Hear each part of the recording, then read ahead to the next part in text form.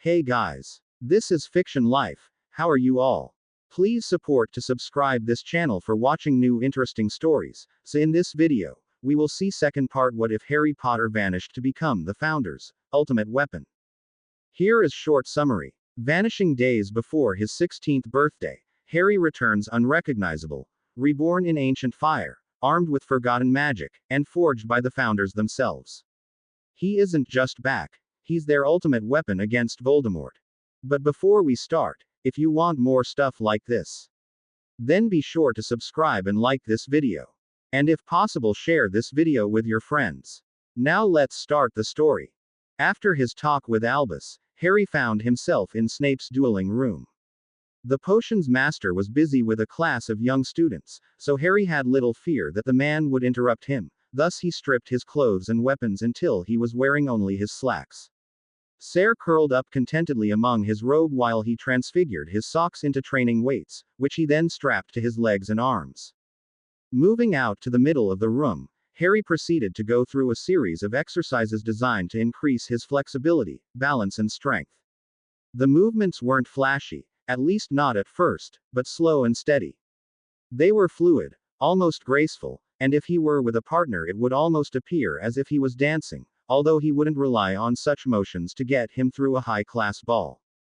He easily fell into the routine, losing track of time, and even the condition of his own body, as he worked his muscles and mind as he had been taught to.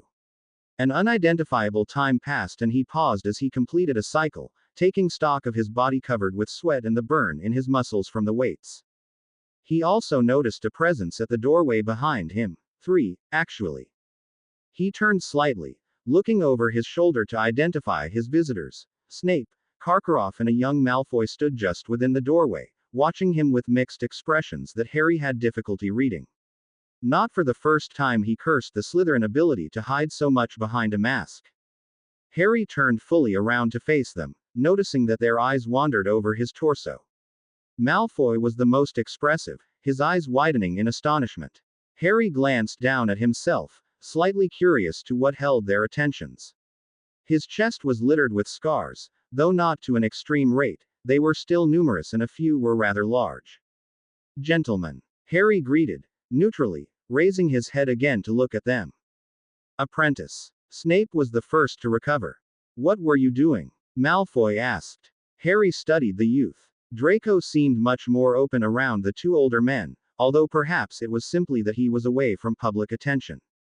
An exercise. Harry answered briefly. Designed for what? Snape asked. Strength mostly, though it also works flexibility, range of motion, balance and endurance. And who gave you such an exercise? Snape asked as he crossed the room to the weapons rack. I did, ultimately. Harry said. It is a mixing of routines given to me by both Salazar and Rowena. Indeed. Snape pulled 2 swords from the rack, and the bands on your arms and legs. Weights. Harry watched as Snape handed one of the blades to Karkaroff, who seemed to know how to handle the sword. He had an itchy feeling that they weren't going to go at each other. Choose your weapon, apprentice. Snape said, shedding his outer robes. It is time I tested your skills. Figures, Harry thought, the man could have waited until he had recovered more from his exercises. Bloody Slytherins. He mumbled under his breath. Harry didn't move for a moment, watching as the two men readied themselves for a duel. Apparently they were both going to face him. He turned and looked over the weapons provided. He would prefer one of his own blades, but he had none that weren't currently coated with something deadly. He doubted that the two men would appreciate being poisoned. After a minute of contemplation he chose 2 daggers, both over a foot long, but one was curved and had only one sharp edge while the second had a straight, double-edged blade. He twirled one in his hand, getting a feel for the balance, while he situated the curved one backwards along his right forearm. He could attack with either, but the curved blade would serve as a defense when he needed one. Harry glanced over to Draco, who had settled himself against the wall, intent on watching the upcoming confrontation. Harry briefly toyed with the idea of asking him to join in on the fun. Perhaps after the two men began to tire. The rules? Harry asked. None. Snape answered with a slight smirk, drawing his wand into his left hand. Harry mirrored the smirk. This was indeed going to be fun. Harry studied the two men as they circled him slowly. Karkaroff held his wand in his right hand, with his sword balanced to his left, while Snape wielded his weapons oppositely. Harry knew that Snape was generally right-handed, so concluded that the man was planning on focusing more on the sword than his wand.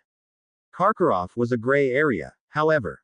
Harry didn't know which arm the man favored, or how well he handled a sword. He would have to be careful. Both men had served as Death Eaters sometime during their past, and such a role was no mean feat. Harry knew that both had once been a part of Voldemort's inner circle, even if they no longer were. They were both formidable opponents. Their rank among the Death Eaters proved their worth. Of course, with Snape it was possible that he gained such a position due to his potion-making skills, although Harry figured that his ability to wield a sword aided him greatly. Harry spun slowly in place, keeping the two men in his range of vision as they circled him in separate directions. He idly twirled the blade in his left hand, eyeing Snape as the dark-haired man crept forwards on his right. Snape lunged suddenly, his sword passing in an arc as Harry stepped backwards. Harry spun, slashing at the man with his blade. Snape blocked one with his sword, and cast a shield with his wand to halt the second. Harry shifted the blade in his right hand into his fingers, freeing his palm. Vincio, he whispered, feeling the magic pass through his palm towards Snape. Snape veered to the side, avoiding the orange-colored light of the spell. Snape took a step back, and Harry took the time to double-check Karkaroff's location off to his left. The silver-haired man looked slightly shocked, and Harry couldn't quite figure out why. He didn't have the time to ponder it, however. Defendo, Snape hissed. Harry ducked, feeling the spell ruffle his hair as it passed over him. Reducto. Harry charged after his spell. Snape dodged the spell, but barely managed to block Harry's knives. That's when Karkaroff decided to join the fray. Expelliarmus. Harry twisted out of the way, bringing Snape around to take the brunt of the spell. Snape grunted as it struck him in the back, and his wand shot out of his hand, though he managed to hang onto his sword. Harry swung his foot underneath him just as the spell connected, and Snape toppled to the ground. Harry didn't pause as he skipped over the man towards Karkaroff. The silver-haired man jumped sideways to avoid Harry's flung spell, and Harry followed quickly after him. Deletrius, Karkaroff said, again jumping out of Harry's reach. Harry twisted his shoulders back to avoid the spell and immediately ducked when he heard Snape whisper a spell from where he had retrieved his wand. The sickly yellow light of the spell crashed into the wall above beside him, leaving a black scorch in its wake. Harry eyed the man warily. He spun the handle of the knife in his left hand, drawing the men's immediate attention to the motion, and whispered a spell through his right. Tarantalagra. It caught Karkaroff off guard, and the spell hit him as he attempted to dodge it. Harry smirked as the man's feet and legs danced without his control. Not waiting to see what they would do, Harry quickly rushed Snape, sending out a volley of spells to keep the man where he wanted him. Snape had little choice but to shield and counter the attack, effectively keeping him from wandering too far. Harry's smirk widened as he stepped into range, pulling his daggers up to attack the man. Snape barely had time to recover from the spells before he had to block Harry's blades. They traded a flurry of blows, momentarily matched in skill. Snape was obviously well taught with the sword, and Harry had mastered the skills of the daggers easily. Snape swung his sword high, and Harry ducked to avoid its swing, twirling low to the ground and standing again at Snape's side. A spell flew past his position and Harry spun around the dark-haired man to put a newly recovered Karkaroff into his line of view. Snape didn't pause in his attacks, focusing solely on the sword rather than his wand. Harry watched Karkaroff out of the corner of his eye. The man switched his weapons in his hand and stepped up to the two, attacking Harry from the side with his sword. Harry swung widely to block the incoming attacks, stepping closer to the two to crowd them. Snape stepped to his other side, trying to hedge him between the two, but Harry wasn't about to let them. He spun on his heel, slashing his knife through Karkaroff's sleeve, and stepped around the man. He kicked the back of his knee and Karkaroff stumbled forward. Snape sidestepped him, and brought his sword down for a strike. Harry, having thought that he didn't need to worry about Karkaroff, suddenly tumbled to the floor as the man's leg swept his feet out from under him. Snape brought his sword down to pin him. Harry dropped his curved blade and raised his hand to cast a spell. Avis, he said. Snape's sword swung wide, missing Harry, as the man was assaulted by a flock of conjured birds. Harry got to his feet, amused at the sight of the two men fighting off the birds, and sent a body bind towards Snape, who didn't manage to dodge it and fell stiffly to the floor. Harry lunged at his remaining foe, who was still flailing at the birds, and twisted the man's arm around his back, pressing his knife to his neck. Stupefy, he whispered, and smirked when the man went rigid and toppled to the floor. He eyed the two triumphantly for a moment before letting the moment pass. There was no need to gloat, after all. Harry disarmed the two men, and picked up his own discarded blade before stepping back a few paces and releasing them. Harry grinned at them as they rose to their feet, Karkaroff nursing his right arm. "Well, gentlemen," he said jovially, twirling Snape's wand in his hand, "that was a fun little duel." Snape glared at him darkly before speaking. "Impressive, apprentice." Harry nodded his head in acknowledgement. Such a compliment from Snape was rare, and he knew that he would get few from the man. "I admit that I had a bit of an advantage," Harry said, as he returned the wands to their respective owners. "There is no way for you to disarm me, while I can easily take your wand from either of you." "Indeed," Snape said, apparently a bit sore about being bettered in a duel. "You can do wandless magic," Malfoy stated, approaching the three. Harry eyed the youth. He had momentarily forgotten that he was there. Harry cocked his head to the side in thought. "You've seen me cast spells before, Malfoy," he said. The B.O. scowled a bit at the reminder. Harry had beaten the boy thoroughly and a bit arrogantly. He had effectively made the boy look less than capable. No doubt the young Malfoy had difficulty swallowing that. "How?" Karkaroff asked. Harry sighed softly and peeled the weights off his wrists before he turned his arms upward, showing off the thick scars that ran the length of his forearms. Draco grimaced slightly at the sight. "I bear the cores of two wands within my body. I do not need to carry a wand to cast spells. I simply need to point and shoot," he said with a smirk. "Looks painful," Draco commented. "I don't really recall it," Harry said wryly. "I believe I passed out from the pain." Draco grimaced again before turning away from Harry to Snape. "Professor, will you teach me the sword?" Snape eyed the boy for a few minutes before nodding. "Elder," Snape began, "show him the basics of the grip." Harry stared at him. "You want me to show him how to wield a sword?" he said incredulously. "Don't you remember who taught me that particular weapon?" "Ah yes," Snape sneered. "Indeed. There is no reason to corrupt the boy with Gryffindor's attempt at teaching the sword. Igor, if you would, then." Harry sighed in relief. The sword really wasn't his best weapon, and wasn't sure that he wanted to try to teach Malfoy, of all people, how to wield one. Karkaroff sidled up to the young Malfoy, instructing him to shed his outer robe and jumper. Harry turned from them and crossed the room to his clothes. Sarah was still sleeping contentedly within his robe, so he decided not to bother her. Harry listened to Karkaroff's instructions idly as he shed the weights he was wearing and returned them to their original shapes. "Which is your wand arm?" the man asked. "Right. Here, hold the sword, like this. No, shift your thumb a bit, there, yes." Harry began casting a few cleaning spells and turned around to watch the impromptu lesson. Snape was watching them as well, keeping a critical eye on the both of them. "When you fight, you will dominate with one form or another, either magic or the sword," Karkaroff lectured. "Since your dominate hand is your right, you will wield the sword in the right hand to dominate the fight with the sword. To focus on your magic, you will switch hands, to hold your wand in your right. Because of this, you will need to learn how to wield the sword with both hands. This is why Elder had the upper hand against us," Snape said from the side of the room. "He does not need to worry about a dominate arm, he can wield his magic with either." Harry started at the words, something sparking in the back of his mind. "Can you wield a sword in either hand, Elder?" Draco asked. Harry nodded absently, trying to figure out why felt like he was missing something. It had something to do with Snape's words, a connection to something that he had missed. Harry ignored the others in favor of figuring out this new riddle. "Riddle. That's it," Harry exclaimed suddenly, bolting out of the room in dash. "Elder," a voice called from behind him. He heard footsteps behind him, telling him that the three were following him.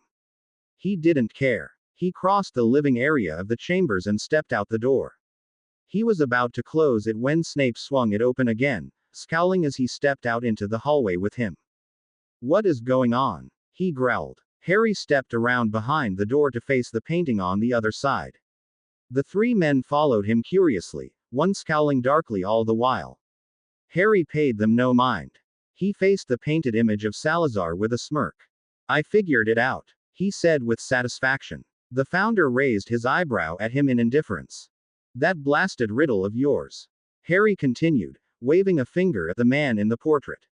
"I got it." "What are you going on about, Elder?" Snape snarled. Harry glanced at him shortly before returning his gaze to the founder. "The arm that holds the sword," Harry said, still smirking, "his right-hand man. That's where I will find him." "Apprentice," Snape growled. "It took you long enough, heir," Salazar said silkily. Harry scowled at him. "You could have just told me, you know," he grumped. "Then you wouldn't have had to think about it," Salazar countered. "Get," Harry said with a glare. "Apprentice," Snape snapped. Harry spun around, to face the man. "Explain." Harry eyed the three for a moment before shrugging. "Salazar set me a riddle, and I just figured it out." "A riddle?" Snape said, tonelessly. Harry nodded. "Remember when I told you about my task?" Snape didn't move, and didn't stop glaring, although the level of his glare decreased slightly. "Task?" Draco asked. "Sal here is the one who said it to me." Harry gestured to the portrait behind him, who glared at his back for the nickname. "Thing is, I don't know where to find him, so I asked Sal, but he set me a riddle rather than tell me straight out." Harry glanced over his shoulder to return the founder's glare. "And I just figured out the first part of it," he said to the three before him.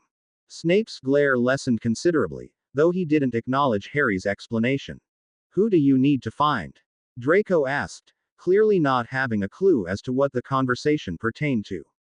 Harry eyed the men before him for a moment. All three were deeply embroiled within Voldemort's forces in their own manner. Even though none of them were at Voldemort's current beck and call, they would still be able to give the answer he needed. The question, however, is whether or not they would be willing to tell him. "Who is Voldemort's right-hand man?" he asked them. Snape didn't so much as twitch, which didn't surprise Harry in the least. Karkaroff choked slightly, and turned away politely to dislodge whatever he got stuck in his throat, while Draco stared at him with a slightly panicked expression, though he recovered quickly enough. Harry watched them all expectantly. He wasn't going to let them get out of an answer. Harry resisted the urge to tap his foot impatiently as the three Slytherins before him glanced surreptitiously between each other. Harry pretended not to notice and simply looked at them expectantly. Snape was the first to respond, by crossing his arms over his chest and studying his apprentice intensely. Clearly, the man wasn't about to say anything. Harry shifted his gaze to the Bulgarian. Karkaroff sent a quick look towards Snape before turning back to the youth before him and copying the other's movements. Harry then turned to the youngest of his victims and raised an eyebrow expectantly. Draco's eyes shifted a bit, his nerves breaking through his mask subtly. Harry hid his amusement at the three. Really, they were so predictable. "Who is Voldemort's right-hand man?" Harry asked them again. "And what, pray tell, makes you presume that we would have an answer to such a question?" Snape asked. Harry briefly wondered if the man was able to string together a sentence that didn't have to be translated by those hearing it. Harry met the man's dark eyes squarely, and then pointedly trailed his gaze down the man's shoulder and arm to rest on the location of the dark mark beneath the heavy robes. Without waiting for his master's reaction, Harry then repeated his actions with the other two, ending with his eyes on the young Malfoy's left forearm. All three men held their masks together quite admirably, in Harry's opinion, though he expected nothing less from three of the most Slytherin men he had ever met besides Salazar himself. Slytherins had a knack with hiding their thoughts and emotions, even projected false ones, a talent that had not come naturally to Harry. Salazar had spent all 5 years he was with the founders training him to wear and hold onto a mask like any Slytherin. By the end of his time there, Harry had mastered the skill, though wasn't very fond of Salazar, not that he ever really was. "Who is Voldemort's right-hand man?" he asked for a third time, though his voice was noticeably lower and more powerful. He wanted an answer. He knew they had it, and he was going to get what he wanted. They knew it too, by the tone of his voice and the power laced into his words. Snape studied him intently, almost curious, before gesturing towards his chambers. No doubt the man was curious about Darian's sudden ability to inflect his magic and power into his voice.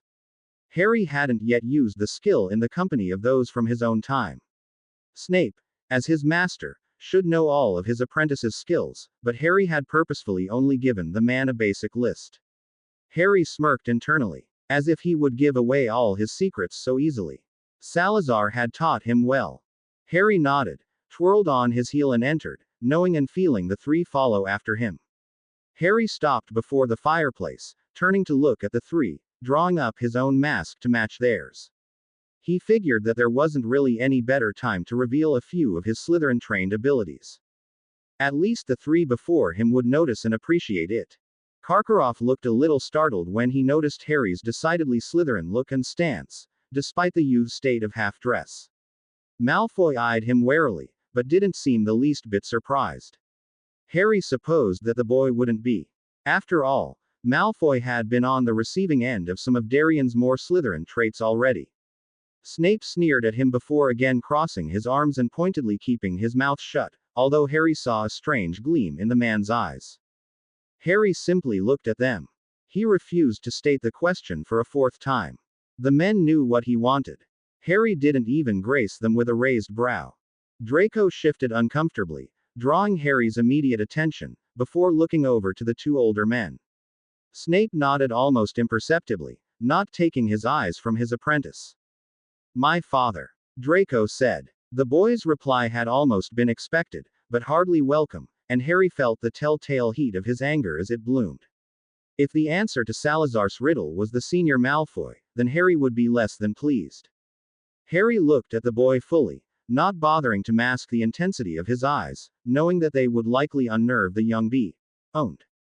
"My father," he repeated, "Lucius Malfoy." Harry nodded once, curtly, and strode across the room to the door. "Apprentice." Snape's voice stopped him. Harry glanced over his shoulder in acknowledgement, though didn't actually look at the man. "How?" the man said simply. Harry, however, didn't need anything more. He knew what was being asked. "I can feel auras, including those of spells and stationary charms. The dark mark has a distinctive feel to it and is particularly easy to sense." Harry cocked his head to the side in thought. "Admittedly, I may just be more attuned to its type of magic, its particular signature, if you will." "Why would you be so attuned to it?" Karkaroff asked.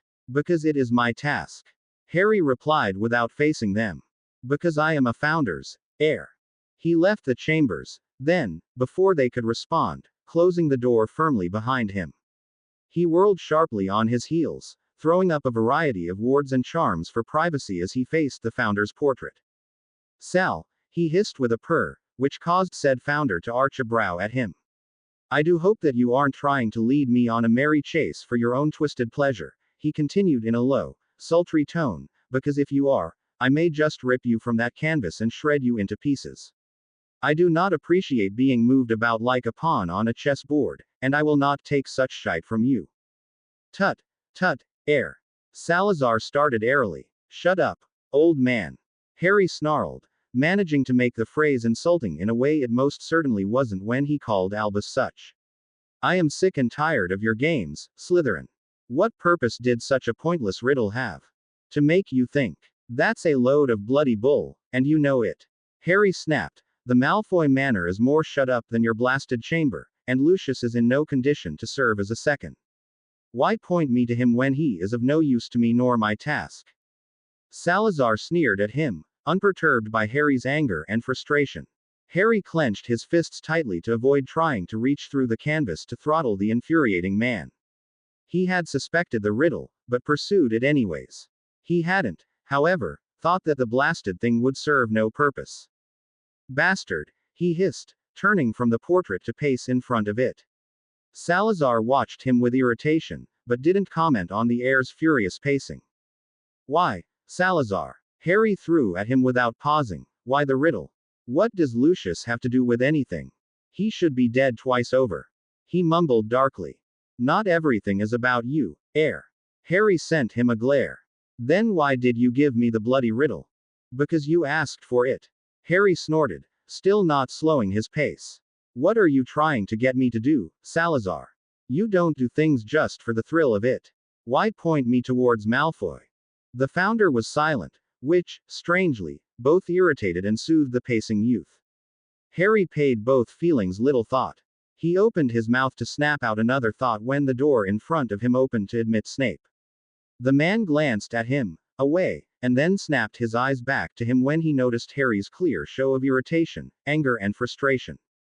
The potions master glanced up and down the corridor momentarily, which Harry used as cover to take down all his wards without the man knowing, and rein in his emotions. By the time Snape returned his gaze to him, Harry was no longer sending off waves of frustration and looking like he would gleefully tear something apart into little pieces. Snape blinked at the sudden change, though Harry caught the hint of approval in the man's eyes. I know I need not remind you of the perils of the knowledge you hold. Good, Harry said curtly, because I'm in no mood for such a lecture. Speak to the headmaster on the matter. Snape said firmly. It's not necessary. Do it anyways. Snape snapped. You need to understand. It is not necessary. Harry said. I already know more than you think I do. You hold the lives of. Stop. Harry hissed at him. I already know. Don't waste your breath on your defense when it isn't needed. Snape glared at him for a moment before nodding sharply and stalked past Harry down the hall. Harry watched the man until he disappeared around a corner, thinking, not for the first time, that the man resembled an overgrown bat. Harry heaved a sigh, sent one more death glare towards the founder in his painting and entered the chambers once again. Harry sat at the Slytherin table later for the evening meal. Hair was curled visibly around his shoulders instead of within his shirt for once. The sight apparently made no few of the students nervous. One young Ravenclaw girl had even shrieked upon seeing her, much to Harry's surprise and later amusement. Some of the Slytherins were fidgeting as well, which amused Harry to no end. He had cooled off considerably after his talk with the founder, though he was still irritated with him. He didn't understand why Salazar would give him a riddle to point him towards the Malfoys. They had discussed Harry's plan for dealing with Voldemort and it didn't include him hunting the Dark Lord down in his own hiding place, though they had considered the option. Given, if Tom didn't come to him, then Harry would have to hunt him down. Either way, Harry was still puzzled by Salazar's riddle, and Lucius' involvement. He just couldn't figure out what the Slytherin founder was trying to get him to figure out, or do, or whatever. Really, the man was worse than Albus at times. Draco approached and seated himself across the table silently, pulling Harry from his thoughts. He eyed the serpent for a moment but made no comment on his old pet. Harry surreptitiously watched the boy through the meal, curious about his feelings on revealing his own father. Draco hadn't spoken to him, but didn't seem to be anything more than deep in thought. Harry didn't blame him. The boy had just revealed one of Voldemort's secrets to a guy who was most likely on the side of the light. Harry knew, even if Draco didn't, that Tom would see such a revelation as traitorous. Draco had to watch himself if word ever got out that he had told such information. The Death Eaters would not be pleased with him. Harry had already decided to protect the kid by not giving away his source. Draco had willingly given it up. Harry wouldn't turn him in for it. How long? Harry asked softly, careful not to draw attention to the conversation from the other Slytherins. Draco looked up at him, confused at first. Harry dropped his eyes to the boy's left forearm briefly. The B.O. studied him for a moment, and Harry met his eyes neutrally. 2 months, he said. Harry nodded and returned to his meal. I was not aware of it, Draco said a bit hesitantly. Harry looked at him, his turn to be confused at the other boy's words. I woke with it, Draco said, shifting his left arm subtly. Harry was shocked and more than a little angry, much to his surprise, at Draco's revelation. He stopped himself, wary of the students around them. Draco nodded though. Harry sat back in his seat, pondering the new view he had of his old rival. Draco had refused the mark, or at least had hesitated to take it. Someone had spelled or drugged the kid and then took him before Voldemort. Draco had woken with the dark mark on his arm, unaware of receiving it. Who? Harry asked curiously, though not demanding. He wasn't going to force Draco to tell him, though he already suspected the boy's answer. I've already named him, Draco said. Harry nodded. His father. No wonder Draco gave up the name without much fuss. No doubt the boy felt at least disappointed, and very possibly betrayed. How? I'm not sure, Draco said quietly, glancing down the length of the table for a moment before turning back to him. A potion, I suspect, he said as he tipped his goblet a bit. Harry nodded. Likely. One of the last things Draco remembered was dinner, probably with his family, and then waking later, or the next morning with the dark mark burned into his arm. Harry decided that he would have to speak with the boy more on the subject at a later time. He was curious just how much he remembered from the ordeal, among other things. Do you approve? Harry asked, absently stroking Sayre's head. No. Harry raised an eyebrow at the boy's barely hidden disgust. Indeed, he said neutrally, a bit surprised at the boy's reaction. No, I don't approve, Draco repeated firmly. Somehow, Harry knew that he was speaking of more than just the mark on his arm. Your reputation says otherwise, Harry commented. I know. Harry nodded again, believing the boy, somewhat to his surprise. He would never have suspected that Draco didn't approve of Voldemort's campaign. Granted, Harry had barely spared Draco a thought during his time with the Founders.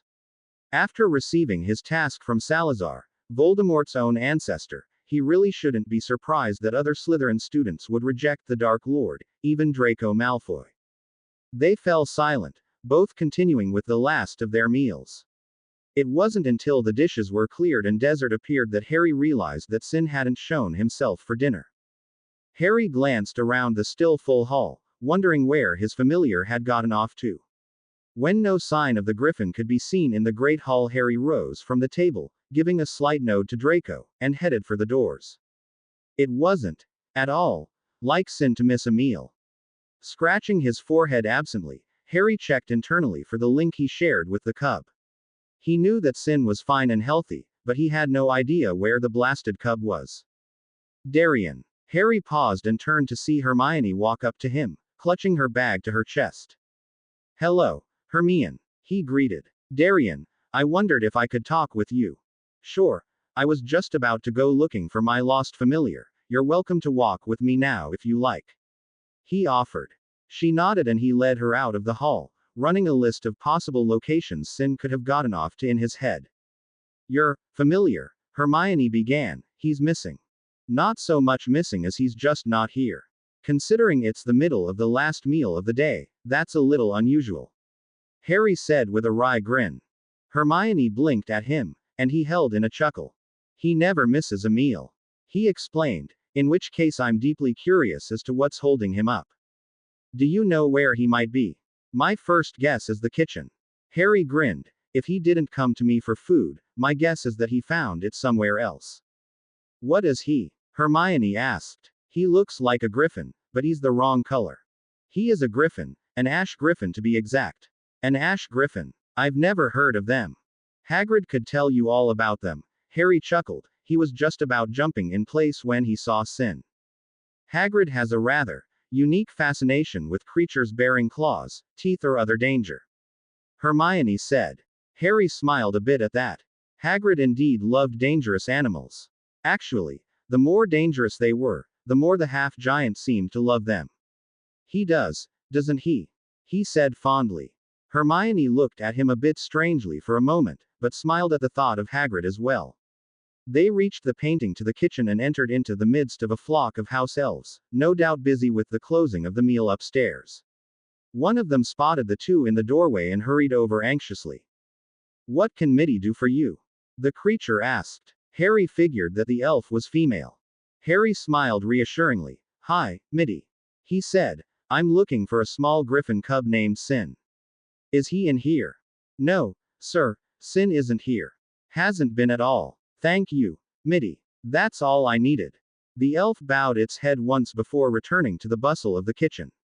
Harry looked around him a bit, wondering if Dobby was there, but not seeing the excitable little elf, which given Hermione's presence was probably a good thing, he turned to leave.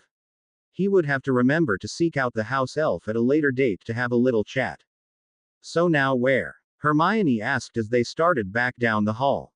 I have no idea, Harry said dryly. Outside, perhaps. Who knows, with Sin. They walked up towards the entrance hall in silence, while Harry again tried to think up locations that the cub could have gotten off to. The problem was that his list was too long. Sin had a habit of sticking his beak into everything and anything that grabbed the cub's short attention. Harry really had no idea where the little beast was, outdoors was simply a guess.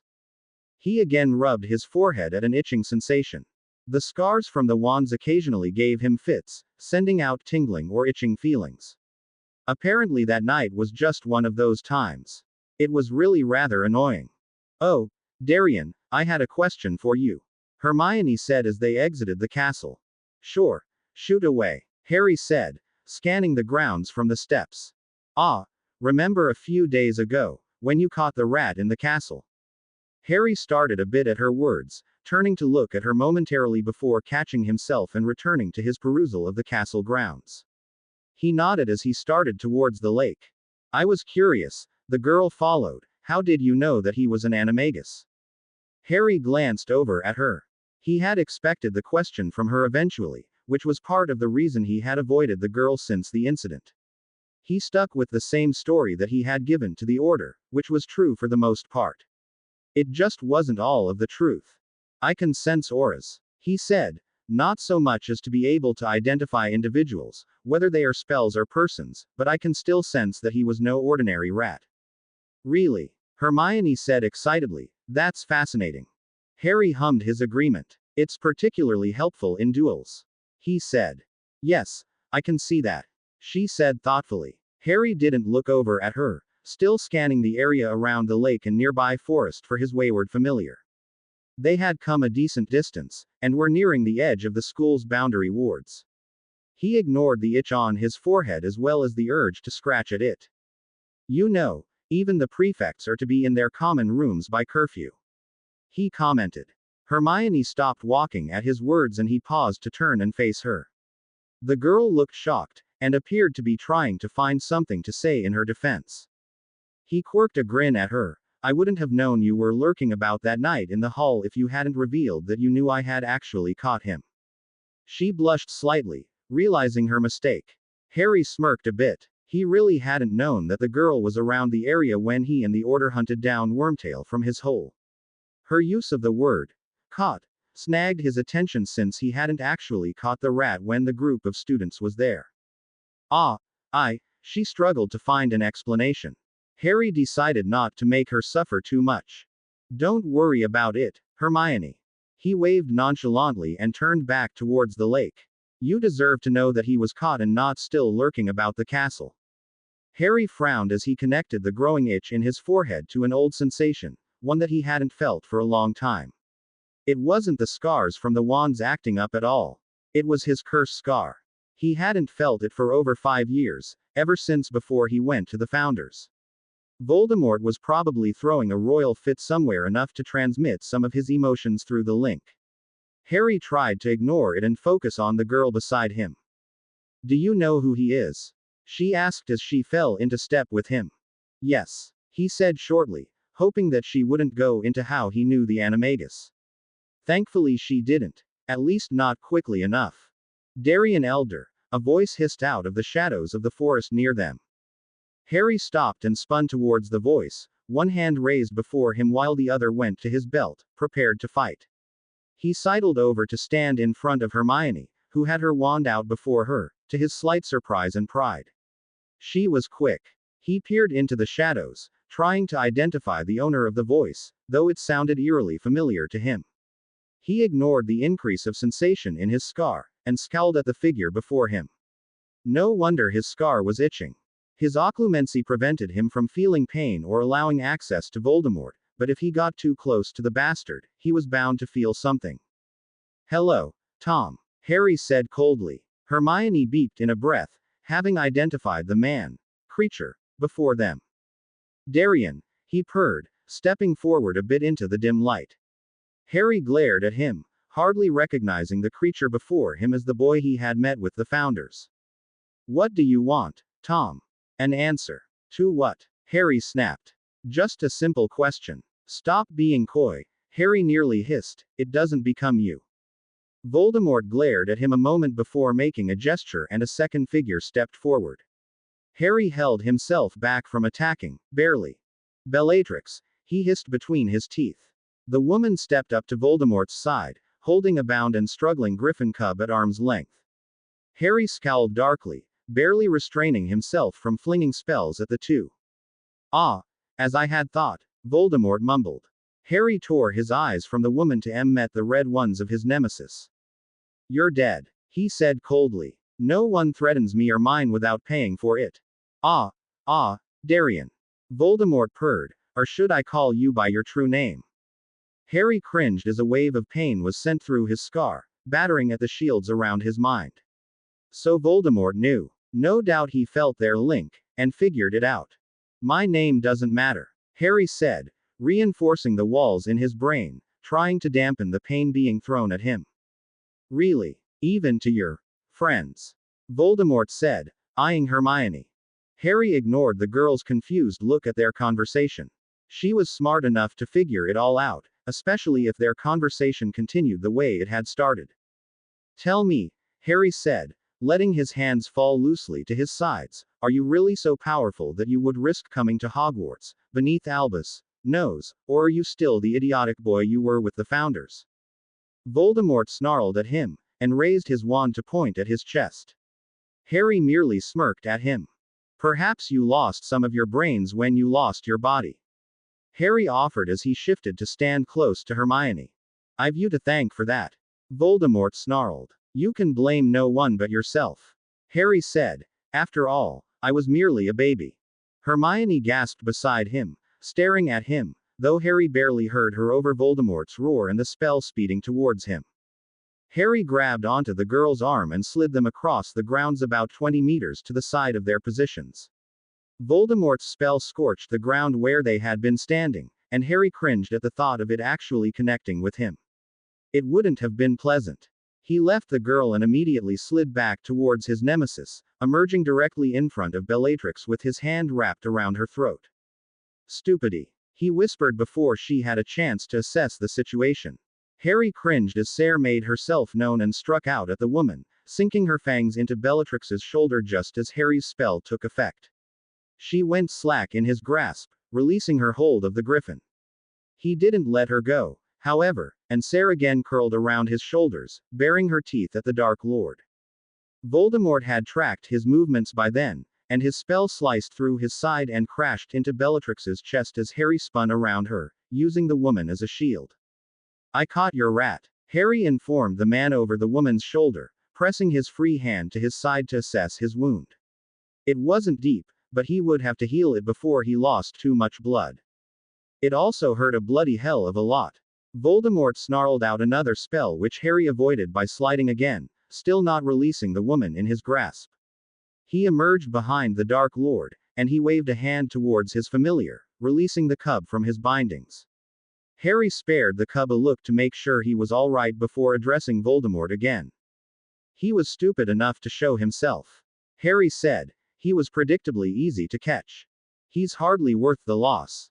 Voldemort said, fingering his wand and eyeing Harry coldly. Perhaps not, but it was very satisfactory. Harry smirked.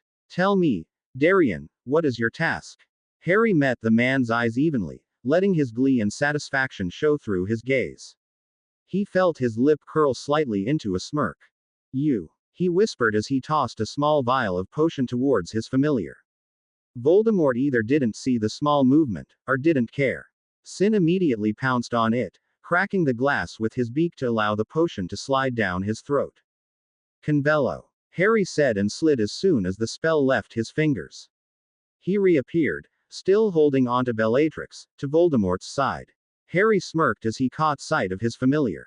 He cast a binding spell at the man, which was blocked as he expected.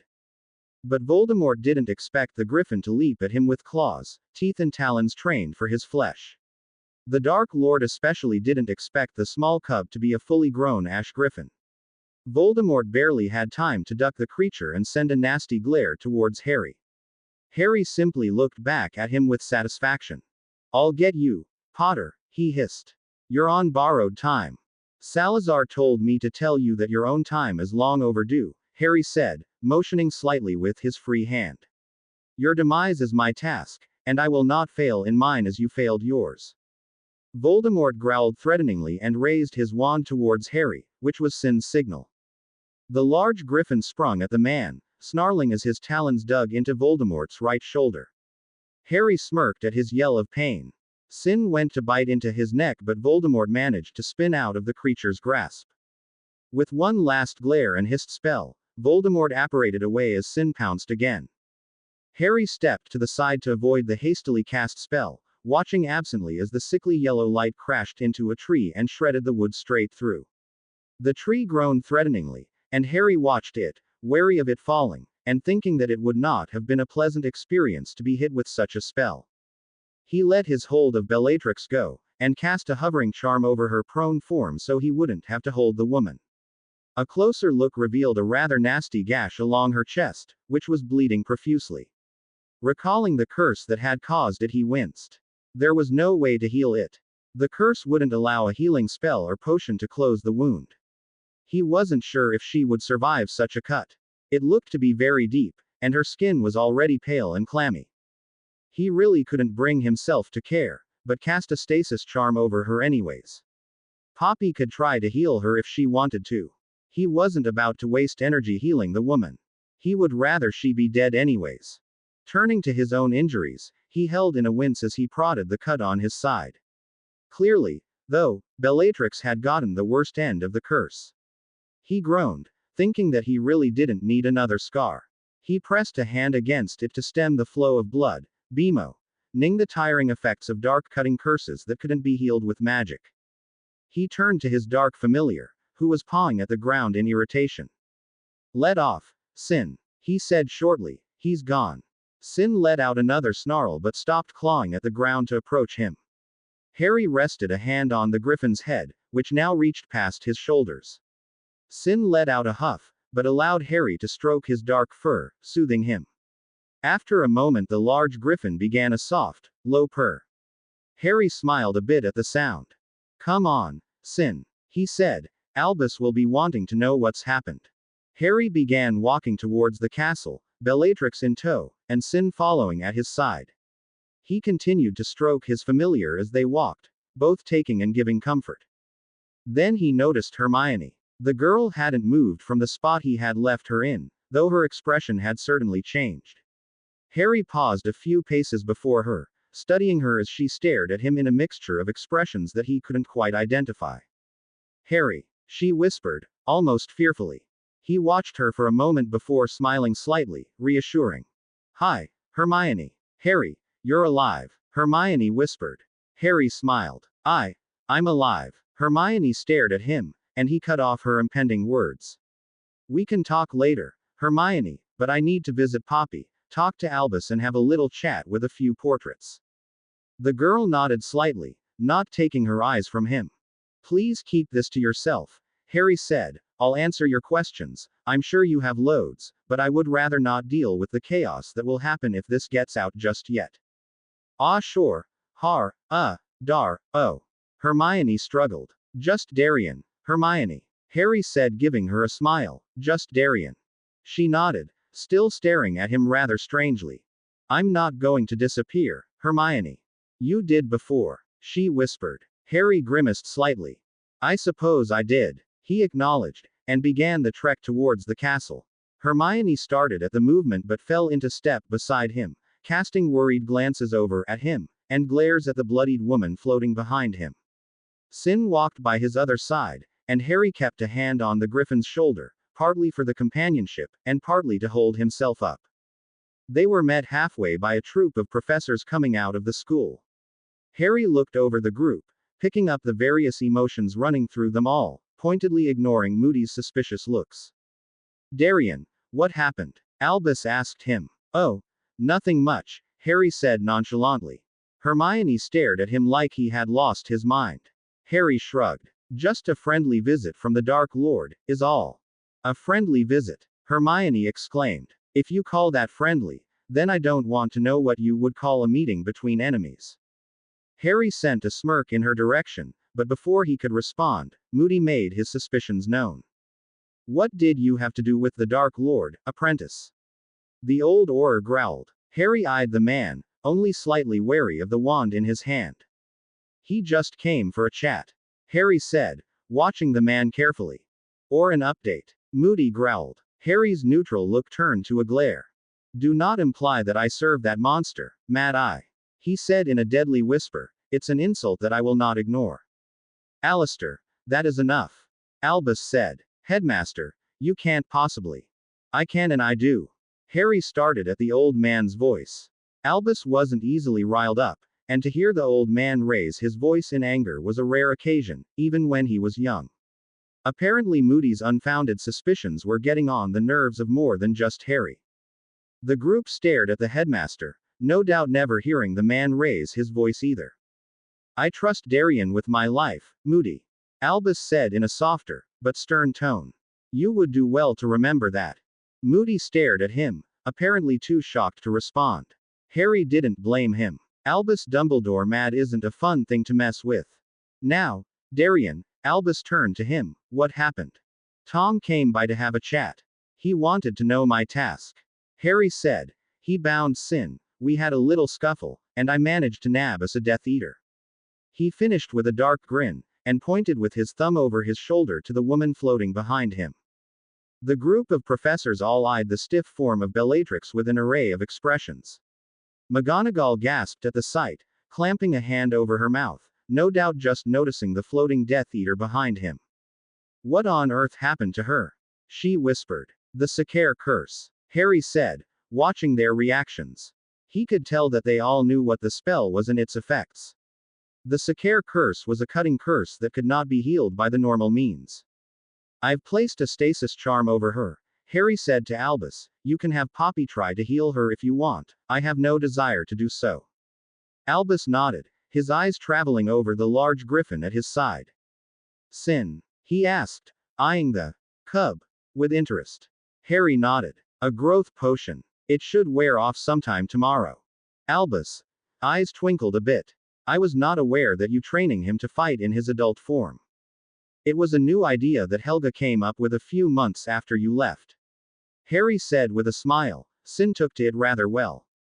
Indeed, it appears that he did. Darien, you're injured. Hermione all but screeched from his side. He started and turned to her. She was staring at his side, where one of his hands was still pressed against the cut. Apparently she hadn't realized it earlier. Mr. Elder, you should go to the hospital wing. McGonagall said. I'm fine. Harry said. It's not deep. She eyed him a moment. What caused it? Harry waved her off. He didn't feel like dealing with them all making a fuss over him when they learned that his own wound was from the same curse that had hit Bellatrix. Albus, he said, would you like to deal with her? He nodded towards the prone form behind him. Of course. The old man said. Perhaps Poppy will be able to stabilize her wounds. Harry scowled. If you insist. I suppose life in Azkaban would be more fitting than a death by her own master's hand, however much it wasn't intended. Her master's hand? Do you mean the Dark Lord did this to her? McGonagall asked. Well, sort of. Harry shrugged. It was his spell, although it was meant for me. The Gryffindor head stared at him, the implications of his sentence hitting her a little harder than expected. Harry didn't really blame her. The easygoing nature he had shown to the inhabitants of the castle so far wouldn't use another person as a shield, even against Voldemort. The woman probably didn't quite know what to do with her new view of him. Well, to the castle, then. Albus said jovially, taking control of the hovering charm placed over Bellatrix. Harry shook his head in amusement, and followed him towards the school, still supporting himself on his familiar slightly, and ignoring the looks from Hermione. They made it to the infirmary without incident. McGonagall immediately disappeared to holler for the Mediwatic as Albus settled Bellatrix's form on one of the beds. Hermione glared at him, pointing to a bed, until he complied and sat on one of the beds himself. Sin sat on his haunches on the floor beside him, and rested his head on his lap. Harry ran his fingers through the creature's feathers absently. Back so soon, Darian? A familiar voice asked. Harry glanced up along the walls, and met the eyes of a portrait that hung above the door. I couldn't very well not come and say hi, you know, he said cheekily. The woman eyed him sternly from her frame. What did you do this time? I didn't do anything, he said defensively. Who did you hex, and what hit you? The woman asked. Harry pouted playfully.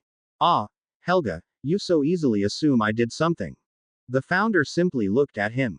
Harry sniffed. Tom Riddle and a cutting curse, he said, faking a petulant look. Riddle, again. What sparked this confrontation? He started it, Harry said. I'm sure he did, after you roused his ire, no doubt. The woman said dryly. I did no such thing. He cast the first spell. What did you say to him to make him angry enough to start flinging spells at you?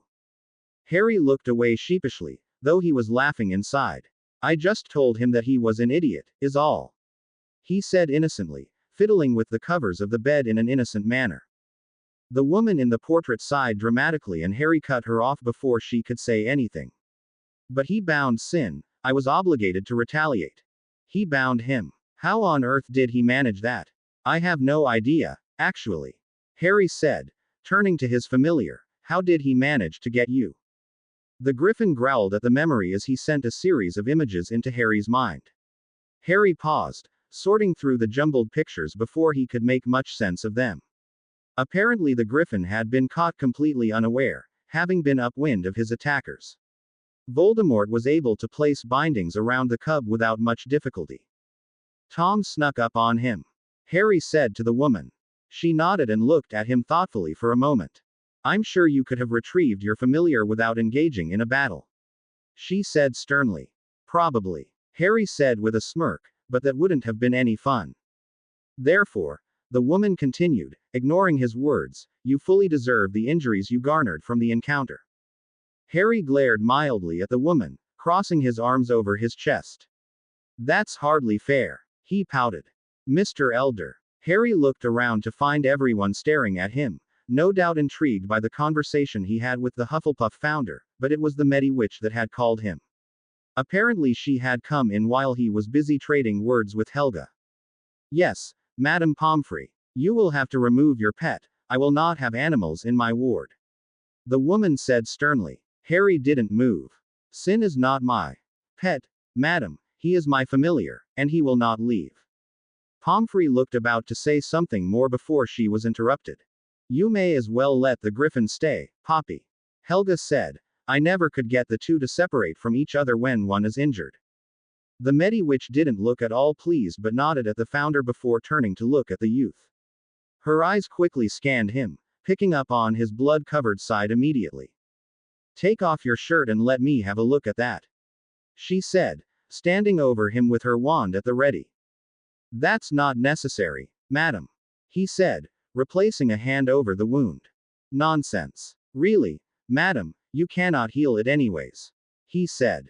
I assure you, Mr. Elder, that I am an accomplished Mediwitch, and I have no doubt in your skills, Madame Pomfrey, he interrupted, but you cannot heal the cut made by a Sakare curse with spells and potions. She gasped, as did a few of the others in the room at his words. Harry refrained from rolling his eyes. The wound really wasn't all that bad. Let me see it, Mr. Elder. You could bleed to death with a cut like that. Harry sighed and decided to humor the woman. He stood and unwrapped Sayre from his shoulders, who hissed at him a bit tensely, before pulling off his robes and jumper. Hermione looked shocked upon the sight of him, and sat down heavily in a nearby chair, staring at his chest and arms. Harry glanced down at himself, realizing that the girl hadn't seen all of his scars before. Putting his old friend from his mind for the moment, he inspected the gash in his side. The cut ran around the length of his left side, from his back all the way around to his sternum. It wasn't deep, but it looked rather nasty, and was still bleeding heavily enough for him to be aware that something needed to be done about it. Blood ran down his side, and had already stained the bed sheets where he sat. Poppy teasked at the sight, already poking at him with her wand. Harry rolled his eyes and looked away from her. I'll have to stitch it closed the Muggle way, she said, It's the only way. It's much too large to leave it to heal on its own.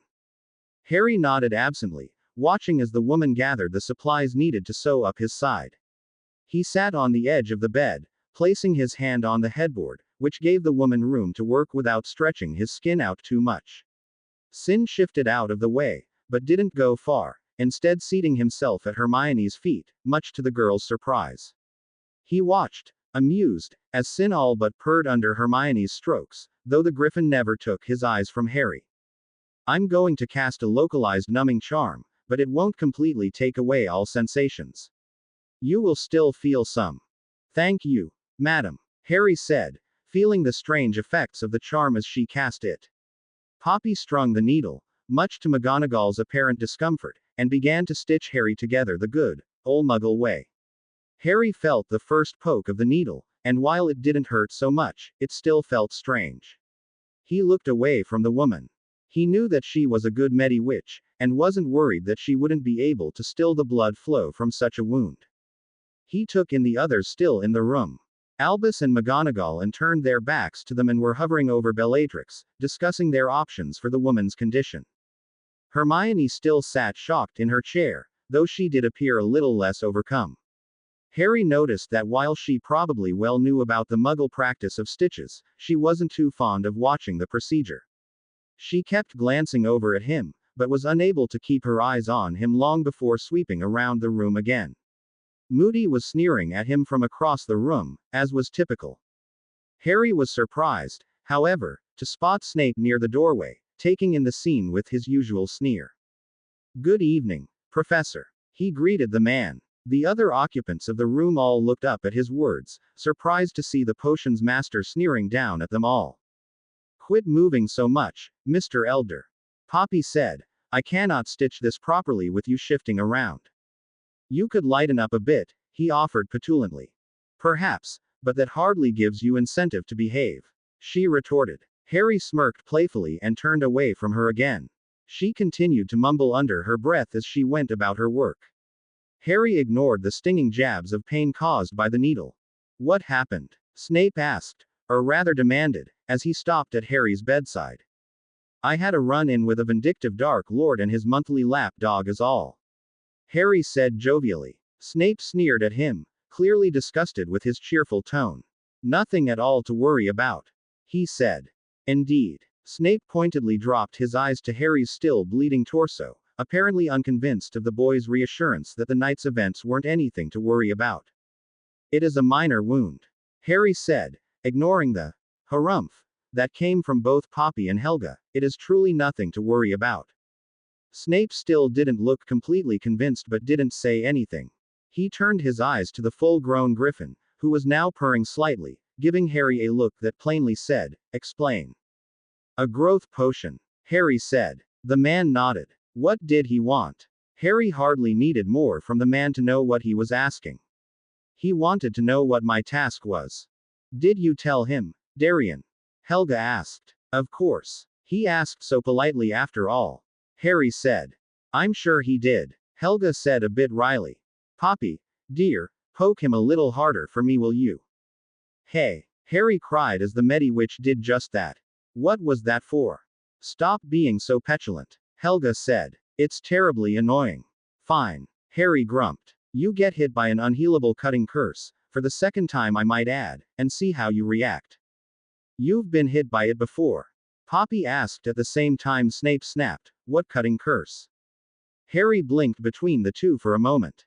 Yes, I've been hit by the Sakar curse twice now, he said, answering both their questions. Poppy sighed and bent back to her work, mumbling again. Harry decided not to try to figure out what she was saying. He wasn't sure that he wanted to know. Snape, however, looked at him rather strangely, his intense gaze studying the youth as if he was trying to figure out some kind of puzzle. Harry decided to ignore that for the time being as well. When did you get hit by the Sakar before? Snape asked. Harry cocked his head to the side slightly and thought, about 5 years ago. He said, looking up at Helga's portrait. It had been Helga who had stitched him up the first time he got cut by the curse, the day that he arrived to the Founders' time. He had received the cut during the attack on the Dursleys by a Death Eater he was pretty sure was no longer living. Finished. Poppy said, casting another cleaning spell. Harry looked down at his side, inspecting the thin, angry line of stitches that stood out against his skin. Poppy had done a good job, considering she probably had little practice at Muggle stitches. He ran a finger along the wound gently, noticing that it ran parallel to the first one he had received, which sat about a hand width lower on his abdomen. Suddenly thinking of something, Harry looked up at the Founder's portrait. Helga, I need to speak with the Founders. All of us. Harry nodded solemnly, suddenly serious after his bout of playfulness. Tom knows. Knows what? Snape snapped. Harry turned to glance at the man before looking at Hermione, then over to Albus. He felt me, he said, looking back to the Hufflepuff Founder. Tom knows who I am. Harry sat sprawled in one of Albus' disgustingly poofy chairs, quite happy that the creation beneath him was soft enough not to make his wound worse. He would never admit that he liked the brightly patterned monstrosity to Albus, however, no matter how much he appreciated them. Sin's large form lay curled at his feet, purring quietly as one of Harry's bare feet rubbed his stomach. He had shed his boots and promptly made himself comfortable upon entering the room some time ago. There was no point in being uncomfortable during the upcoming discussion, after all. Harry glanced around the office, taking in the small crowd gathered with some trepidation. Apparently Albus hadn't felt like they needed to keep the gathering to a minimum. McGonagall, Albus and Poppy were discussing something in low tones near the door.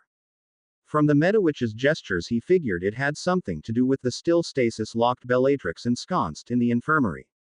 Snape was in his usual position, scowling from a dark shadowed corner. And Moody was standing rather stiffly before Albus' desk, rolling his magical eye between him and Snape. Hermione had placed herself near him, seated on the floor near Sin's head, and absently stroking the griffin's feathers, much to the creature's pleasure. The one surprising presence was a recently arrived Remus Lupin, who stood near the fireplace, which he had flued into, and was looking around the room in ill-feigned confusion and curiosity. Harry would have to thank Albus later for notifying the werewolf. Remus deserved to know. Come, boy, Moody growled, grabbing his attention, explain yourself. Harry eyed the man coolly for a moment before waving his hand, muttering a few charms under his breath. He smirked slightly, highly satisfied at the sound of Moody's jaw clicking shut forcefully and the man's frustrated grunt as he was forced into a chair and bound to it. The sudden movement drew the room's attention, and they all watched the scene in a mixture of disapproval, McGonagall, and amusement. Albus. I do not appreciate your continued suspicions, Alistair Moody. Harry said, holding the man's mixed eyes. And do not call me, boy. Now, if you'll be patient, and sit there quietly for a while, I may consider releasing your mouth in order for you to ask a few questions. Until then, you'll just have to sit there like a good little retired Auror and suffer through the next bit of time until I feel like you've learned something. Harry ignored the murderous look in the man's one good eye, chuckling slightly at the thought of how the man may react to learning who Darien Elder truly was. Actually, he was deeply curious how all of them would react.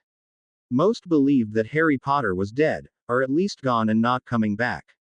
It would be interesting to see their reactions once they found out, and believed him. Hexing people already, Darien? A feminine voice asked. Harry glanced around, finding the woman had recently arrived in one of the portraits above him. He smiled in greeting to the stoic woman. Charms, actually, he said innocently. Whatever did he do to warrant a silencing and binding charm? She asked, eyeing the grizzled Auror curiously. I've grown weary of his suspicions and accusations in the short time I've been here, Rowena. Harry said, so I simply shut him up for a while. Who did you shut up? How? A new voice asked eagerly. Harry smiled at the deep gruff sound. There was no mistaking who it belonged to. Have you met Alistair Moody, Godric? He asked the auburn-haired man. Moody, the man said, sidling into the frame next to Rowena, heard of him. Said to be a right paranoid old bastard.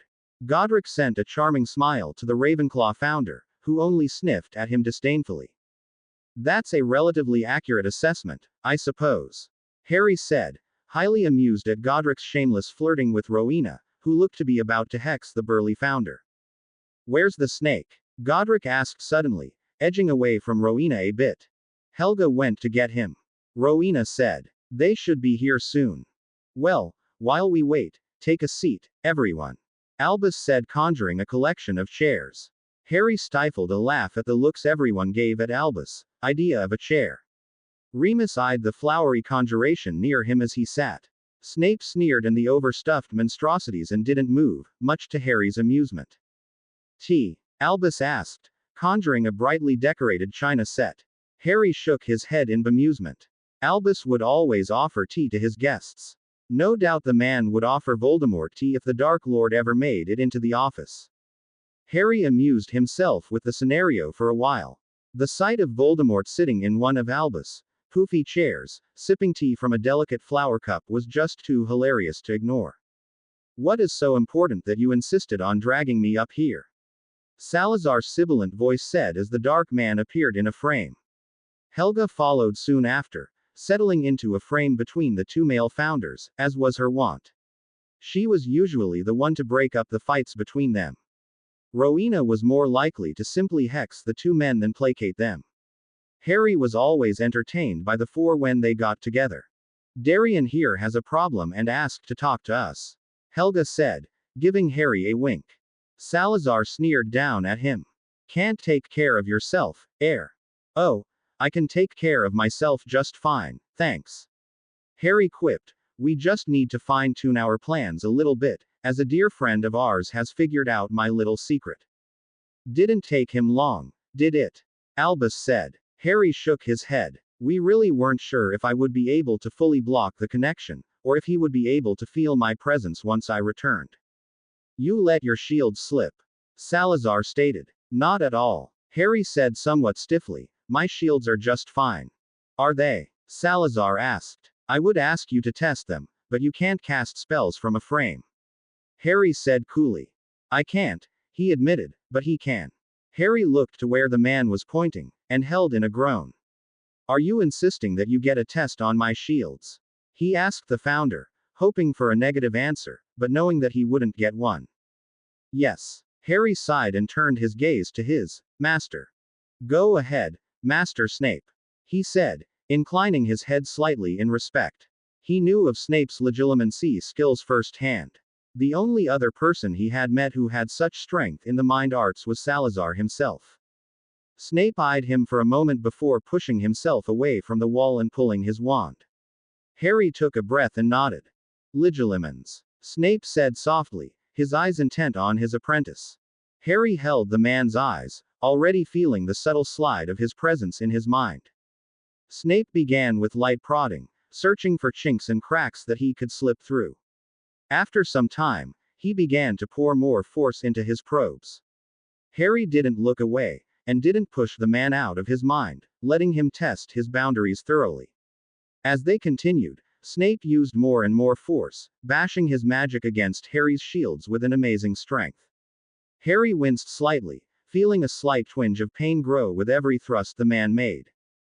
Deciding that Snape had spent enough time battering at his mind, he gathered a selection of short and nonsensical memories and thrust them at the man with some force. Snape physically reeled back from the onslaught, no doubt overwhelmed by the sheer number of images that Harry threw at him. He doubted that the man would be able to actually determine much detail from them, and indeed probably would only throw them out of his own mind simply to be rid of the mess. Harry took in a deep breath, steadying his nerves and his magic after the last of Snape's presence left his mind. The test wasn't all that different from what Salazar often threw at him. As typical, he had a pounding headache from the whole deal. He pulled 2 vials from his belt, downing one quickly and offering the second to Snape, who was bracing himself with one hand against the wall next to him. Snape took the vial with a raised eyebrow. "A simple pain reliever," Harry said. "It appears that his mind is adequately guarded," Rowena commented. "Indeed," Salazar and Snape said at the same time. Harry eyed the two warily. "You two are eerily similar, did you know that?" he said somewhat dazedly. The two glared at him and he stared between the two, shaking his head. "Eerie," he mumbled. "I figure that due to the connection, there is a space in your shields," Rowena said, ignoring the comment about the 2 Slytherins. "No doubt you can't fully block that part of your mind, especially from Voldemort." Makes sense, Harry said, leaning his head back against the chair as he waited for the potion to kick in. Pardon me for interrupting, but what's going on? Remus asked. Harry looked over at the werewolf, noting the curiosity in the man's eyes. He shrugged slightly. I suppose since you let them all in, Albus, that you expect them to share this information. Of course, Darien, Albus said, his eyes twinkling. Harry scowled at him momentarily. Fine. He settled more comfortably into his chair, relieved that his head was no longer bounding in sync with his heart, and propped both of his feet up on Sin's back. Where do you propose that I begin? The beginning is usually a good idea. Snape snapped from his corner. Harry glanced at him, and then let his eyes travel around the room. He had the attention of everyone present. Noticing Moody, he subtly cancelled the spells holding him, deciding to let the man figure out he was free on his own. Looking to the four founders, he discerned that they wouldn't be much help in telling his story, as if that was a surprise. Then, I suppose the beginning is about 50 years ago, he said, letting his eyes travel up to the vaulted ceiling. As most of you are no doubt aware, Voldemort was born with the name of Tom Riddle. He glanced around the room, receiving vague nods. What does this have to do with you? Snape asked. I'm getting there, Harry said. More than you think, Salazar said. Snape glanced to the founder, and fell silent. Harry nodded his thanks to Slytherin. Snape would remain silent and listen to his story. Tom Riddle was a founder's heir, Harry said, deciding to just drop that piece of information on them. As Albus is. And you, right? Remus asked. For the most part, yes, Harry said. What do you mean? Harry held up a placating hand. Let me finish, you'll understand. Remus nodded somewhat reluctantly and Harry continued his story. Tom Riddle was a founder's heir, and therefore spent his time with the founders the same as Albus and I did. He received his task and returned to his time, barely a few weeks after he disappeared. Sometime later, and I'm not entirely sure how much later, he killed his Muggle father in cold blood and dropped his role as Tom Riddle. At this time he fully took up his persona of Voldemort and lost his position as a founder's heir. You must understand that it is rare for an heir to lose their status, Helga said. Even more so that we must accommodate their loss within the other heirs, Rowena added. To fully understand this, you need to know what Tom's task was. We gave him the task to lead the wizarding world into the new millennium. Godric said. He wasn't to rule, but only to lead. He failed in this. Instead of leading, he tried to conquer. Thus, his role as an heir was revoked. Rowena said. That's where Darien comes in. He was chosen to help balance the loss of Tom and his task. By getting rid of Voldemort. Godric said. I'm not here to lead, Harry said. I cannot take up Tom's task. That task was for him and him alone. I can't do it. I can, however, help the other heirs to accommodate such a loss. How so? McGonagall asked. For instance, Harry said, motioning towards Albus. Albus isn't the minister, nor is he in a direct leadership position in the wizarding world, but he is highly regarded and revered. His original task held no such thing. He was to guide the teachings of the youth. In short, his task was to be a good headmaster. But due to the loss of Tom as a leader of the wizarding world, Albus had to help lead where he wouldn't have done so had Voldemort not existed. Darien's task is to first eradicate the presence of Voldemort and his forces, and second to help the wizarding world recover from a Dark Lord's rule. Rowena said. His name and history will allow him the power he will need to help guide the magical community out of the darkness until the heirs are back on track. He won't be a ruler nor much of a leader, Salazar said, sneering at him slightly. But he will be able to help balance the effects of Voldemort, Helga said, giving Slytherin a look. Harry shook his head at their antics. What sort of power? Snape asked. My name, mostly, Harry said. He held up a hand to halt the man's next question. You'll understand shortly. Snape relented, and settled back into his shadowy corner.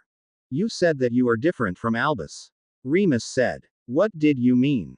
I'm not meant to be an heir, Harry said. Or rather, the only reason I'm an heir is because Tom Riddle no longer is one. I don't understand, the werewolf said. If Voldemort didn't exist, If Tom Riddle never became a Dark Lord, then he would still have his status as an heir. Then I would not need to be an heir in order to get rid of him. Harry said, I exist as an heir because Voldemort exists. Harry sighed heavily. I exist because Voldemort does. Do you mean, Hermione said hesitantly, that you wouldn't be here if Tom Riddle didn't become Voldemort? That you wouldn't have been born?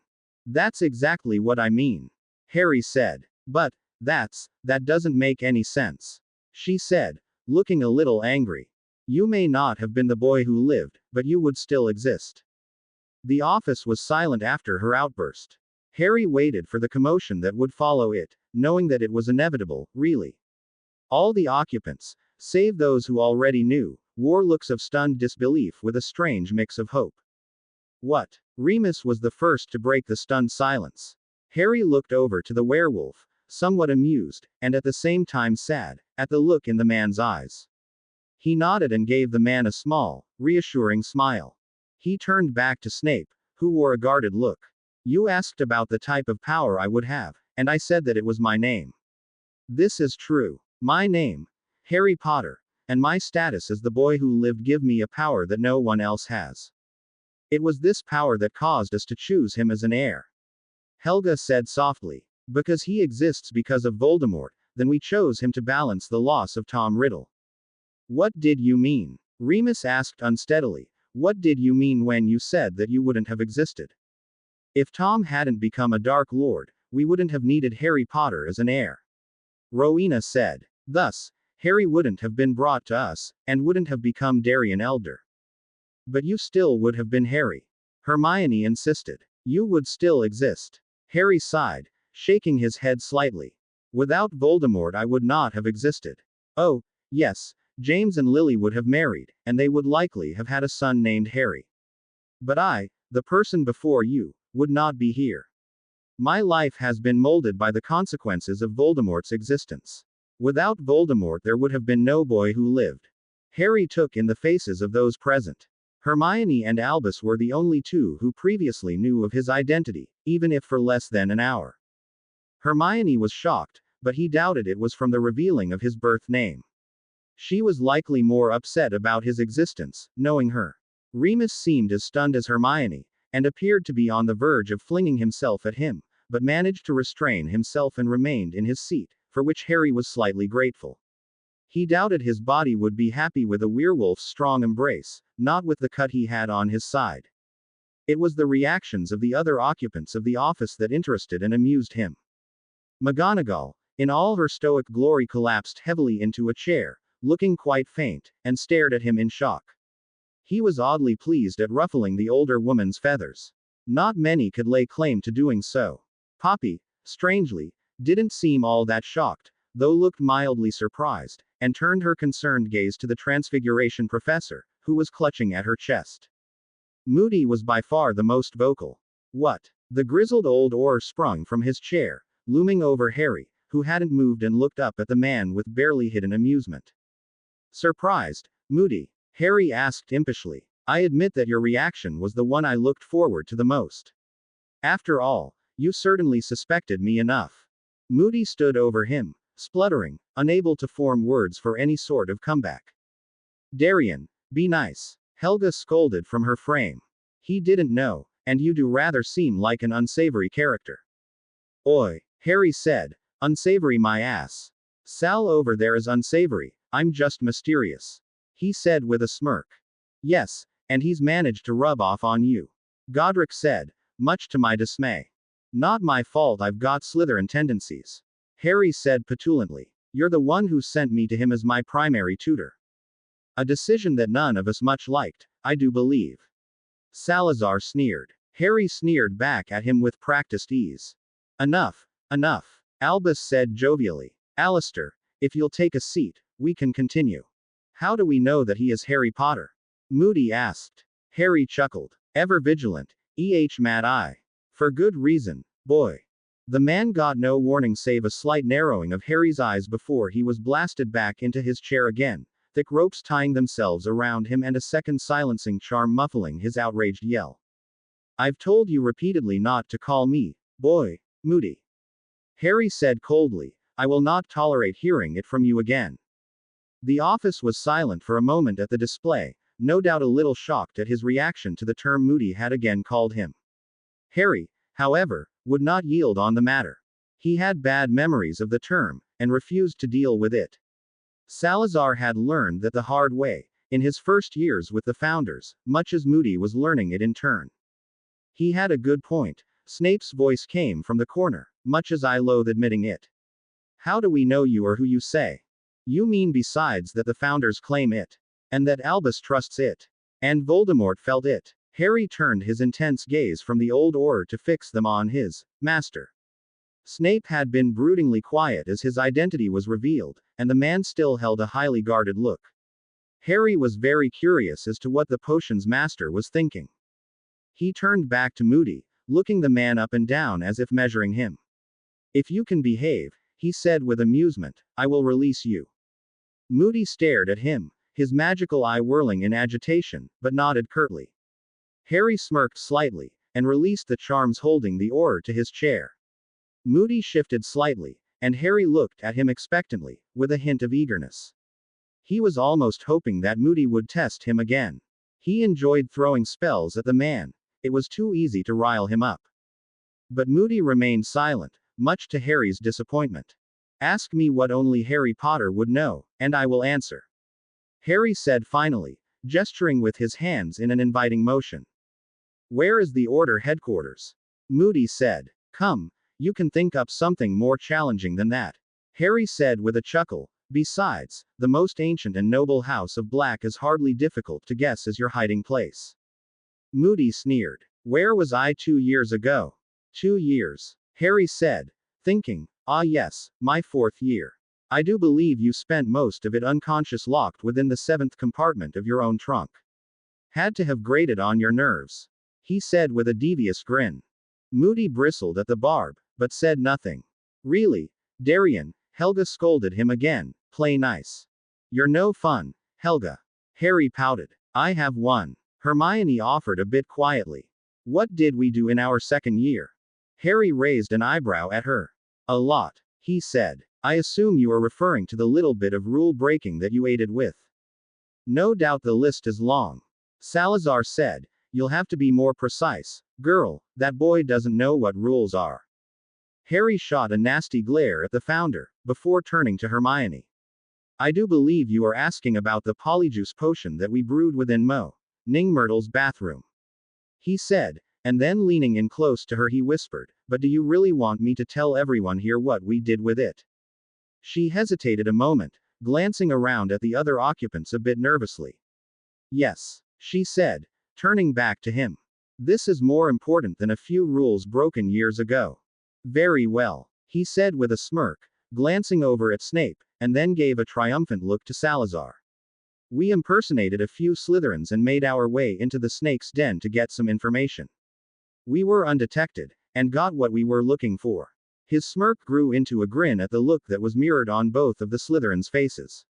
Oh, and Sal, you really should consider redecorating. The common room is far too dismal and gloomy. Here, Godric said enthusiastically, although no one paid him much mind. There was more, Hermione said. Harry nodded. Aye, there was.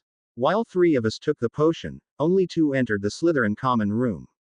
You, dear Hermione, added the hairs of a cat, much by mistake, and had whiskers and a tail to show for it. Hermione studied him a moment and Harry held her gaze evenly, letting her search for whatever it is she was looking for. She apparently found it, and smiled before nodding to the others in the room. I believe him. He's Harry. Remus stood, and approached him somewhat hesitantly. You don't smell like Harry, he said softly, staring. Harry could see the conflicting emotions in the man's eyes. Harry cocked his head to the side in thought. I was not aware that my scent had changed, he said. I am unsure how it would. He glanced at the founders with a curious look. It could be one or all of 3 things. Rowena took up the challenge. The transportation to us and back could have altered it slightly, but it would only be a temporary change. It hasn't been long since you returned. It is possible that your scent is still affected by the travel. The accident with the wands and the cores in your body altered your magical signature slightly. Because your magic is so closely tied with your physical person, it is very probable that your scent could have been altered as well. You also passed your majority, and again your magic changed. Harry nodded, returning his gaze to Remus, waiting for the man's verdict. The werewolf studied him closely, searching his gaze much the same as Hermione did. Harry could tell also that the man was using what sense he could to probe him, and identify him. No doubt he was searching for any lingering familiarity with the boy that he remembered, compared to the young man that Harry had become. The Marauders? He asked softly. Moony, Wormtail, Padfoot and Prongs. Harry said simply. Their names. Remus Lupin, Peter Pettigrew, Sirius Black and James Potter. Remus eyed him for a moment, his face unreadable. Harry waited him out. Remus was a smart man. He may have asked simple questions, but Harry knew that he was not finished. Hermione was one of his closest friends, but Remus knew things about him that Hermione didn't fully understand or know about. Their secret keeper? Remus asked. He didn't need to elaborate. Harry knew the question as well as the answer. Wormtail. He sneered. What incident brought you to me and Sirius last year? He asked. Harry sighed, glancing towards Snape before returning his eyes to Remus. A question about my father's character. He said. He didn't want to reveal what he had seen in Snape's Pensieve, but had to answer the question. Luckily, he was able to without angering Snape. Remus's eyes opened up to him, and Harry knew that the werewolf accepted him as Harry Potter. He smiled at the man, relieved that this last link with his parents was still with him. Harry, Remus said softly, and then suddenly frowned. You're wounded. I can smell the blood. Harry waved away his concern. It is not serious. Nonsense. Poppy said, her attention gained, and bustling over to him. You've probably upset it. Moving about so. You should be in bed. Harry groaned as the woman forced him into a more upright position and began tugging on his shirt. I'm fine. He insisted. Lift up and let me have a look. The Medi-Witch insisted. What did you do to yourself this time, Heir? Salazar asked. What did you do to the person who did it? Godric asked with excitement. Harry rolled his eyes at the two, and allowed the woman to pull his shirt up enough to inspect the wound. I knew it. You've opened it up again. Upset the stitching and managed to tear. Harry tuned the woman's muttering out, not interested in hearing her complaints as she poked at him with her wand and fingers. He winced at a particularly nasty jab. Really, woman, he said, I'm not some hunk of meat for you to tenderize. Be gentle. You don't deserve for me to be gentle if you won't follow my instructions. She retorted. Harry glared half-heartedly at the woman, turning from her again, and trying to ignore her ministrations at his side. So what did you do to him? Godric insisted. Harry raised an eyebrow at the burly founder in amusement and simply pointed to the still full-grown griffin cub under his feet. Really? Sicked the monster on him, did you? Godric said eagerly. Lovely. How much damage did he do? Godric. Helga said. Must you be so gruesome? I want all the details. Godric continued on as if not hearing the woman. Come, lad, tell me. It was only Riddle. Sin managed to dig his claws into him, but couldn't hold him. No matter. He was wounded. I'll get him later. Harry said nonchalantly, giving Poppy a small glare as the woman let his shirt fall at the end of her inspection. What did you get hit with? Remus asked, retaking his own seat. The Sakare curse, Harry said, a glancing blow, really. Bellatrix got the worst end of that particular exchange. Speaking of which, Harry turned to Albus. What do you plan to do with her? Poppy will attempt to stabilize her condition enough for healing, after which she will be turned into the ministry and questioned, much the same as Peter Pettigrew was. If she survives, Harry muttered. 2 Death Eaters in as many weeks, Elder. Moody growled. I'm not sure whether to be suspicious or proud. Harry shrugged. The man would choose on his own, despite any words he would say. At least Moody wasn't glaring at him in mistrust. It was a relief. Back to the topic at hand, Rowena said, do you all accept that Darian is also Harry Potter? Yes, McGonagall said, though I am curious about the time difference. You look so much older. Harry nodded. That is because I am. I am 21 years old. But how? You disappeared barely over a month ago. How could have aged so much? Because time didn't matter when I was with the founders. Harry said. I went back to them at the end of July, yes, and I remained with them for 5 years. I returned to my own time, aged, but where I am supposed to be. All of our heirs returned to their time only weeks or perhaps a month after they left it. Rowena said, but they can spend many years with us during the interim. We calculate the time variations to return them to the correct time, but their ages cannot be reversed. Was that why the floor powder was blue? Hermione asked. Yes. Harry said, it is a different sort of powder. It doesn't travel over distance, but rather time, in a fashion. Oh, by the way, Rowena, your calculations were a little off. I missed most of the feast and the sorting entirely. The woman raised an eyebrow at him. Well, next time I'll let you calculate the particulars, then Darian. Ah, no, that's quite all right. Harry said, holding his hands up in surrender. I'm terrible with arithmancy. Yes, I know, she said dryly. Harry shrugged indifferently. Why didn't you return as Harry? Hermione asked. Why did you change your name in the first place? I didn't, Harry said. The founders changed my name. But, why? She asked. To hide me from Tom. Tom Riddle was still with us when Harry arrived. Rowena said, we thought it best that we hide his true identity so that Voldemort would not expect him. You might not have bothered. The Dark Lord knows it's him. Moody said. But Riddle didn't know that Darian was Harry until he returned. Albus said. While we were with the founders, Harry was known only as Darian Elder. Thus, Voldemort did not know that Harry Potter would be trained by the founders. It was an advantage that we hoped we could have used for longer. Helga said, but we were unsure if Voldemort would be able to feel Harry's presence. Harry shrugged. It's not that big of a deal, really. It would have been nice if we could have kept it from Voldemort for longer, but it doesn't matter. The question now, Darian, is whether or not you wish the rest of the world to know. Godric said. I'd much rather not, really. Harry said. Voldemort may very well announce it, but I'm unsure how many would believe him. Not to mention I really don't want to deal with all the hype that the boy who lived would bring. Indeed, Darian Elder isn't much like the world's view of Harry Potter. Albus said, chuckling. Keep it secret for how long you can. Rowena advised. Harry nodded, glancing around the room at those gathered. Most nodded, telling him that they would keep his secret, except for Snape, who only looked back at him with a guarded mask. Harry would have to talk with the man privately, he knew. Snape would not be satisfied with the measly answers he had given to the others. The man would have many questions, no doubt.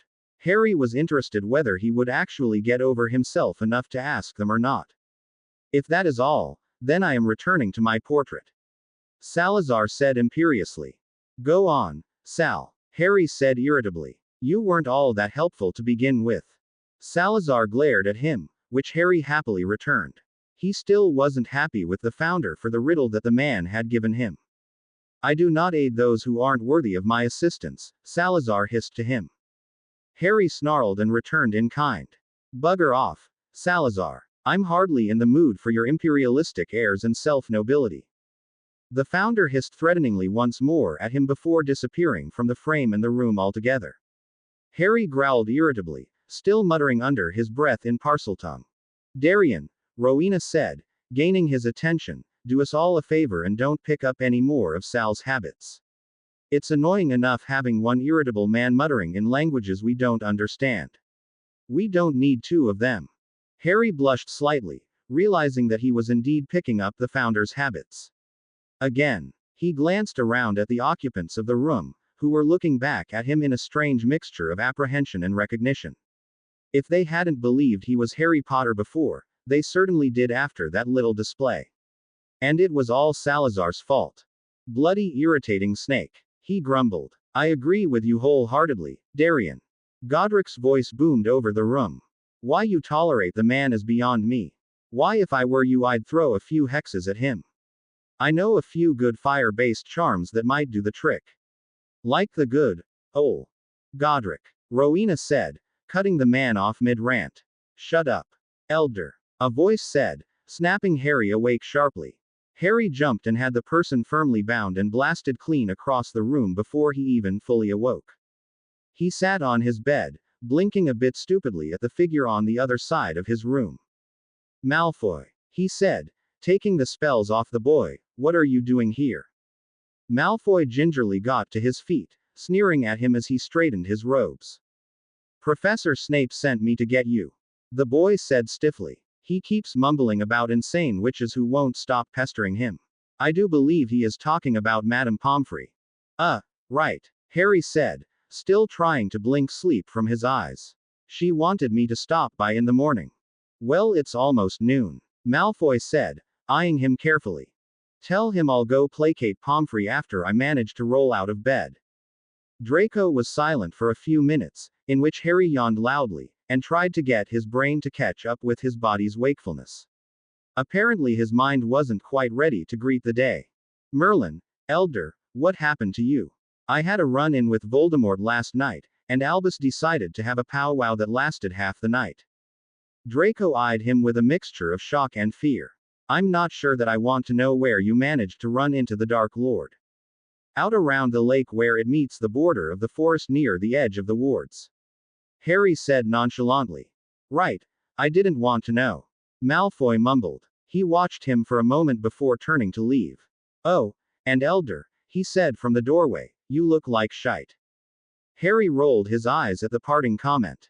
Looking around, he spotted his familiar curled near the door along the wall. The growth potion hadn't yet worn off, and the large shape of the griffin was hard to miss.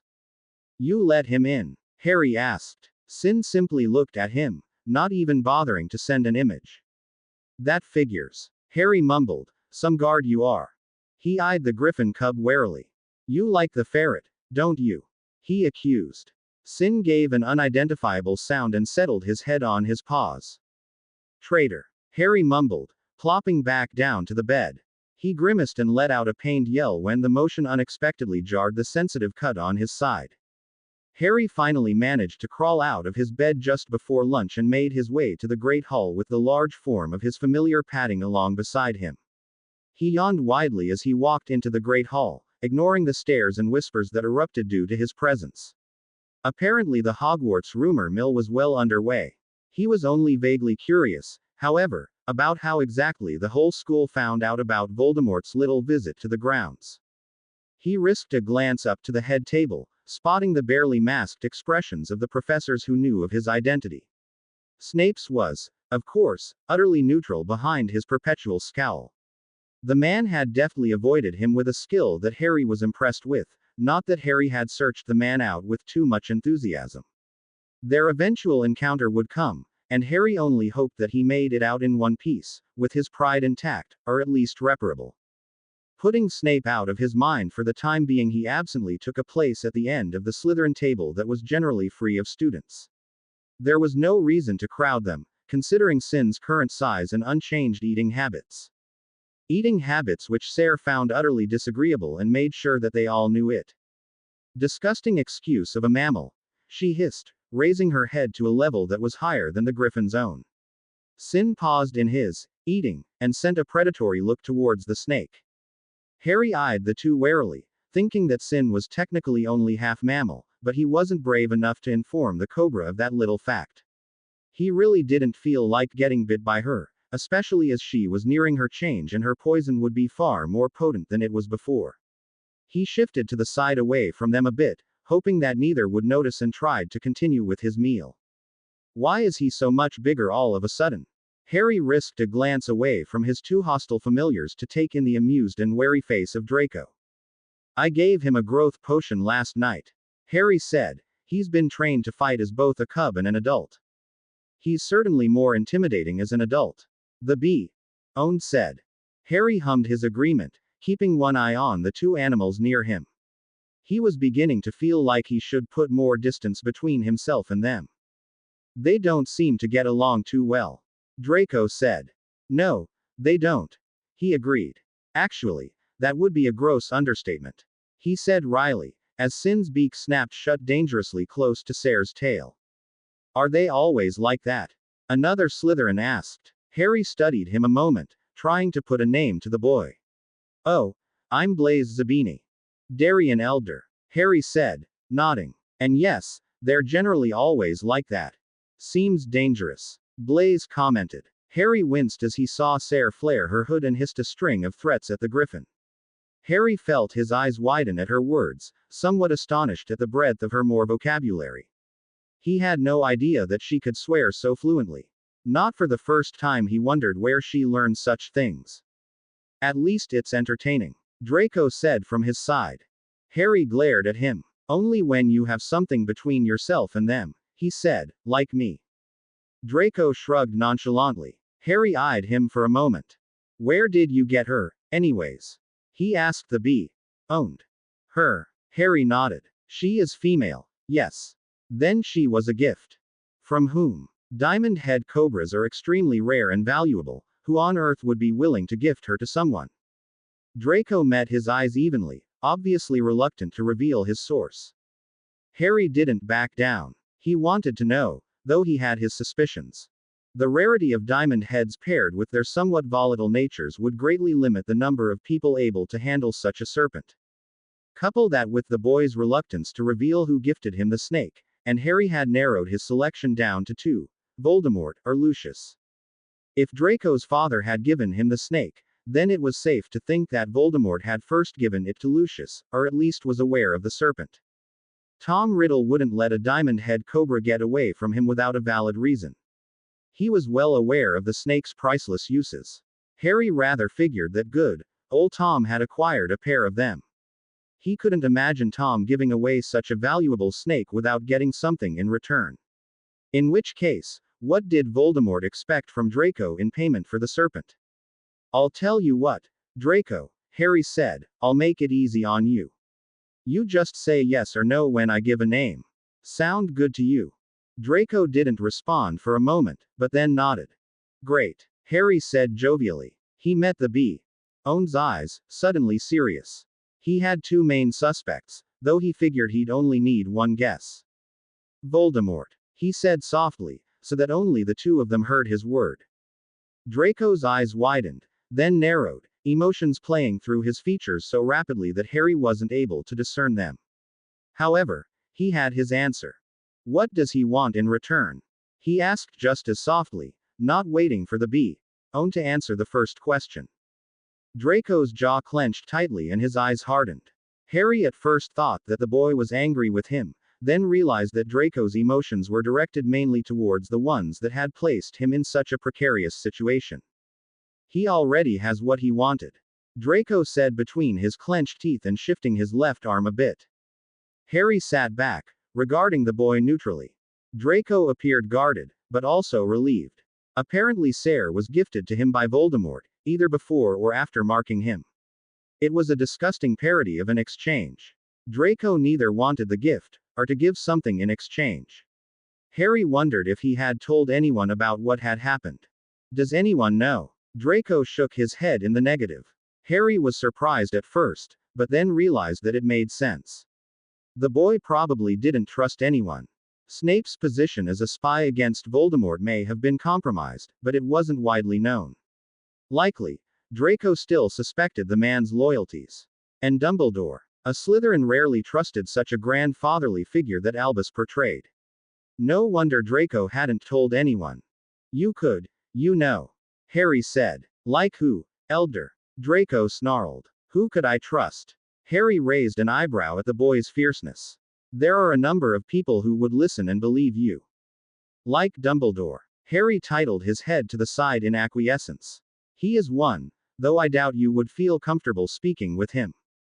Understatement. Draco said, though with less veracity. Your head of house would be a good idea. Harry said. Draco curled his lip at the suggestion. Harry smirked slightly at the expected reaction. Is he not related to you? Distantly, on my mother's side. Through the Black family? Harry asked, somewhat surprised. Interesting. If Draco was related to Snape through Narcissa, then Snape was similarly related to Sirius. Harry snorted inwardly at the idea. The wizarding nobility were so intermarried that it was a wonder that separate houses still existed. He briefly wondered if the Potter line was similarly interwoven. He dismissed the idea as quickly as it came. He had no desire to know if he was somehow related to Snape or Malfoy, however distantly. Anyways, Harry said, coming back to the conversation, he would listen to you. Draco looked skeptical, though he didn't voice his thoughts on the matter. I would vouch for you as his apprentice, but I'm not sure if that would gain you any advantage or not. Harry mused, he isn't terribly fond of me. However, I will mention it to him if you do not object. Draco didn't respond, but he no longer looked like he was about to bolt at the first signs of trouble. Harry patted himself mentally on the back for a good deed done. He may not be fond of the Malfoy heir, but the boy certainly didn't deserve a forced servitude to the Dark Lord. The kid didn't even get the chance to decide his own stance in the confrontation. Harry would mention it to Snape, when he was sure his life was secure from the volatile head of Slytherin. His musings were cut short by a fierce growl, followed closely by the telltale sounds of Sayre's insults. He whipped his head around to his familiars, cringing at the sight. The Griffin had his front half on the table and was looming over Sayre, whose hood was spread in defense and looked about ready to strike. Harry groaned and let his head fall heavily to the table, narrowly missing his plate and goblet. Just what I need, he grumbled into the wood under his head. Harry eyed the two for a moment, restraining himself from banging his head on the table again, barely. He wasn't prepared for the full-grown Griffin cub to pounce. He was even less prepared for Sayre to dash out of the creature's way by darting down the length of the table towards him and the rest of the house. No one was prepared for Sin to tear down the table after the snake, on top of the table. Harry reminded himself that Cineris was his familiar and that it would be neither appropriate nor smart to kill him. He could, however, string the beast up with diamond-enchanted chains from the highest Quidditch goal post, for days. Harry let his head fall back to the table. Hard. Repeatedly. Bloody, irritating creatures. Harry spat. He is cute though. Harry glared at Hermione, then stared at the Griffin. Cineris had returned to his normal size, somewhere in the middle of the whole fiasco in the Great Hall. It didn't stop the cub, however, from continuing his pursuit of the snake now wrapped tightly around Harry's middle. Adorable, he said, tearing up and down the Great Hall, upsetting entire house tables, scaring the students out of their wits. A couple of the younger years were tears. Even the upper classes kept their distance. They completely upset the entire lunch period. Not to mention made a mess to rival the food fight a few days ago. What possessed you to start a food fight, anyways? Hermione asked. Harry, sensing an impending lecture from the girl, quickly placated her.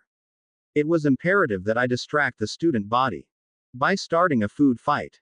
It worked, Harry said. You may not have noticed, but Albus wasn't present. Actually, neither was Moody. I was a little busy dodging mashed potatoes. Hermione said a bit tightly.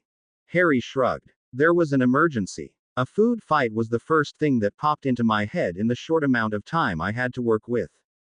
Besides, I got to throw food at Malfoy. He said with a smirk. Hermione humphed, and crossed her arms, looking at him with a stern expression that could rival McGonagall's best. Harry tried to ignore it. At least no one is likely to forget you. Hermione offered, apparently getting past him, starting a little bit of mutiny. This is going to go down in Hogwarts history. Probably could rival the reputation of the Marauders. How comforting, Harry said dryly. Cineris is young, Darian. Rowena's portrait said. And that's an excuse? He asked incredulously. The familiars gifted to our heirs age slowly, Darian. You know this. Harry sniffed and plopped himself down on the floor below the founder's frame. Sin sidled up to him slowly, as if searching for forgiveness. Harry ignored the cub for the most part, though didn't push him away. The Griffin seemed to take this as a good sign and curled his sleek body around his feet. Harry sighed. That doesn't explain his temperament. He said. Ash Griffins are called such for more than their coloring. Rowena said from above him. They are rather feisty creatures and they hold a reputation for sparking confrontations. Antagonistic. Harry said under his breath. Why can't you get along with just one other creature? He asked the cub. Sin didn't respond. He gets along with you. Rowena said almost fondly. Harry conceded to her point. He knew that Griffins were picky with those they associated with, Ash Griffins even more so than their golden-hued cousins. They were also notoriously possessive and jealous guardians. It was really a miracle that Sin accepted Sayre's presence at all. He didn't like the snake, but he didn't actively work against her for the most part. They were kind of like siblings. And they got along about as well as a pair of siblings, too. You're like a troublesome toddler. He grumbled, flexing his bare toes under the creature's belly, eliciting a soft purr from the cub. Sayre, not to be outdone, slithered out from her stranglehold around his diaphragm and curled loosely around his neck and shoulder. He took a deep breath, making sure that he was still able to breathe properly after having a serpent try to strangle him. Harry rubbed his cheek on the top of her head in greeting. He had to concede that the two were entertaining. He wouldn't really know what to do without them. Tell me again why we're up here along an unused corridor, in a dusty old classroom by ourselves. Hermione asked. Avoiding Pomfrey. Harry commented at the same time Rowena said, I asked him here. Harry sent a scowl up towards the portrait above his head. Okay, so avoiding the vulture doctor is just a bonus. Harry said sullenly. I doubt Helga would appreciate the sentiment. Rowena said. She doesn't need to worry. Harry said, she's not a vulture, she's more like a kangaroo, always wants to keep me in her pouch like some wayward chick. Poppy is the vulture. She even circles around you like one. You're not too fond of Medi-Wizards, are you? Hermione asked. I have no problem with the people themselves. Both Helga and Poppy are wonderful women. I just spend far too much time needing their services. Some things never change, then. Hermione said with a grin. Regrettably. Harry said. I'll always be hounded by crazy Slytherins out to either kill me or make me bleed. Voldemort at least doesn't torture me under the guise of being helpful. Salazar was just a bloody tyrant. He grumped. Was he really so bad? His idea of a lesson usually involved me ending up in the medical wing, Hermione. Harry said dryly. Oh, he taught you valuable lessons. Harry snorted. I can't argue with that. I just didn't much care for his methods. You should be happy that he deigned to teach you at all. He was rather picky with his students. I'm flattered. Harry said a bit flatly. I suppose, at least he meant to try to cause me harm. Godric always seemed to manage it accidentally. I'm not sure which is worse. Godric is just a little overzealous. Rowena said. It's in his nature. Like it was Sal's nature to chuck snakes at my face, and potions at my feet. Harry said. You know he actually managed to corrode the floor out from under me once, and I fell straight down 3 stories into a cave system under the school that no one knew about. He tilted his head to the side in thought. I wonder if it's still there. Helga used the opportunity to teach you how to mend bones, if I recall. Yay. Mine. Harry grumped. 5 of them. I had all kinds of practice. Practical application is the best way to learn. Hermione said. My sentiments, exactly. Rowena said with approval. Harry didn't have to see the founder to know that she was giving Hermione a glowing look of appraisal. He felt like was being ganged up on. 2-on-1 odds were hardly fair. Why me? Harry said, hardly expecting an answer. No one can truly answer that, Darian. Rowena said. So, Harry. Harry started and stared at Hermione. He had momentarily forgotten that the girl was there. He was so used to sitting in that classroom on the floor with Rowena, that it was easy to forget that he was no longer with the founders. He wasn't sure that he felt good about that or not. At least he still had a place that could remind him so strongly of his time with them. Of course, Hogwarts in general would always do that. So, Hermione. He countered. Don't you have classes to attend this afternoon? No. Harry nodded. He already knew what was coming. He had prepared for her list of endless questions about his time away. He just hoped that he was prepared enough. He smirked slightly. Shoot. Pardon me, she asked. Shoot. He repeated. I know you've got all kinds of questions, so go ahead. Rowena here may actually help me answer some of them if I'm lucky. I might. The founder said. Harry wasn't surprised. Rowena was like that. She would make him flounder through it on his own so that he would learn something. Then she would tell him everything that he did wrong. It was her favorite teaching method. You don't mind? Hermione asked. Not with you. Harry said, scratching Sayre's chin. I rather expected it from you, actually. Hermione blushed a little at his words, which he found to be endearing. She looked at him for a long moment, and he simply waited for her to start. She began her questions with one that he wasn't prepared for, which did not bode well for the rest of the conversation as far as he was concerned. Why you? Huh. He paused for time. I mean, why are you one of the founders' heirs? Aren't they chosen? Why were you chosen to be one? Was it because you're the boy who lived? Harry blinked. Then he raised an eyebrow at her in amusement. He should have known that once he let her get started that she wouldn't be able to stop. Rena, you want to answer that one? He asked the founder's portrait hanging above his head. I wasn't the one who chose myself after all. Very well. We chose Harry for a few reasons. Firstly, yes, because he was the boy who lived. Voldemort marked him, as the prophecy stated. This was the largest factor in our choice, but it wasn't the only one. Harry also had the ability, or perhaps the potential, to become an heir. This may be because of his upbringing, it may be due to his heritage, we are unsure, and will never be sure. Rowena paused for a moment before continuing, it is a question of paradox. We will never know, without any doubt, that we would not have chosen Harry as an heir if Tom remained true to his task. It is possible that we would have called him to us regardless, but it is equally possible that we would not have needed his presence as an heir. Also, she continued, his status as a distant descendant of Gryffindor aided the transition. It is easier for us to bring back our blood descendants, though that is hardly a prerequisite to be a founder's heir. You're the heir of Gryffindor, as well? Hermione asked. No, I'm from one of the minor lines. Harry said. I believe the primary Gryffindor line died out some years ago, and the secondary line is the Argyles, whose last daughter, Elaine, married Albus' father, Alfred. The headmaster is, Hermione tapered off. No, actually. Rowena said, Albus and Aberforth were from Alfred's first wife. Alfred and Elaine had a daughter, who married into the Longbottom line. Harry smiled. Neville is actually a more direct descendant of Gryffindor than I am. He was placed into the right house, after all. That hat knows what it's doing, Darian. Rowena said. Of course it does. Harry humphed. He didn't quite believe that, and the founder knew of his opinion on the ratty old piece of headwear. So Neville is the heir of Gryffindor. He will be, eventually. Harry said. His father is the current heir, I believe. Oh. Hermione seemed a little surprised by the information. Harry wasn't terribly shocked at that. He, too, had been surprised when he learned of Neville's heritage. He hadn't expected his old class and dorm mate to be of the Gryffindor line. He should have though. Neville had proved the strength and courage of his line during the whole fiasco at the Ministry in their 5th year. Not many would have been able to face a dozen Death Eaters the way Neville did that night. Actually, all of the ones that had followed Harry to the Ministry demonstrated a courage that was rare, especially within their age group.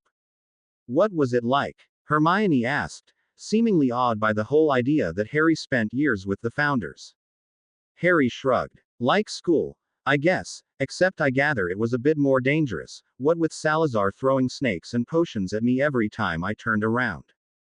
Don't get into that again, Darian, we all know that you can whine and complain about Salazar for hours, and we don't need to hear it again. Rowena said. Harry grumbled under his breath, but followed her orders. As that, Hermione paused, seemingly unsure if she wanted to ask the question. Is that where you got all your scars? Harry blinked. Some of them, he said. Most of my scars are from when the wands exploded. Especially the ones on my face and chest. He ran a finger down the right side of his face, feeling the scattering of scars there. Most of the time Helga was able to heal whatever injuries I had with minimal scarring, but some left a mark. Not all of them are on my chest, though. I think the worst one is when he managed to hit me with a corroding potion of some sort and it melted away the whole right side of my hip, half of my right thigh, knee and foot. It then proceeded to disintegrate 3 floors below my feet. I was lucky I didn't fall through that one. I fell through one of his acid holes before, I had no desire to do so a second time. What was his reasoning behind that, did he ever tell you? Rowena asked. Yay, Harry said darkly, he said he was trying to teach me to dodge. Did you learn the lesson? Of course I did, Harry exclaimed. I wouldn't let Salazar within a 20-foot radius of me, and I made sure I knew exactly when he entered a room. I wasn't about to be caught unawares of him again. Ah, that's what he did, then. Rowena said. I had wondered what Salazar had done to warrant that little prank. Harry smirked widely, and a little evilly. I thought it was a brilliant idea. One of my best. It certainly accomplished what it was meant to, I suppose.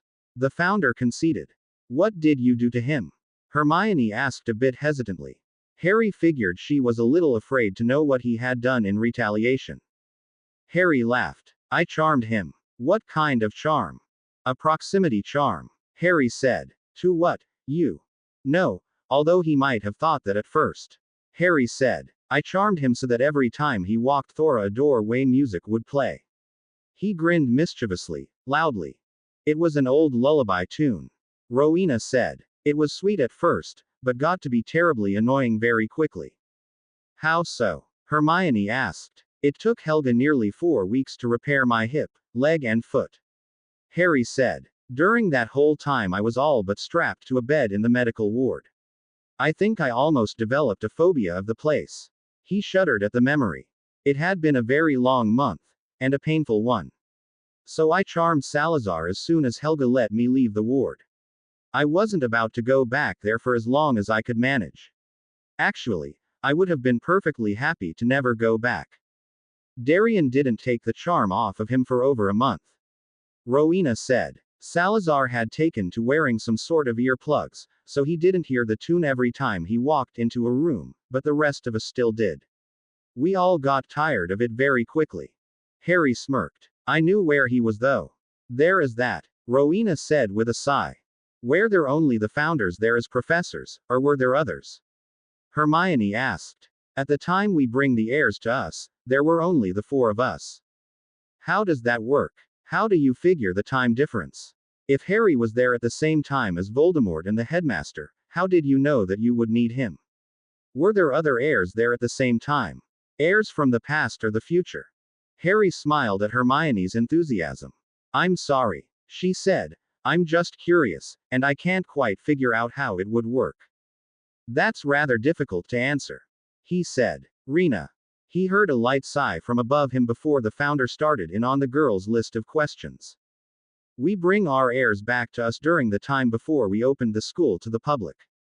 In short, we created a sort of time stasis, in order to teach all of our heirs.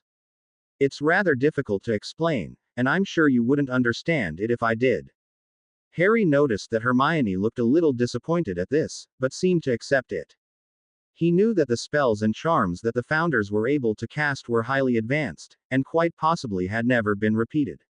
At any given point, there were usually anywhere from 3 to 12 of our heirs with us at a time.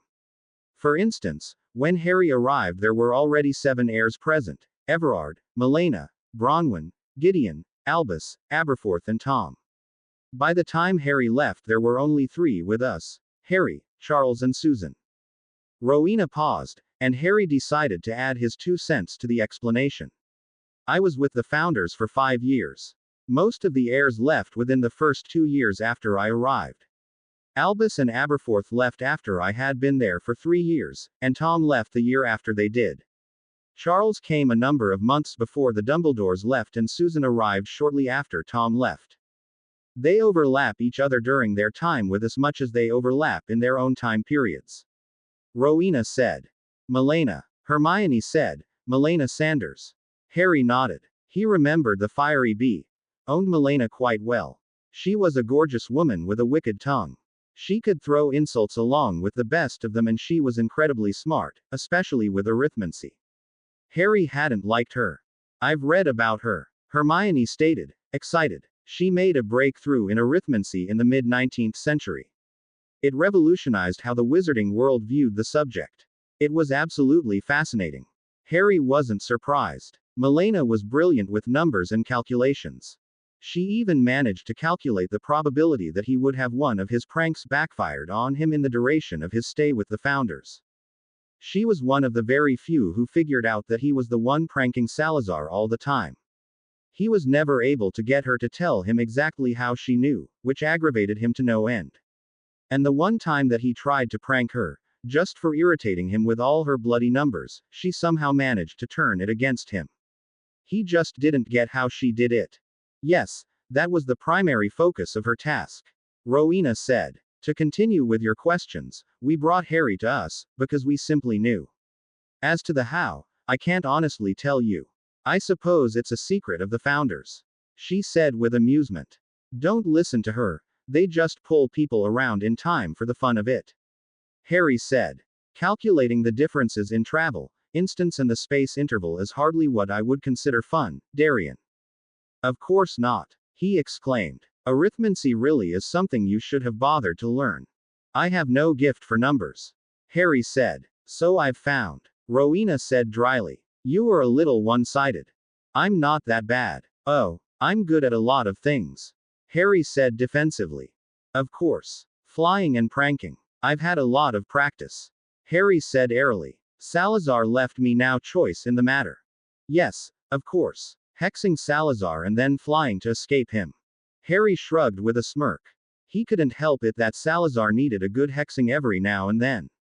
The man usually deserved it. Harry was only too happy to give it to him. They sat in silence for a while, Harry absently stroking Sin's belly with his feet. The griffin's soft purrs echoed a bit in the room. Isn't it strange? Hermione asked. Knowing people who lived in a different time. Like Albus. Harry said. He shrugged his shoulder. I suppose. Me and Albus made friends fast enough. Of course, I actually knew who he would become, so that put an interesting twist to our relationship, but otherwise I rather think it's nice. I've met and known some of the greatest minds and personages in our history, or at least the last few centuries of history. Not many can lay claim to have met Day Llewellyn, or Milena Sanders. True. Hermione said. I would have liked to meet such people. But still, living with them like that for years must have been odd. It is now, I guess. Harry said. But only a little. Me and Albus were close during our time with the founders. While we may not be the same age now, we're still close friends. He'll still help me with my pranks, too. He ended cheerfully. Merlin helped the school. Rowena mumbled. I can't help it. Harry said. It's in my blood. It didn't come from your mother, that's for sure. The founder stated. You knew Harry's mother? Hermione asked. Yes, she found her way up here during her 3rd year, I believe. She was a wonderful conversationalist, and had some brilliant theories within the charms field. Will you tell me about her, Rena? Harry asked. Yes, another day. You may want to talk to Godric. I believe he worked closely with your father for a few years. Really? Is that such a surprise? Harry thought about that a moment. No, it isn't. He was ever so helpful with thinking up good prank ideas to try out on Salazar. I wonder if Godric learned from my dad, or the other way around. Does it matter? Rowena asked. You wouldn't have been missing much if you didn't have that half of your family in you at all. She stated dryly. Hey, I happen to like that side of the family. Harry said. Yes, it adds so much flavor to your genealogy. Rowena said. You just aren't fond of Godric's idea of revenge. Harry said. Pranks are hardly dignified, she said imperiously. Pranks are perfectly dignified, so long as you don't get caught. Harry. Hermione interjected into their debate. Harry was glad for the interruption, not that he would admit it. He was beginning to run out of decent responses to Rowena's challenging jibes. It was one of their games, a type of conversational word game in order to challenge each other's wit and vocabulary. Harry usually got double the practice, what with Salazar's habit of insults and dry humor. I'm curious, Hermione said, are you descended from Godric on your father's side, or your mother's? My father's, the Potter family. Harry said. So if you take away that side of the family I would lose more than just my heritage of pranking. He added toward the founder above him. My mother was Muggle born, for all we know I could become a squib without my father's line as well. Losing any ties with Godric isn't all that great a loss. Rowena said. And living as a Muggle isn't that bad a thing, either. Wait a minute, Harry said, sitting up sharply. The motion jarred Sayre, who hissed in annoyance. He barely noticed her irritation, however. What did I just say?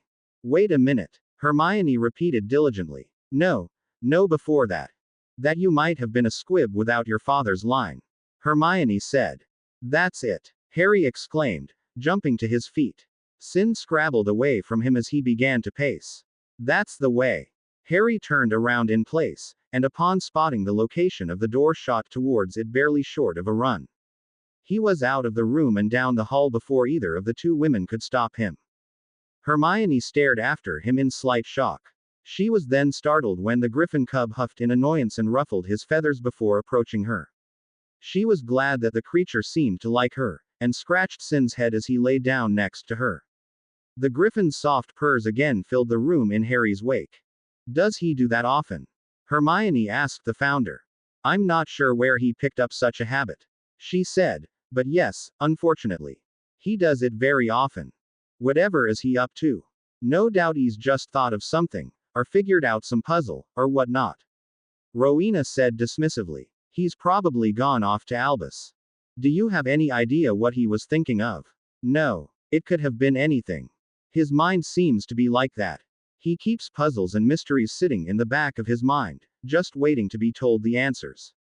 He will suddenly figure something out and go off to research it, or bounce his ideas off of someone. Do you think he'll be coming back here? Hermione asked. I suppose it's possible, though it might be some time. Do you mind if I stay here for a while, then? Not at all, the founder said, smiling. This is my old office, and it hasn't been used in centuries. I don't get too many visitors, what with it being all the way up here on the 7th floor. You are more than likely to stay as long as you like. Thank you. You are most welcome. I should really be thanking you. Would you tell me about Harry's mom? Hermione asked. Lily. Rowena smiled fondly. I would love to. Harry took the stairs two at a time and didn't even pause to knock on Albus' door before waltzing in. Bill, he called as he entered the office. He vaguely noticed that Albus hadn't been alone in the room, though he only got so far in his identification of the other person to know that he was safe to say what he wanted. I think I've found a way to defeat him, Harry announced, coming to a stop directly before the headmaster. Harry leaned over the desk, putting his face close to that of his friend's. Really? Albus set down an overly flowery teacup to look at him properly. Harry blinked and followed the cup with his eyes, momentarily distracted by Albus' newest china concoction, before returning to his conversation. And I won't even have to kill him.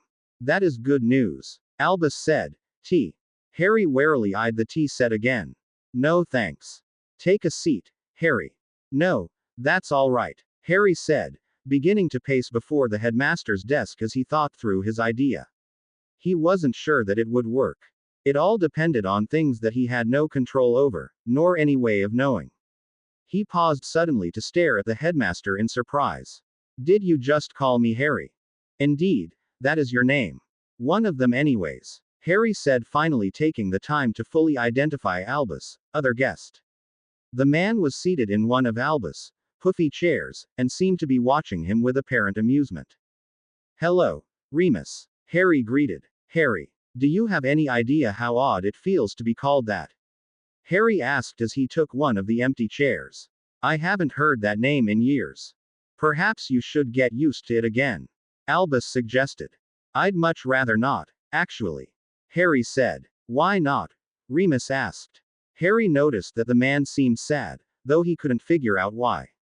The werewolf was terribly difficult to read, and Harry found that he had some trouble identifying the emotions running through his amber eyes. Because Darien Elder does not hold the expectations that Harry Potter does. What do you mean? Harry took a deep breath and sprawled back into the chair, throwing a leg over the arm. As Harry Potter, the boy who lived, I always felt compelled to act and react in a certain manner. As Darien, I have the freedom to be myself and act more naturally. I suppose in a way I feel more myself as Darien Elder, or at least I have the freedom to be myself. I am sorry, my boy, that you felt that way, Albus said, the regret in his eyes evident. Don't bother yourself about it, Bill, Harry quipped, seeing the twinkle brighten again in the old man's eyes at his easy tone. You're too old to worry about such things as us young folks. Harry smirked. I am not old, Darien. Yes you are, Albus. Remus threw in. Harry sent the man a grin. There was a reason that Remus was one of the marauders. Albus gave them a hurt look, but his eyes were bright with mirth. He knew darn well that he was old, and he knew that Harry and Remus were well aware of it. Besides, Harry mused, he had every right to tease the man since they were teenage friends who suddenly found themselves over a century apart. Besides, Harry said, it was the world's expectation of the boy who lived, a hero that had no knowledge on how to be one that caused such feelings. I was able to become myself fully during the time with the founders, and you aided in that, even if you were unaware of it at the time. Albus nodded his head in acknowledgement. Will you not take the name your parents gave you again? Remus asked. The sadness was back in the man's eyes, and Harry hated to see it. The werewolf was the last true link he had to his parents, and it pained him to see that Remus seemed so down. I suppose my name hardly matters. Harry said slowly. So far as I or those who are close to me are concerned. It is the wider wizarding world that is affected by my name. I will use it later in order to complete my task. The founders suspected that I would need the reputation I have as the boy who lived to effectively aid in the recovery of Voldemort's reign. We hope it'll be easier, at any rate. Remus watched him, and Harry held the man's gaze. Harry suspected that the werewolf was a little reluctant to let him give up the name that his parents gave to him. Harry didn't want to give it up either. He was simply more comfortable with the name the founders gave him. Remus, Harry said softly, and waited for the man to meet his eyes before he continued, it is not that I denounce my family. I would like nothing more than to carry the name my parents gave to me, but the media and legend of Harry Potter has tainted that joy for me and circumstances forced me to take on a new name. Just because I am more comfortable with this name does not mean that I will never again take on my true name. Now is just not the time for Harry Potter to reappear to the world. Remus seemed to understand, and nodded. Harry felt the man's emotions ease and he was glad that the man understood. He made a mental note, though, to spend some time with the werewolf at a later date. The man seemed so alone. Lemo. Drop. Albus. Jovial voice called out. Harry sent the man an irritated look. No thanks, I've got my own. He quipped as he pulled one out of his pocket. He smirked as he popped the candy into this mouth. I do believe that they were mine at one point. Albus said. I stole them fair and square, Bill. Harry said. I even gave most of them back. Yes, tampered with. Harry shrugged. You said you found a way to defeat Voldemort. Remus asked, bringing the conversation back around. Yes, I believe so.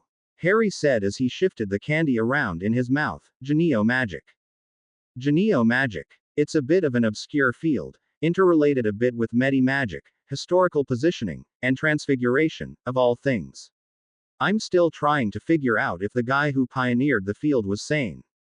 Harry said thoughtfully. There isn't much about it, and few wizards actually study it to much extent. I do believe that some of the aristocratic families use spells and potions from that field in order to reaffirm one's lineage. Albus said. Harry nodded. Yes, that is the most common use of the field now. Medi-wizards also use a few spells to identify the parental genes of a newborn. They're similarly related. So how is this going to help you with the Dark Lord? Remus asked. Simple. Harry said, sitting up on the edge of his seat. I'm going to erase half of his genealogy. What? Remus said, confused. There's an old spell that will allow one to take away half of someone's heritage. I found it in an obscure book in the library last week. Harry said, waving a hand in the general direction of the library. It was originally developed to fight an odd disease that was passed down through your genes. Apparently it was a defection of some sort that caused an early death in children. It was figured out that it was passed down through families. They were able to pinpoint which side of the family held the gene and then developed this spell to erase half of a heritage from a child that showed the early symptoms of the disease. Harry waved his hand dismissively. Anyways, the spell worked and the disease eventually disappeared from the wizarding world. The spell was no longer needed and passed away from common knowledge. So how will this help you? Remus asked. Tom is a half-blood. Harry said with a small smirk. Remus still looked a little confused, but a dawning realization caused the headmaster's eyes to twinkle brightly. And you won't have to kill him. Albus clapped his hands together with a grin. Harry nodded with a smile. Exactly. He can't very well be a Dark Lord if he has no magic. You're going to use the spell to take away the genes that made him a wizard. Remus said. Yup. Harry said a bit proudly. His mother was a witch, but his father was a full-blown muggle, not a trace of magic in his bones. If I use the spell to target and erase Voldemort's heritage that he received from his mother, he should no longer have the genes that made him a wizard. He'll be a squib, if not a muggle. Albus said. Harry nodded and leaned back into his chair, still smirking slightly. He could imagine the look on Voldemort's face when he became the very thing that he was so set against. It was a satisfying image. You think it'll work? Remus asked. I suppose it will. Harry said. I hope it will. I have no great desire to kill the man. Albus nodded. Well done, Harry. Have you told the founders yet?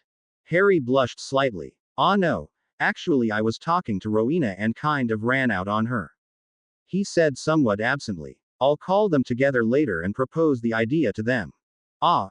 Remus cut in. I hate to do so, but I really must take my leave. Of course, Remus. Albus said. Thank you for coming. No problem, Albus, none at all. He said, rising from his chair. I will see you tonight, Remus. Yes, will you be flowing in? Most likely. All right, Remus said, stepping up to the fireplace. I'll see you later, Harry. Harry nodded, as the werewolf flowed out of the office, calling out a location that Harry wasn't familiar with. Speaking of which, Albus said after the fire quieted again, there is an order meeting tonight. Darian, would you like to attend? Yes, I suppose I would. Harry said, summoning one of Albus' teacups to him. Where is it located? An old family house of Severus, actually. I believe Remus is currently staying there and working with Molly and Nymphadora to make it habitable. It will be the first time we've used it for a meeting. Harry smiled at the thought of the three of them trying to clean out a Snape house. He couldn't imagine that Snape was too pleased with the idea. He wondered if the Shirley man knew that Albus had sent the three over to the place. He briefly toyed with the idea of telling his master, just to see what he would do. It could be interesting to see Snape irritated with Albus. At least, more irritated than he normally was. So Grimmauld Place is overrun, then? Harry asked. We can only assume so. Albus said, however we managed to empty the house of most items of interest. The trunk that Sirius left for me is with the rest of the items in storage. Harry nodded. He didn't want to lose that. He had no idea what Sirius could have possibly left for him in that trunk, but he figured that he wouldn't really care. He had enough time during his stay with the founders to come to terms with his godfather's death, but he still missed him terribly. You could most likely retrieve it without much incident if you wanted to. Harry nodded. Will you tell them of my identity?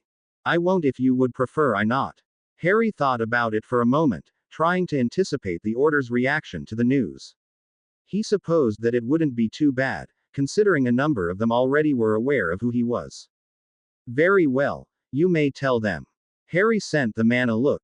I suppose you'll want to make some to-do out of it. It would hardly be fun if I didn't. Albus said jovially. Harry quirked an eyebrow at him and rolled his eyes. Fine. But that means I get to have some fun as well. Fair enough. The two shared identical looks as they plotted their later fun with the Order. Harry was glad that the old man still had some of the boy he grew so fond of in him. Albus was a good prankster, once he opened up to the idea. He smirked into his tea. The Order wouldn't know what hit them. There is a Hogsmeade trip scheduled for this weekend. Albus said, breaking Harry out his plotting thoughts. As that wise. It will be heavily chaperoned, and many of the Order will be there. You want me to do something? Harry asked, already planning to go to the village, whether Albus asked him to or not. If you could be present there, I would be grateful. Not a problem, Albus. Harry said, I would go even if you didn't ask me to. Thank you, Harry. They sat in silence for a while, both sipping on tea from flowery cups, in a companionship that Harry could hardly find anywhere else. I'm thinking of telling Ron. He said suddenly. It may be a good idea. Albus said, as Ms. Granger is already aware of your identity. Yes, well, that wasn't exactly planned. Harry said. Tell your friends, Harry. Albus said softly. Harry looked at him and nodded. It wasn't that he didn't want to tell them. He was simply hesitant about their reactions. I am no longer a student. Harry said quietly. I am 5 years older than they are. They are still your friends. Will they still be? Harry asked, gazing up at the ceiling, as was his habit. There is 5 years between me and them. 5 years that I spent apart from them. 5 years that doesn't even exist for them. I am not the boy that I was when I left, and to them I disappeared only a month ago. They will understand and accept it, Harry. Perhaps, in time. Harry conceded. Give them the time that they need to do so, Albus said, they will not abandon you. Harry raised his head enough to look at his friend. I know. I'm just hesitant to tell them, I suppose. Ron's going to have a conniption fit, I'm sure. Perhaps you can tell them tomorrow when you go to Hogsmeade. Albus suggested. Yay, perhaps. Harry got up and headed for the door. I suppose I should track down Snape. I believe Severus is in his lab. Albus offered. Meddlesome old goat. Harry mumbled and shot the man a look as he left. He heard the man's chuckling all the way down the stairwell. Harry indeed found Snape sequestered within his private lab, nearly bent double over one of his work tables and apparently dissecting the remains of some poor creature. Harry didn't linger on the identification of whatever it might have been before the potion's master got a hold of it. He was pretty sure that he didn't want to know. He hovered within the doorway for a moment, hesitant to enter the lab. If the way the man was snarling at the mess before him was any indication, Snape wasn't in a pleasant mood. The fact that he had a sharp knife in his hand didn't do anything to calm Harry's nerves. Clear memories of Salazar in a similar setting made him cautious. Salazar had been in the habit to suddenly throw something deadly at him when he was least expecting it. Harry eyed the knife warily as he entered the room, and he kept a safe distance between himself and his master as he perched on the edge of one of the stools near the door. Snape either ignored him, or didn't notice him as he continued to cut whatever was on the table into smaller pieces. Harry was pretty sure that there was no way to identify whatever it was anymore. There were no longer any recognizable features left. Harry was cut from his musings when Snape suddenly spoke. What are you here for, Potter? Harry raised an eyebrow at the man's snarky tone. He hadn't heard it from him in years. Snape hadn't exactly liked him as Darien Elder, but at least the intense hatred Harry had felt from him as a Potter was absent. Apparently it was back. It's Elder, Snape, Harry said in cool voice. Snape looked up at him with a snarl, which Harry was happy to return. He could play such games with ease. After all, Salazar was a master. What are you doing here? Snape repeated. Oh, I don't know, Harry said a bit nonchalantly, to learn how to brew a potion, perhaps. And destroy my cauldrons. Harry decided to ignore the man's hateful tone. I'm really not as hopeless at the subject as you believe me to be. You are a menace to yourself and those around you. Snape said, your dismal skills at brewing potions are nearly as bad as that inane excuse of a student, Longbottom. Harry clenched his teeth, finding it more and more difficult to hold his anger in check as the man continued to degrade his skills and his old friends. You haven't seen me brew a potion in over 5 years. You managed a rather spectacular display of failure just 4 months ago. Snape sneered.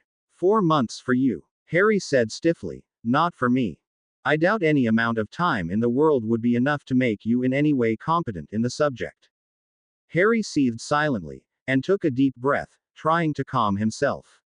Snape was being unnecessarily and exaggeratingly unfair and biased, and it was beginning to heavily grate on his nerves. You know darn well that Salazar continued my lessons in potions, Harry said, trying to keep his voice neutral. I know no such thing, Snape said, sneer firmly in place. You have proved no level of competency to me in the past, nor after your selfish disappearance through the summer.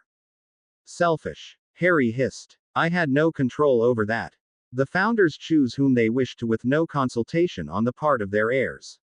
I was in the middle of being tortured by Voldemort's pathetic followers after watching the death of the last of my blood relatives, if you'll recall, Snape, when I suddenly found myself 1,000 years in the past. I didn't choose my life. Harry ended with a yell. No one does, Potter, Snape said heatedly. Snape sneered at him, and Harry met his look with a cold glare, holding the man's dark eyes with his own in a heated parody of a staring contest. Harry was still angry, though he no longer felt as if he would lose control of himself. Snape's actions had riled him up greatly, much to his surprise. He cared more for the man's opinion of him than he had thought. You know as well as I do that Albus managed to wiggle us both into this apprenticeship, and there's no way of getting out of it with him. Harry said. Any trace of his anger was gone from his voice. I will not apprentice you, Potter. You already have. Harry snarled, his temper getting the better of him again. I won't. Harry jumped to his feet and stalked across the room towards the potions master, glaring the man in the eye as he went. Get your head out of your ass, Snape. I may have been born Harry James Potter, but I am also Darien Elder. Harry spoke in a deadly hiss as he invaded the man's personal space and leered at him. You took me as your apprentice, and I accepted that role, and it is irrevocable. You have me for the next 2 years, Snape, and I will not deal with your petty grudges and unfounded hate for me. I am not my father.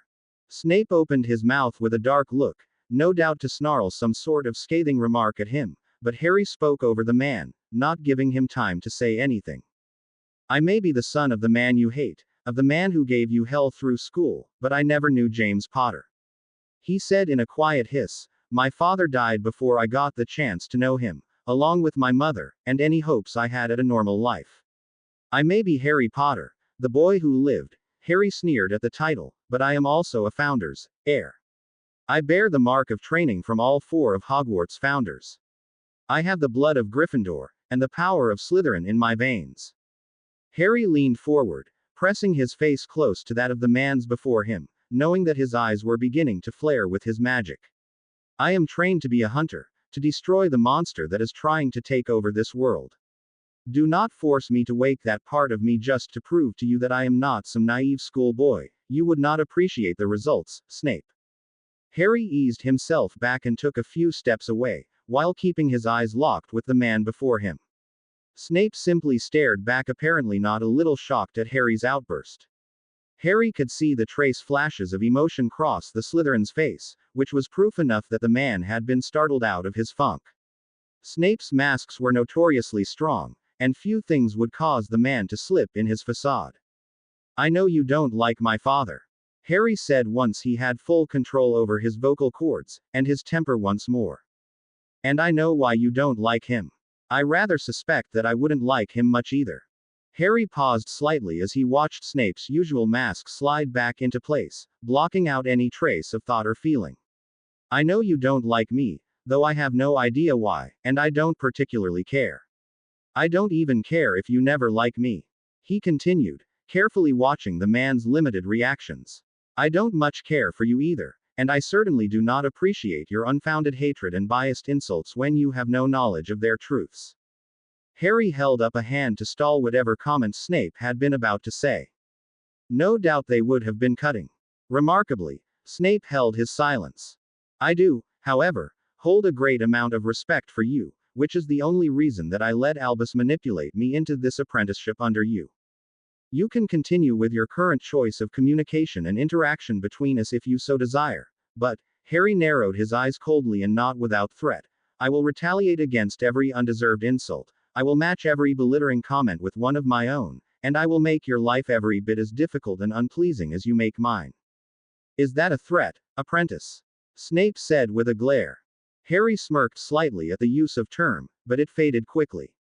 No, that's a promise, one that my history will more than attest to.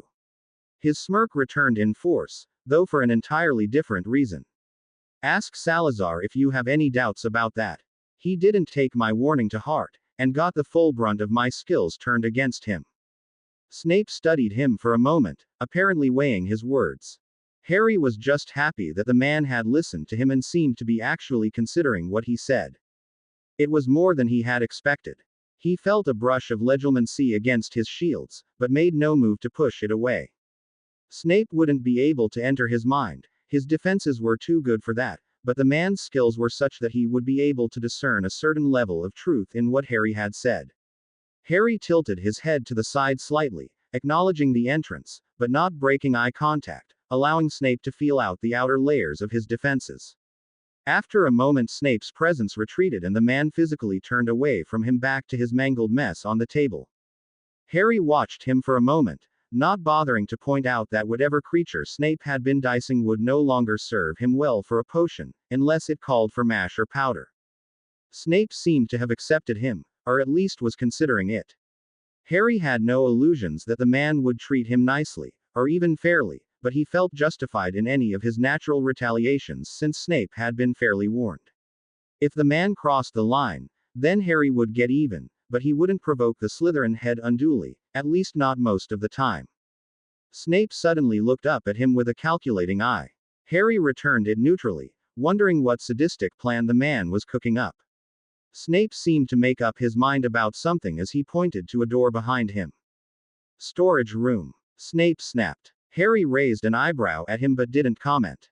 Snape then pointed to a workstation along one of the walls where a cauldron was already situated. Mixies, Snape said, and then returned his attention to his own table. Harry didn't move for a moment as his brain filled in the rest of the man's rather limited instructions. Apparently his master wanted him to brew the Mixies morticerum. Harry shrugged and crossed the room into the storage closet to gather the needed ingredients.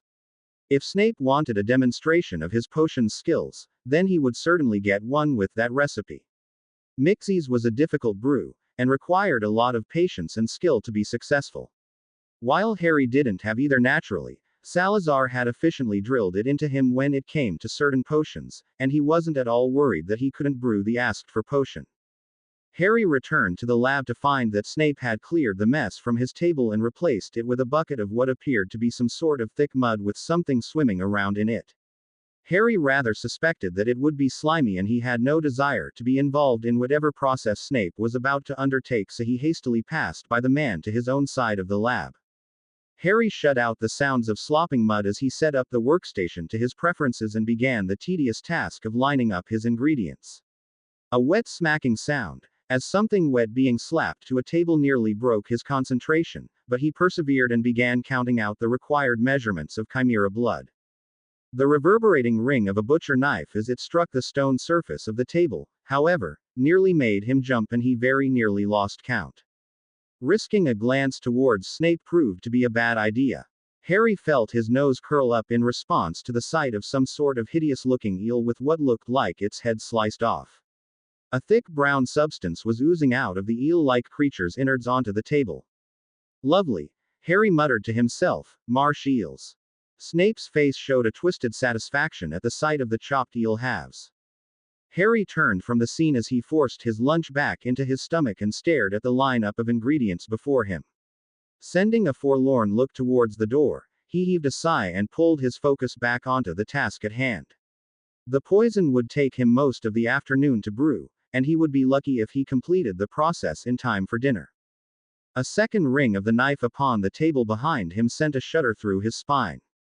Snape, no doubt, was doing it on purpose, most likely as a distraction to test him. Harry knew it was going to be a long afternoon. It was past the normal time for dinner before Harry completed the final stages of the potion. He eyed the 3 small vials of poison that was the result of a long and tedious afternoon. Snape had gone through the entire bucket of marsh eels before deciding to hover around his apprentice once the reverberating sounds of the knife seemed ineffective as a distraction. Harry, of course, outwardly ignored any sort of attempt Snape made to divert his attention, while inwardly following the man's every move. It was the same sort of strategies that Salazar had used, though Snape had yet to chuck acid, or something else equally deadly, at him.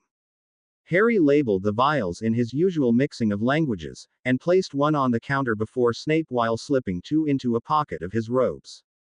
He watched dispassionately as Snape inspected the vial and the poison within, while his griffin cub crawled up his legs to settle around his shoulders. "Lo, Sin," he greeted the cub, and smiled at the purred response. The griffin had entered the lab sometime during the brewing process, and knowing better than to interrupt, had settled under one of the lab tables to wait. "Acceptable," Snape said of the potion. Harry watched, slightly amused as the man slipped the vial into the volumes of his robes. He knew darn well that the potion was more than simply acceptable. "What language is it labeled in?" Snape asked. Harry shrugged. "A mix of English, Old Welsh, Latin and Parseltongue. Indeed. Snape said with a disapproving sneer. Salazar wasn't fond of my labeling methods, either. Harry commented. I rather suspect that it was because he couldn't figure them out, and managed to mix them up once, resulting in a rather interesting side effect. Snape didn't respond, instead eyed the griffin wrapped around the youth's shoulders. You allow that menace into the lab. Harry chuckled. Sin learned not to interrupt a wizard while he's brewing. Snape raised a disbelieving eyebrow. He surprised Sal and managed to get a cauldron of half-completed wart remover dumped on his head. Harry said with a smirk, ignoring Sin's annoyed growl at his ear. It took about 3 weeks for all his hair to grow back, and closer to 3 months before Sal would stop throwing hexes at him.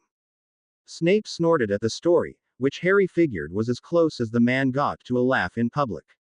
Harry shifted slightly as he felt Sarah slither her head out of his collar, her hissing chuckles tickling his throat. Sin snapped his beak at the snake in irritation, and Harry eyed the two beasts wrapped around his shoulders warily. He didn't fancy getting in the middle of the two when they started one of their spats. All right, he hissed so both would fully understand him, and pulled their heads apart forcibly. Don't start up again. You've already managed to destroy the Great Hall with your theatrics, and Snape'll have your heads and mine if you do anything to his lab. The two creatures seemed to settle at this and returned to their previous activities, mainly squeezing his chest, Sare, and purring in his ear, Sin. Harry then noticed the look on Snape's face. The Slytherin was staring at him in barely contained astonishment, unease and, if he wasn't much mistaken, jealousy. Harry blinked, and Snape quickly collected himself. I want you here Monday morning to assist with the Newt-level classes. Snape said, and with a dramatic twirl of his robe stalked out of the lab into his chambers. Harry blinked after the man for a moment, still quite surprised at the response he got from the man upon hearing him speak Parseltongue. There were few people who would look at him with anything but disgust, mistrust or unease when he spoke the language, and yet Snape was jealous of his ability. Harry shrugged and left the lab to seek out a source of food. He hadn't got the chance to eat much at lunch, what with his familiar's antics, and he was starved after spending all afternoon brewing poisons for Snape's satanic pleasure. He was just glad that the surly man had seemed to accept that he was no longer the boy Snape thought he was, and apparently decided to give him half a chance. It was more than he had expected, especially so quickly after his secret identity being revealed. That just left Ron and the Order to worry about. Harry shuddered at the thought of the Weasleys' reactions to the news. It was dark by the time Harry left the castle and wandered out onto the grounds. Sare was wrapped around his chest, as per usual, and from his deductions was fast asleep. His other familiar was with Albus at the New Order headquarters. Harry paused in a dark alcove of the castle, glancing around him to make sure that he wasn't being watched before casting a glamour over himself. Conjuring a mirror, he double-checked his new appearance. He looked just like he did before he was pulled back to the Founders. He banished the mirror and smirked as he slid out of Hogwarts wards. Harry had always found the ability of sliding fascinating and terribly handy. For one, it was silent, unlike apparition, and no sort of innate apparition wards could stop a Founder's air when they slid. Harry followed Albus' magical signature to his location, but didn't let go of his magic, and therefore he remained in the shadowy realm of sliding. Looking around, Harry found himself in a large gathering hall which at one time may have been a grand sight but was clearly unused and had fallen into disarray. It didn't seem to bother the gathering of Order members, however.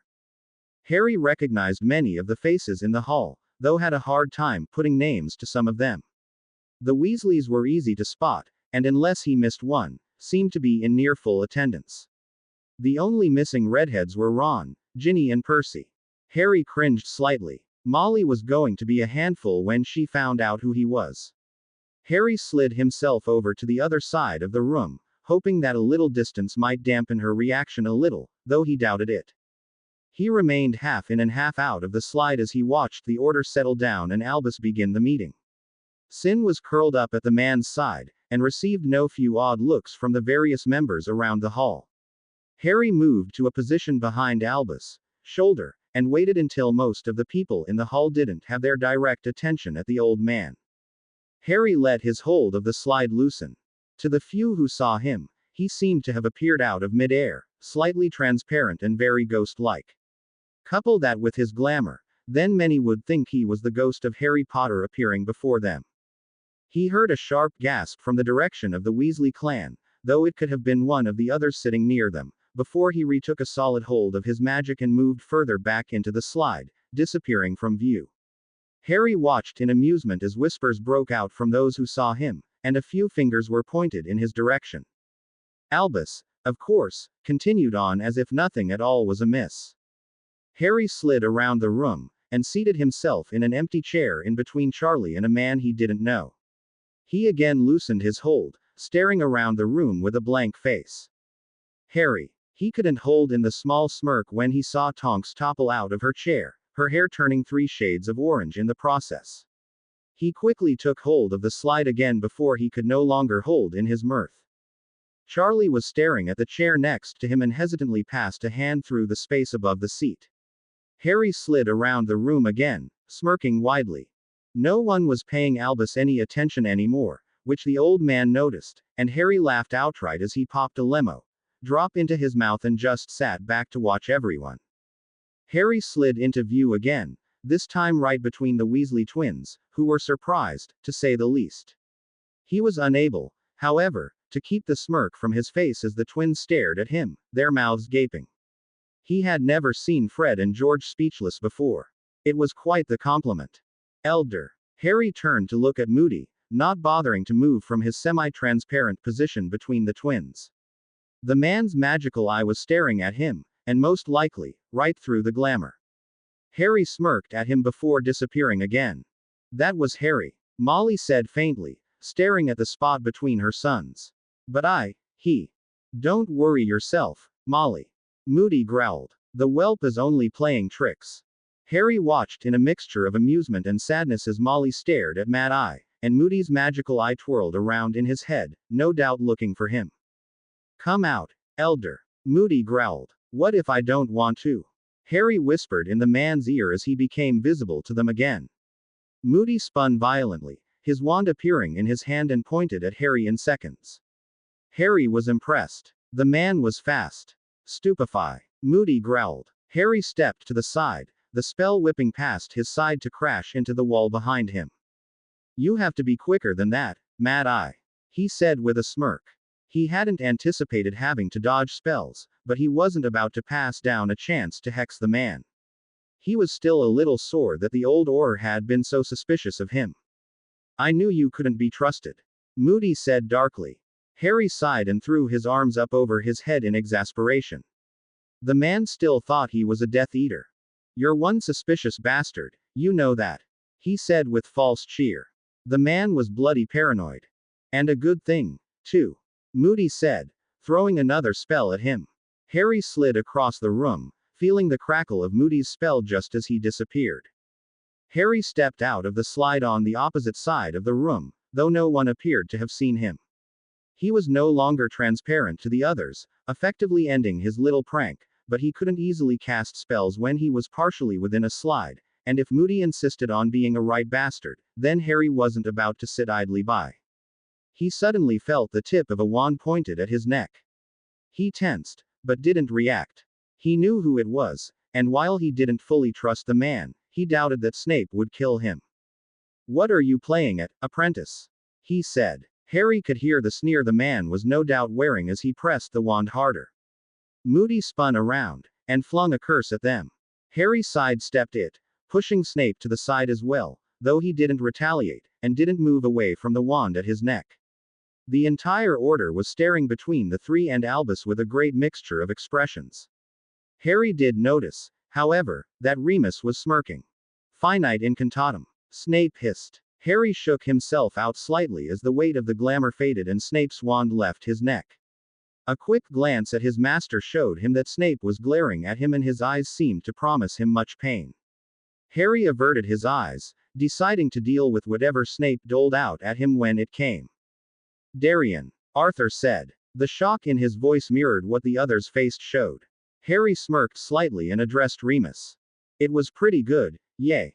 Marauder worthy, Harry, Remus said with a hint of pride. It would have worked better if Moody hadn't started flinging spells at me. he said with a sniff. You can't possibly trust him. Moody snarled, his wand still aimed at Harry. Harry looked at him coldly. The man was adept at ruining a good mood. He had hoped that the old Auror would have given up on his misplaced suspicions, but apparently not. You're beginning to get on my nerves again, Moody, he said. I don't trust you. Why? Harry asked. What? I want to know why you don't trust me. Harry asked again. You used to. You are not Potter. Moody growled. Of course I am. Just because I no longer look like the naive little runt I used to be, doesn't mean I'm not who I am. Prove it. How can I possibly prove something to someone who doesn't listen to anything but his own paranoia? Harry hissed. You're dark. Moody growled. I won't let you infiltrate this order. Harry sidestepped the curse flung at him, but still didn't retaliate, however much his hands itched to do so. You know, I had no intentions of duking it out with you, Moody, Harry said, dodging another curse. But if you insist on dueling, then I will have to insist you allow me to use my full arsenal. Is that necessary? Albus interjected. Fine, whelp. Moody growled out between spells. You are welcome to try your best. Harry ducked a particularly nasty curse. Very well, Mad Eye, he said with a vicious smirk. Everyone else should move aside, he said, casting a strong barrier around himself and Moody. The barrier shimmered as it expanded, forcing the other Order members to the sides of the room. I will give you one chance to step down, Alistair Moody, Harry said. Convello. Harry's eyes widened at the curse barreling towards him. Expiotus, he said, breathing a soft sigh of relief as the shield blocked Moody's curse. It would have shattered his bones if it had hit him. He sent a glare towards the old Auror as he let his shield fall. And you say I'm dark? Harry said. That's a classified dark arts spell by the Ministry. I'm an Auror, Moody growled. Ex-Auror, Harry mumbled. And what does that have to do with anything, anyways? Aurors are exempt from the restrictions against the dark arts, though few choose to, nor have the talent, to use them. Well, that figures. Harry harumphed. Just what I need, a trigger-happy paranoid Auror hell-bent on getting me dead. He mumbled as he ducked a nasty yellow spell. Harry stretched his hand out towards the man, Puriga. An itching hex, whelp. Moody snarled. I expected your full arsenal. You wouldn't survive my full arsenal, Harry said neutrally. I doubt that, Moody said, sending a barrage of spells at him. Harry managed to dodge two and block another, but the dark violet light of the Pavaris hex struck him square in the chest. His body trembled under the force of the spell, and he could already feel the overwhelming sensation of fear building in his gut. It was a nasty curse, designed to take the effects of the fear of the victim's worst nightmare and multiply it.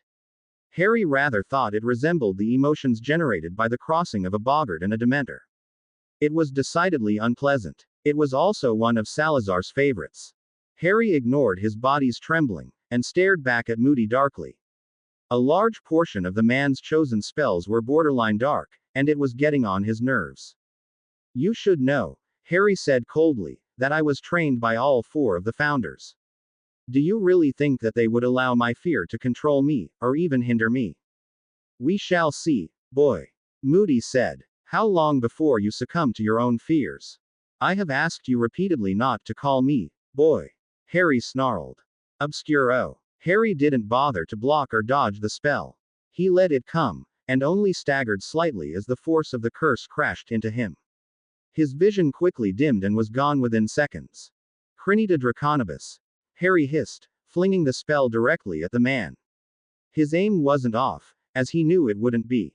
The loss of his sight wasn't a great hindrance to him, as Snape and Karkaroff had learned firsthand earlier. He soon heard the effects of his spell, and the shocked gasps of the others present. Scare him, Harry ordered the mass of serpents. He immediately heard the collective hissing of dozens of snakes. Finite incantatum. He waved his hand in front of his face, blinking slightly as the spell faded and his vision returned. He was greeted with the sight of Mad Eye batting away the snakes that hovered around his face. It would do him no good. The spell caused about 24 snakes to grow out of the recipient's own scalp. Moody could bat at the snakes all he wanted, but they weren't going anywhere, they were attached to his head. The Medusa charm, Harry said, inspecting the snakes. They looked different on every person. As far as Harry could tell, they seemed to reflect the host's personality, or magic. The ones growing out of Moody's head were a particularly ugly breed, sporting brown scales and a mixing of red and orange stripes that had no discernible pattern.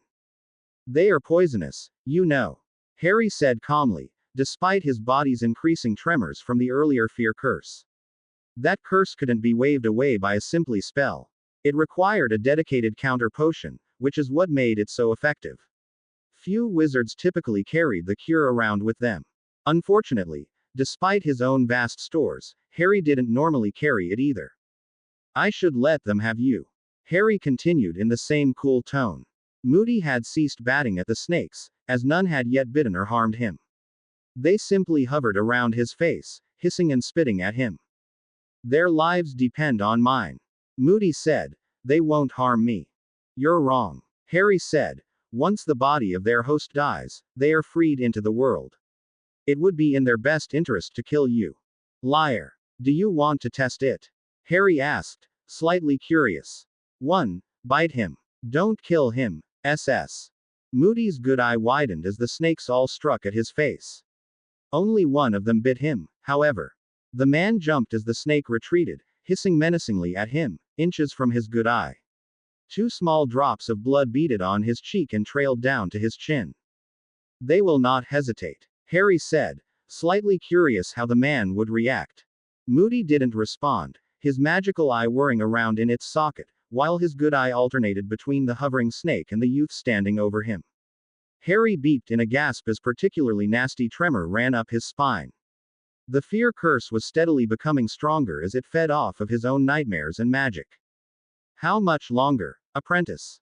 Moody sneered, having seen his shaking. Expelliarmus. Harry ignored the comment and waved a hand over the man, catching his wand easily. He looked at the wand for a moment, debating on breaking it, but decided against it. The man was being a right bloody bastard to him, but he was against Voldemort either way, and a great wand was hard to come by. Moody would need it later, against the Death Eaters. Harry let his hand drop to his side, loosely holding the wand as he turned back to Moody. You have a rather nasty arsenal of curses, Mad Eye, Harry commented as he studied the man. Are you through with testing them on me? Moody snarled at him. Harry merely looked back at him without a trace of emotion on his face. He was tired of the man's suspicions. May I bite him, Shay? Sarah hissed, curling her head around his neck and staring down at Moody hungrily. No, Sarah. Are you sure, Shay? Harry nodded and Sarah subsided, resting her head on his shoulder, but she didn't take her eyes from the man, and seemed intrigued by the mass of snakes growing from his head. Harry waved his hand and took down the barrier separating them from the order, suppressing another wave of shudders that racked his body. He took a deep breath as the order seemed to surge towards him. He wouldn't allow the Pavaris hex to get a hold on him. Once it did, he would begin to hallucinate and would steadily go insane. Darian? Albus asked, his voice concerned. I'm fine, Albus, Harry said, his eyes still on Moody. He knew the man carried a second wand, and an assortment of weapons, though he didn't seem to be about to draw any of them. Do you have the counter potion? Albus asked. No. Severus. Albus turned to the potion's master. Not in a completed form. I'm fine, Albus, Harry said, looking his old friend in the eye. Salazar taught me well. Albus studied him for a moment before nodding, and Harry returned his gaze to the old Auror. Leave him, but do not kill him, Harry hissed to the ugly snakes. Moody shuddered as the mass of serpents slithered out of his skull. Harry knew that it was an odd sensation. Salazar had hit him with that curse at one point, and Harry wasn't all too pleased by it. You should be grateful, Moody, Harry said conversationally, that I am a Parselmouth, and that I don't want to kill you, otherwise you would be dead. Those snakes may have been created by my magic, but they feed off of yours. What do you mean, Darian? Remus asked, watching the snakes grow longer with apparent fascination. Moody was right when he said that the snakes rely on his magic, but he was wrong when he said that they wouldn't harm him. Harry said, normally, they wouldn't, and they would grow with time, unless someone managed to banish them, though I doubt more than a few in the world would know how. They would remain until their host died and their source of food was gone, then they would venture out into the world on their own. However, as I am a Parseltongue, I can ask them to leave. Harry paused as a tremor racked his frame, and he took in a deep breath to steady himself. Moody was too busy staring at the growing snakes around his head to throw a comment at him. Now, in order to leave his head, the snakes have to complete their tail ends. Since they are no longer connected to me, they have to pull on the magic of their host to create the rest of their bodies. The snakes will pull on his magic, growing in length as the magic feeds them, until the magic is dried up and they leave his body. It'll kill him? Charlie asked, staring at the sight before them. The snakes were nearly a meter in length, and Moody was swaying on his feet, clearly becoming lightheaded. Normally it would, Harry said, and winced as Moody crashed to the floor. The snakes would drain his magic, and his system would go into shock and he would die. Harry blinked as the Order all stared at him in shock. He shrugged. Don't worry, I asked them not to kill him. He'll live, though his magic will be drained to a very low point, and he'll be a bit weak for a few days. Harry returned his gaze to the old Auror. The snakes had reached a length somewhere past a meter and began to detach themselves from the man's head. Harry watched dispassionately as they slithered across the floor and out the door. I'm a bit impressed, Moody. Harry commented. They reached a respectable length from your magic. Where are they going? Arthur asked. Outside. No doubt, Harry said, staring at Moody. As the last of the serpents left his head, Moody raised his eyes to stare back at him. His magical eye rolled around in its socket for a moment before fixing itself steadily on him. Harry took another deep breath, still fighting the effects of the fear curse. After the worst of the tremor passed, Harry handed the man back his wand. Moody eyed him for a moment, but snatched it out of his hand quick enough. He's dark, Albus, Moody said, his magical eye fixed on Harry. I can see it, lingering beneath the surface. Harry felt his eyes widen slightly, though otherwise he showed no reaction. He had no idea that Moody's magical eye would be able to see so deeply. No wonder the man was suspicious of him. I know, Alistair, Albus said in a soft voice. However, I trust Darien with my life, and I would trust him with much more. Moody subsided, though continued to glare at him while he tucked his wand away. Harry returned the man's look steadily, though with a hint of wariness. The man's magical eye saw more than he expected, and that unnerved him. Wait a minute, Darien is Harry. Molly's voice broke the silence. Harry cringed slightly at Molly's voice. Moody he could handle, but a raging Weasley matriarch was not something he had been trained to face. He had seldom had a motherly figure turn her attentions to him, but the few times he had been on the receiving end of a parental lecture had left him with greatly mixed feelings. With a final look at Moody, who appeared to be fighting to stay conscious, Harry sent a glance over towards Molly, trying to assess the woman's mood. If his luck was on par, she wasn't going to be too happy with him. She wasn't. Her face and voice may have held shock and relief, but her eyes told him a far different tale. The woman was not terribly pleased with him. Like it was all his fault, anyways. Ah, hello, Mrs. Weasley, Harry said, feeling more nervous than he had since he found out Salazar Slytherin was to be his primary teacher. He watched in trepidation as the woman seemed to swell and gather herself up like some sort of storm about to be set loose. He had a sinking feeling that he was going to get the brunt end of very stern lecture. Harry James Potter. Harry inwardly winced. You scared us all half to death. We thought you had died, or worse. You could have been caught by Death Eaters for all we knew. No note, no letter, just gone. And then you show up and not even tell us. How long have you been here? Where did you go? Why didn't you? Harry gasped sharply as a strong wave of fear and pain passed over him, cutting Molly off mid-rant, however little he noticed her sudden silence. The Paveris Hex was feeding off his own magic and fears and was beginning to grow troublesome. He needed to get the antidote before he was no longer able to function. Harry, Molly asked, suddenly concerned. Any trace of anger or indignation was gone. Darien, are you all right? Albus asked, placing a hand on his shoulder. Harry nodded, straightening himself and taking a deep breath. How much longer? Snape asked. Harry shrugged. A few hours. To what point? Snape growled. Harry glanced over at him, a little shocked at the man's slight concern, though he doubted anyone else would be able to see the minute trace of emotion in the man's eyes.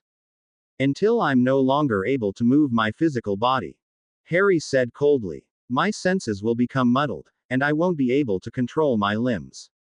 My heart rate will be erratic, and I'll begin to have trouble breathing. The shaking and tremors will be constant. Within an hour after that, I'll begin to lose control of my mind. My occlumency will start to fail, and I'll begin to hallucinate. Shortly after, I'll no longer be able to break from the curse and I'll go insane. At that point, I'll be completely lost within my own nightmares. The Paveris hex is like a twisted mixing of the effects generated by a Dementor and a Boggart. The Order stared at him with a variety of emotions, ranging from shocked to horrified. Though Molly looked like a mixture of the two, which just about translated to pissed off in her case. Harry watched in muted fascination as the Weasley woman turned her anger onto Moody, who unfortunately for him, was still awake and lucid. Alistair, she shrieked, waving her wand around threateningly, how could you do that? That's horrific. Moody shrank away from her as the woman's wand spat out a rain of angry orange sparks that came dangerously close to his nose. The few that landed on his shirt sizzled as they made contact. Harry raised an eyebrow at that. The woman was dangerous when mad.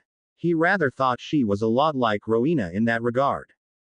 Harry watched her for a moment, quite happy that she was distracted from him. As much as he appreciated her concern, he wasn't terribly fond of being berated, especially for something that was beyond his control. At least her focus had been shifted off of him, saving him the trouble of trying to figure out how to react to her. With a final faint smirk at the scene before him, he turned to face Albus.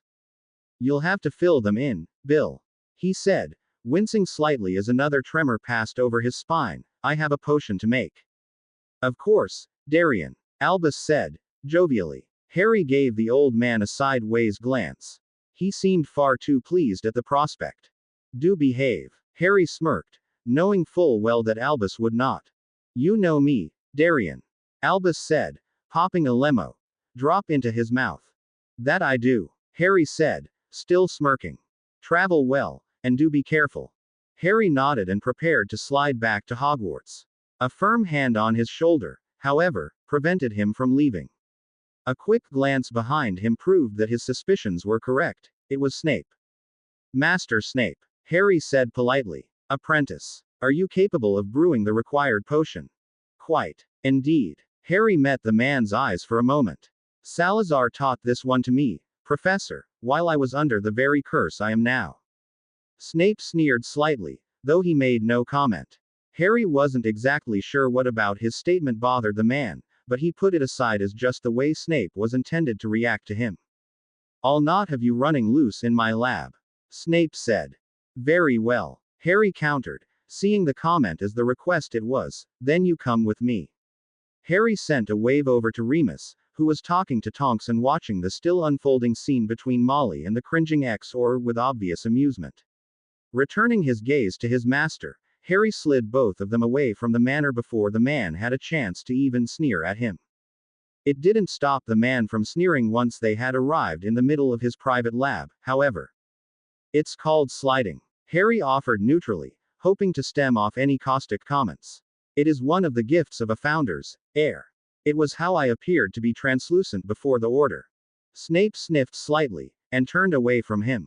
Harry trailed after the man into the vast storeroom, suppressing another rising tremor as he walked. Is the Dark Lord capable of the skill?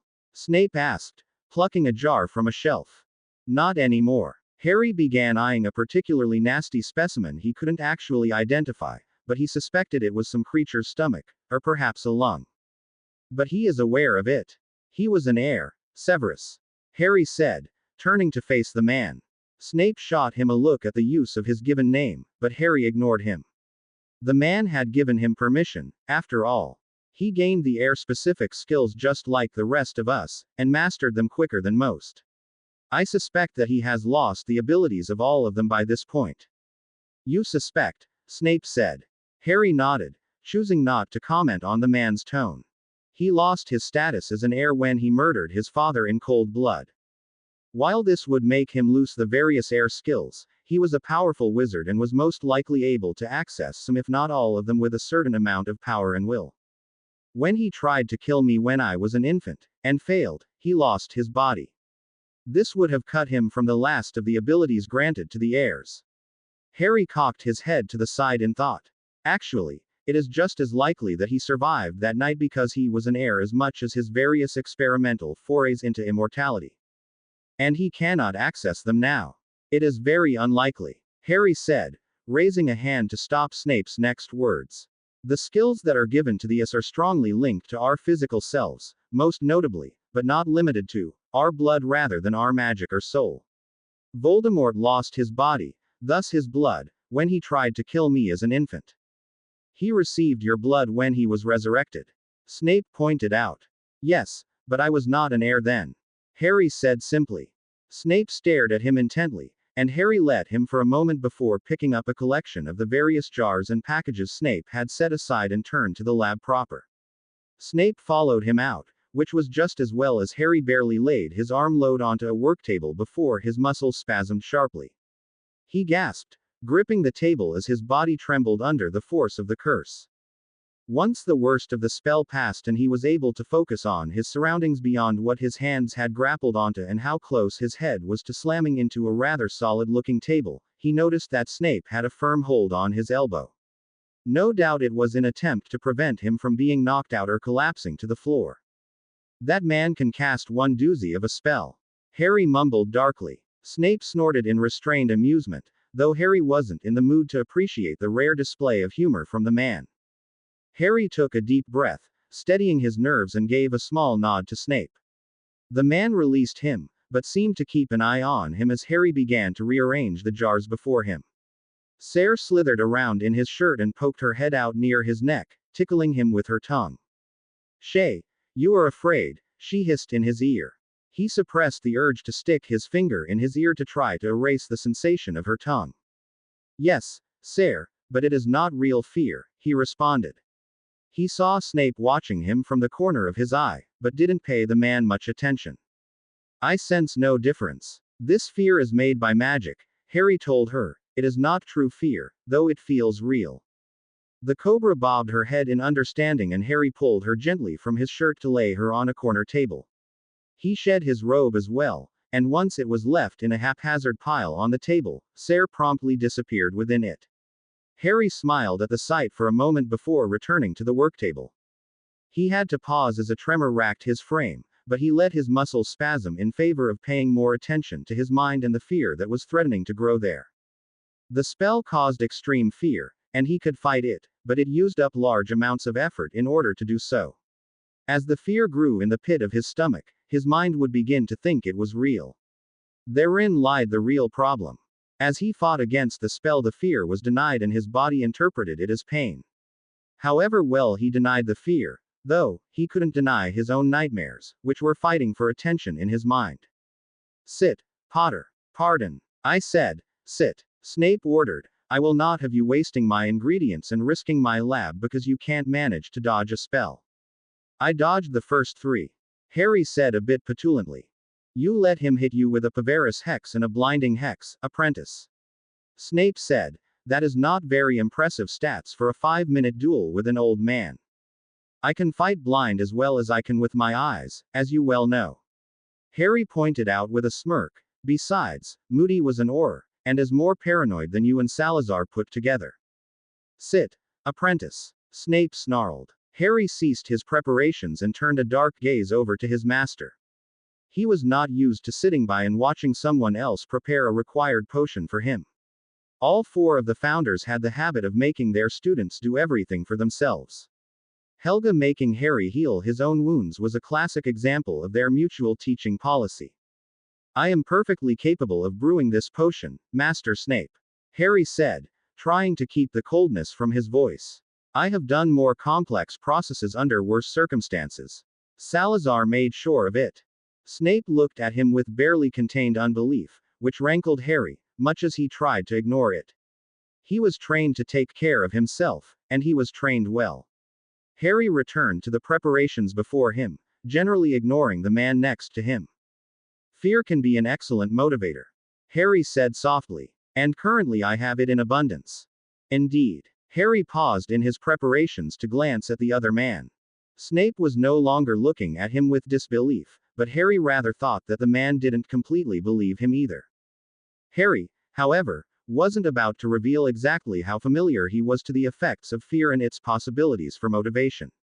Snape simply needed to understand that Darien Elder was not the naive little Gryffindor that Harry Potter was, and that he knew well how to take care of himself in extreme circumstances. He turned back to the work table in front of him, studying the various ingredients laid out on the stone surface. But it is not the only motivator. Voldemort learned these lessons the same as I did, but he placed more stock in fear than me. Harry glanced over towards Snape to see the man staring at him with a dark intensity. Tom learned the best when motivated by fear. Now he uses it to motivate his Death Eaters. He was not always. Snape began but shook his head and turned away. Harry watched as he attacked the Hornroot with a fierce vengeance. He knew what the man had been about to say. Yes, I know, Harry said, returning his attention to the supplies before him. You couldn't possibly, Snape snarled. Harry cut him off. I couldn't. I knew him as Voldemort long before I met him as Tom Riddle, a Founder's heir. I knew him as a youth even when I knew that when he became an adult he would murder my parents, and that I was to stop him. Harry paused as the curse sent another tremor through his body, but turned his intense gaze towards Snape before the man could say anything. I knew him as a youth. I liked him on the rare occasions that I could forget that he was already becoming Lord Voldemort. I knew him then, Severus, and you tell me that I couldn't know. I know that he was not always as he is now. I know. Snape stared at him, his face a blank mask, but Harry could see the faint traces of emotion swirling in his eyes. Very well, apprentice. Harry watched the man return to his preparations. He knew that Snape didn't fully understand him, but the situation was equal both ways. Harry had never served another man in the way that Snape had done with Voldemort, whether willingly or not. And Snape had never had to face the youth of the man who would murder his parents, and be unable to prevent it. Harry had struggled with the knowledge he held of Tom Riddle's future as Voldemort as he saw and interacted with the boy on a near daily basis. It had not been easy. He shook his head slightly and returned his attention to the work table. There was no use dwelling on the intricacies of his situation as a Founder's heir. It was near midnight before the potion was completed. By the time the last stage was finished, Harry was constantly trembling and felt as if he had just run a marathon. A rising headache was not helping him either, and merely caused him to be short-tempered and slightly acerbic. Rowena would have said that he was spending too much time with Salazar. 11 minutes, apprentice, Snape said, setting the hot cauldron to the side to cool. Harry nodded, not quite trusting himself to speak. He wasn't sure that Snape would appreciate the tone, and Harry really didn't feel like getting into a verbal spar with the man. There was a knock on the door, but Harry ignored it in favor of gripping the edge of the table to prevent his body from collapsing to the floor. His own personal fears and nightmares were strong, and had invaded his mind some time past, however well he fought against them. He was more concerned with keeping his occlumency shield strong than controlling the trembling in his body. Merlin, Elder. A voice broke into his thoughts. What happened to you? Harry swung his head up and around to take in the owner of the voice, which sounded abnormally loud to his sensitive ears. Draco stood near the door, and was staring at him in shock.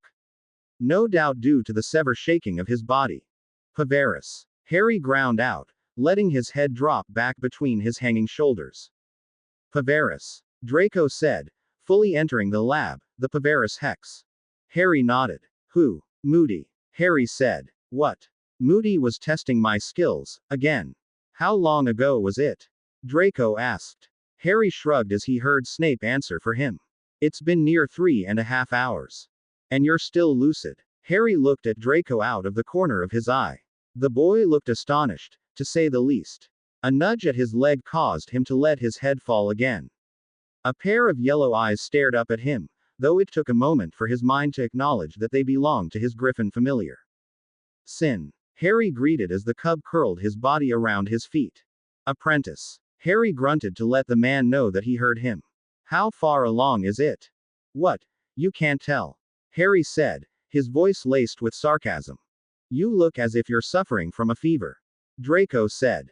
I am unconcerned with how you look, Snape snapped. I want to know the condition of the mass between your ears. I didn't know you cared. Harry whispered. Then louder. Oh, I'm fine. Just enjoying a reenactment of some of my more savory nightmares is all. And your shields? Snape prompted, apparently choosing to let his tone pass. Harry raised his head enough to send Snape a wicked smirk, which caused the man to raise an eyebrow at him and Draco to step away from him wide-eyed.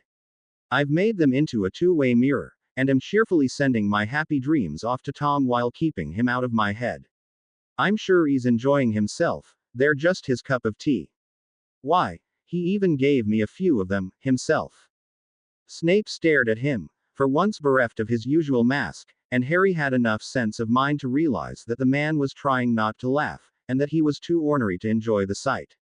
At least Draco seemed to enjoying it well enough, though the boy kept sending confused looks between the two.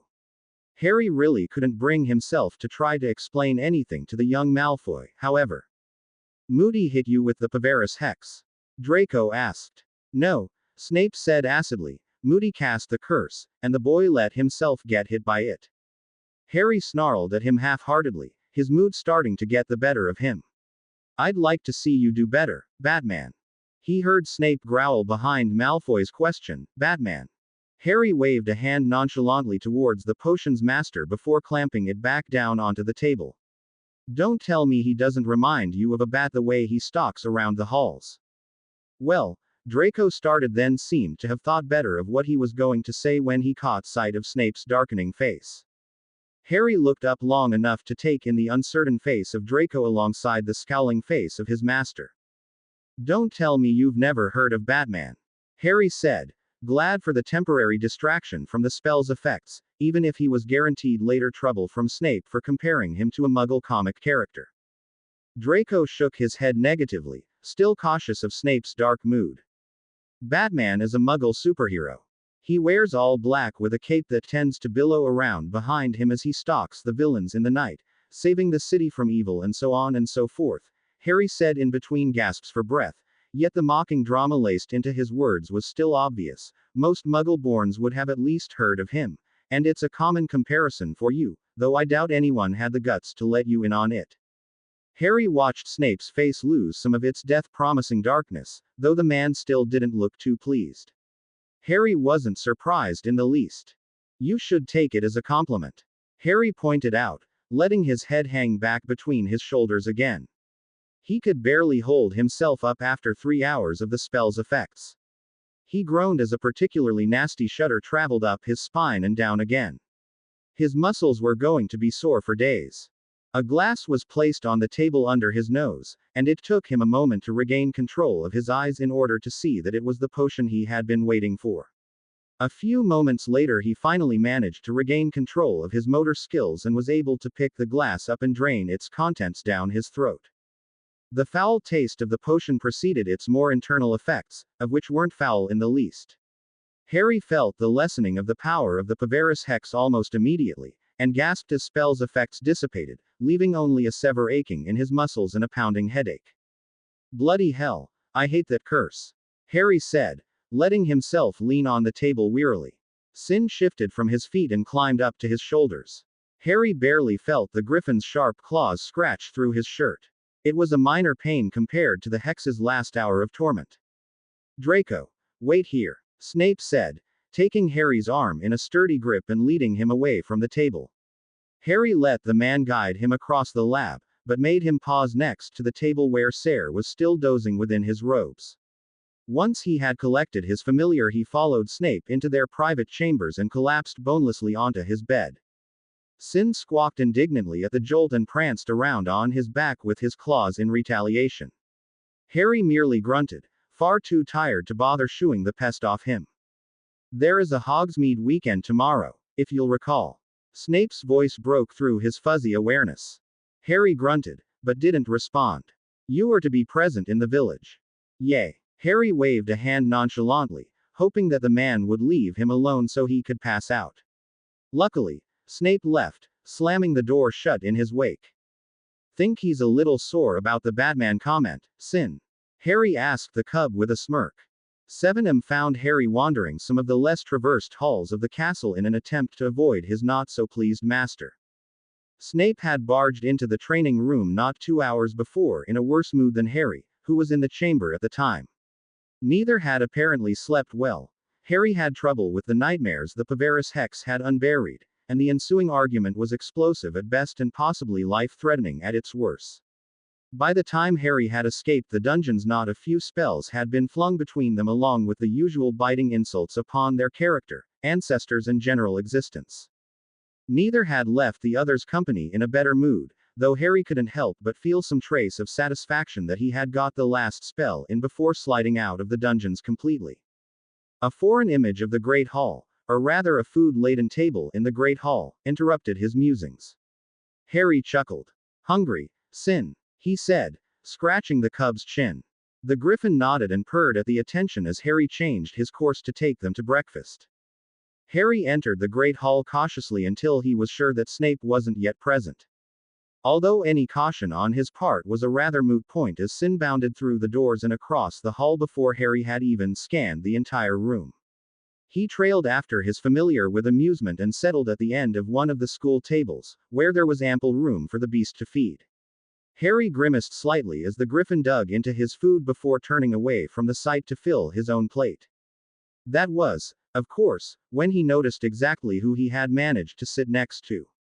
"Morning, Hermione," he greeted, eyeing the group of his old school friends. "Good morning, Darian," Hermione said from around her book. She was, as usual, trying to read while she ate, and had apparently mastered the skill. Across from her, Ginny was watching her brother in undisguised disgust as the boy shoveled food into his mouth at an astonishing rate. Harry's attention was drawn to the boy as well, and watched him for a moment. "Wow," Harry said, staring at the redhead in muted awe. Ron seemed to sense his attention, since he paused in his eating to look up at him. "What?" he said, shifting the food in his mouth so he could talk around it. "Nothing," Harry said, still unable to take his eyes away from his old friend. Ron swallowed. "Well, what is it?" "I'm just amazed," Harry said, "at how similar you are to a griffin."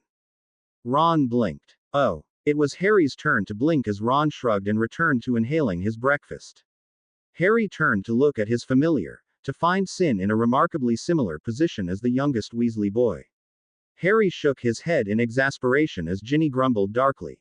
He rather thought he heard the words, "idiot," "brother," and something along the lines of, "should tell Mum," though he wasn't sure. "Are you going to Hogsmeade, Darian?" Hermione asked, setting her book in her lap. Harry dragged his eyes away from the growing byplay between the red-haired siblings with some reluctance. They were beginning to grow entertaining.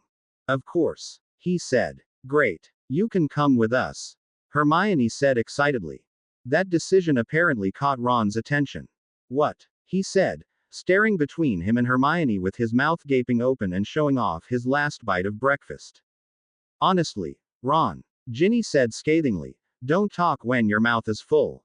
Ron spluttered, which didn't agree with his mouth full of food, and he commenced to choking and trying to cough all at the same time. Ginny scowled at him and pounded him hard on the back, making him cough even harder and turn red in the face. Harry watched them with amusement, though he thought he hid it well. "Really?" Hermione said, looking at Ron disapprovingly. "I'd love to go with you, Hermione," Harry said, ignoring the spluttering cough from Ron. "Great," Hermione said at the same time. Ron growled darkly. "He's a Slytherin, my own," Ron said, his voice remarkably close to whining. "And," Hermione said, "what's wrong with Slytherins?" Ginny said. Harry distinctly heard a note of warning in her tone, and if the look on her brother's face was anything to go by, he noticed it as well. It was remarkably similar to the tone the Weasley matriarch had turned on Harry at the order meeting. He doubted that none of the red-headed children would be able to ignore it. "But," Ron stared at his sister incredulously. "But what?" Ginny said, her eyes darkening dangerously. "Not all of them are Death Eaters, and if you'll recall, not all Gryffindors are saints either." "That's entirely true, Ron," Hermione said. "But he's Snape's lackey," Ron said, waving his fork around in Harry's direction. Harry refrained from correcting the boy on his claim. He was far too amused by Ron's desperate attempts to argue his case against the two girls. He's an apprentice, Ronald. Hermione said, slipping into lecture mode. It is a very dignified position, especially to a master of Professor Snape's caliber. It's true. Neville added from Ron's side, Graham's always on my case to get an apprenticeship. Says they're the proper way to learn a profession. Well, there are other ways. Hermione said, such as university, but apprenticeships are still largely in use. Only by the muggle-hating purebloods. Ron said. I'm not a pureblood. Harry offered, though Ron didn't seem to be listening to him. Sounds like something Malfoy would get into. Ron continued, shooting said Slytherin a nasty look across the hall. Really, Ron? Hermione said. Get over it, Ronald. Ginny snapped. Slytherins aren't all bad. Actually, many of them are better than most Gryffindors have met. Then you haven't met many good ones. Ron said. Then you're just stubborn, pig-headed and too bloody blind to look past your prejudices. Ginny snarled as she stood up from the table and stomped away. Ron stared after her in slight shock. You know, Harry said thoughtfully, that's the second time that's happened. Fourth, actually, Neville said. They've been getting into this argument since school started. They had one over the summer holidays, too. Hermione said. She just won't see sense. Ron said, returning to his food. I rather suspect that you're the one who needs to get his eyes checked. Harry said, though again, Ron didn't seem to hear him. Apparently the redhead had decided to ignore him. Harry wasn't too sure what he thought of that, but decided not to think too much of it. Ron was just like that. Harry tried to return to his breakfast, but a low, musical tune suddenly made it to his ears and he froze, his fork halfway to his mouth. A moment later the jolting tune increased in volume and the hall quickly quieted as it caught the students' attentions. As that, Batman, Harry glanced to the one who spoke, recognizing a lower-year Gryffindor who was a Muggle-born. Only a Muggle-born student would likely recognize the tune in the first place. It is Batman, Hermione said, twisting in her seat to look at the side door from which the music blared. Harry didn't dare move lest he draw attention to himself. Attention he most certainly wasn't interested in. Elder. Then again, Harry doubted that any amount of hiding or ducking was going to save him if Snape was hollering that loudly. Time to go, Sin. Harry said, peeking a glance over his shoulder at the fuming man. Snape stood just inside the doorway, his face whiter than usual and his glare more ferocious than Harry ever really remembered seeing it. Definitely time to go, he said. What did you do? Hermione said, eyeing Snape warily. The man hadn't yet picked Harry out from the crowd of students, but it wouldn't take him long. He managed to surprise me this morning. Harry said, looking around him for an escape route. So I charmed him to play a tune every time he walked through a doorway so I'd know he was there. You charmed him, Hermione said a bit faintly. And you chose the Batman theme. Seamus said from down the table. Bloody brilliant. Yay, I thought so. Harry said a bit distractingly, eyeing the windows across the table from him. Elder. Snape roared again, this time with a hint of victory in his voice. So he had been spotted. Harry leapt on top of the table, managing to miss stepping in any of the serving dishes, just as a rather nasty-looking spell crashed into his seat. Hermione yelped and dodged sideways, crashing into the student next to her and sending both of their breakfasts flying across the table and onto Ron. I'll see you guys in Hogsmeade, then. Harry said, dodging another spell. Hermione managed to nod weakly, while keeping a wary eye on Snape's quickly approaching form. Come on, Sin. Harry said, much too calmly for someone running for their lives from an irate potions master. The Griffin leapt off the table and hovered over Ron's head, who didn't seem too pleased by the presence. Elder. Snape said, roaring out another spell. Harry dodged and the spell crashed through the windows, sending a rain of glass around the sill. That's our exit, Sin. Harry said, jumping over Ron and Neville and diving for the window. Luckily for him the Gryffindor table was close enough to the wall that he didn't have to worry over much about missing the window, and Snape had conveniently blasted a hole through the glass for him. He felt the passing tingle of a spell pass over his head as he cleared the window and began to fall down the steep side of the school. He turned around in midair in time to avoid another spell from Snape, one he was particularly glad hadn't hit him, if its sickly color was any indication of its purpose. He gave a jaunty wave to his master as he called on his animagus skills and transformed into one of his hybrid forms, sprouting wings onto his human body. Twisting around again, he stretched his wings and flew up, skimming his feet on the ground as he barrel rolled out of the way of another incoming spell. Elder! Snape's bellow echoed out across the grounds, making Harry smirk as he flew out of the man's casting range. A moment later Sin joined him, his flight a little less graceful than his own, but considering the beast shouldn't yet be able to fly, Harry was highly impressed with him. He landed easily on the road leading towards Hogwarts gates, catching Sin as the griffin barreled into his chest. Well, that was fun, Harry said, letting go of the magic holding his wings to him. They slowly vanished and Sin clawed his way up around his shoulders to his usual position. Sarah hissed her displeasure at the flight, but settled again quickly enough. Off to Hogsmeade, then, Harry said happily. He had been itching to prank Snape for days, and he had finally got the chance. The man was not going to be happy with him for a long time, but Harry rather thought that it was worth it. Besides, the proximity charm wouldn't wear off until Harry removed it. His smirk was decidedly devious as he walked down the road towards Hogsmeade. Hermione managed to find Harry as he continued to avoid Snape throughout the village. Luckily for Snape, though perhaps unlucky for Harry, the proximity spell was designed only to work while in the castle. Snape, however, seemed to carry around a veritable thundercloud over his head, so he wasn't too difficult to avoid. His old school friends spotted him as he finally felt safe enough to emerge from his recent hiding place of a convenient alleyway. Snape had just disappeared into the apothecary down the road, and Harry figured he'd be distracted for a while, at least. That was great, Neville said, sliding up to him with Hermione. He isn't going to be happy with you, you know. Hermione said disapprovingly. Harry shrugged. He all but asked for it. What exactly did he do to warrant it? Hermione asked. Harry eyed the mixture of expressions on their faces. Hermione seemed disapproving, of course, while Neville was clearly anxious to hear the tale. Ron, though he tried to hide it, was as interested as Neville was. Harry really couldn't tell what Luna was thinking, as she was staring up into branches of the tree behind them. He threw a knife at me, Harry said, highly amused at their reactions. Ron no longer tried to hide his interest.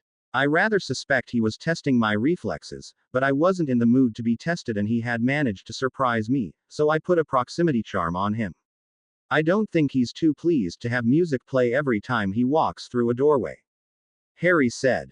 That's a bit of an understatement, I think. Neville said.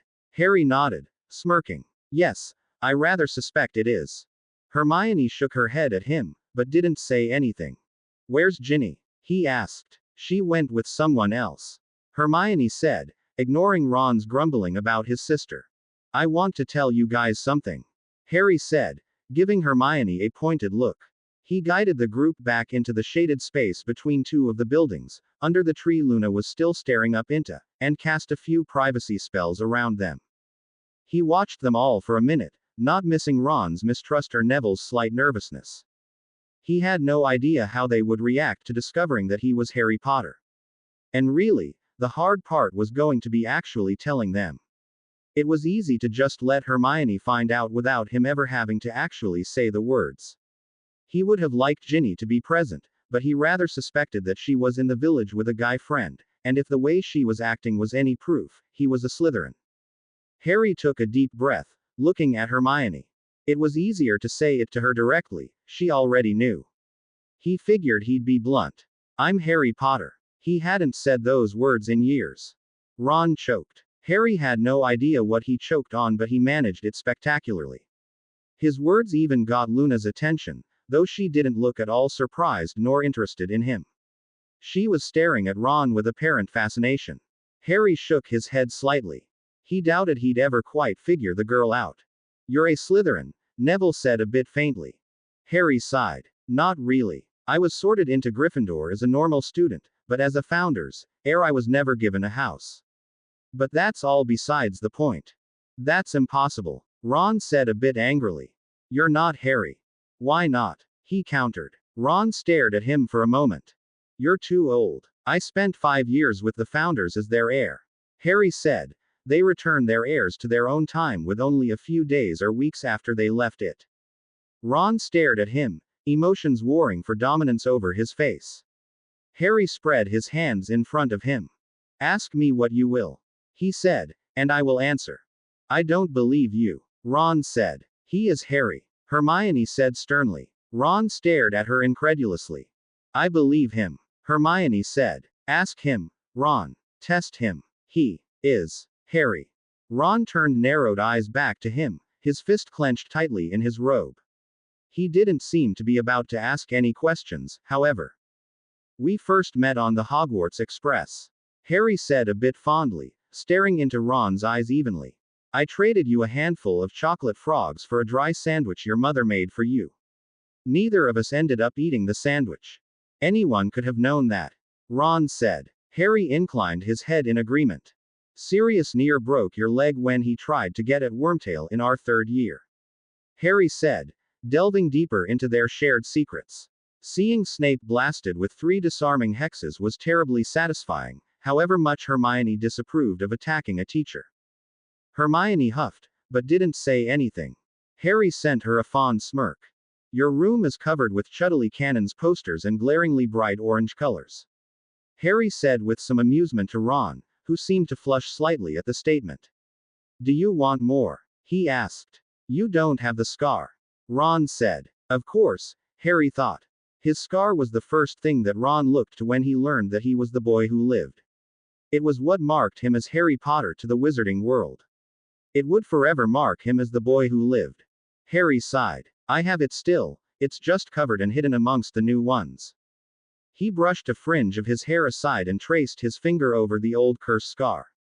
It lay amongst the scattering of the thin scars he had received from when the wands exploded, effectively camouflaging it from view. Ron stared hard at him, his eyes tracing the lightning-shaped scar on his forehead with an intensity rarely seen from the boy. Harry was slightly impressed, but didn't dwell on it. Ron could focus himself when he so desired, as he had proved enough times through the years on their various adventures. It could be just coincidence. Ron said, sitting back and eyeing him with the still present mistrust. Harry knew that the conversation would not be easy, but he had suspected a bit more yelling and arguing about why he didn't inform him of his disappearance, not trying to convince the irate Gryffindor of his identity. It could be, Harry conceded. But it's not, though it is handy. I believe Harry, Luna said, returning her vacant stare to the tree branches above them. What? Ron said, staring at her like she was mad. No doubt that fact was debatable. He caught the rat, Luna said. Harry blinked. He just couldn't figure the girl out, she consistently threw him for a loop nearly every time she spoke. He vaguely recalled her being aware that he had been chasing Wormtail in the halls, but he didn't realize that she would know who the rat actually was. What rat? Neville asked. Wormtail. Hermione said. Darian was chasing him through the halls and caught him later that night. If he's Harry, then why do you call him Darian? Ron asked, apparently stuck on the issue of his identity. Because he still goes by that name, not everyone know who he is, and for good reason. Hermione said. Well, more like because I just don't want to deal with the masses right now. Harry mumbled. The whole idea of the name difference was to keep my true identity from Voldemort, but he figured it out already, so it doesn't really matter that much. From your scar, right? Neville asked. Harry nodded, taking in the other boy.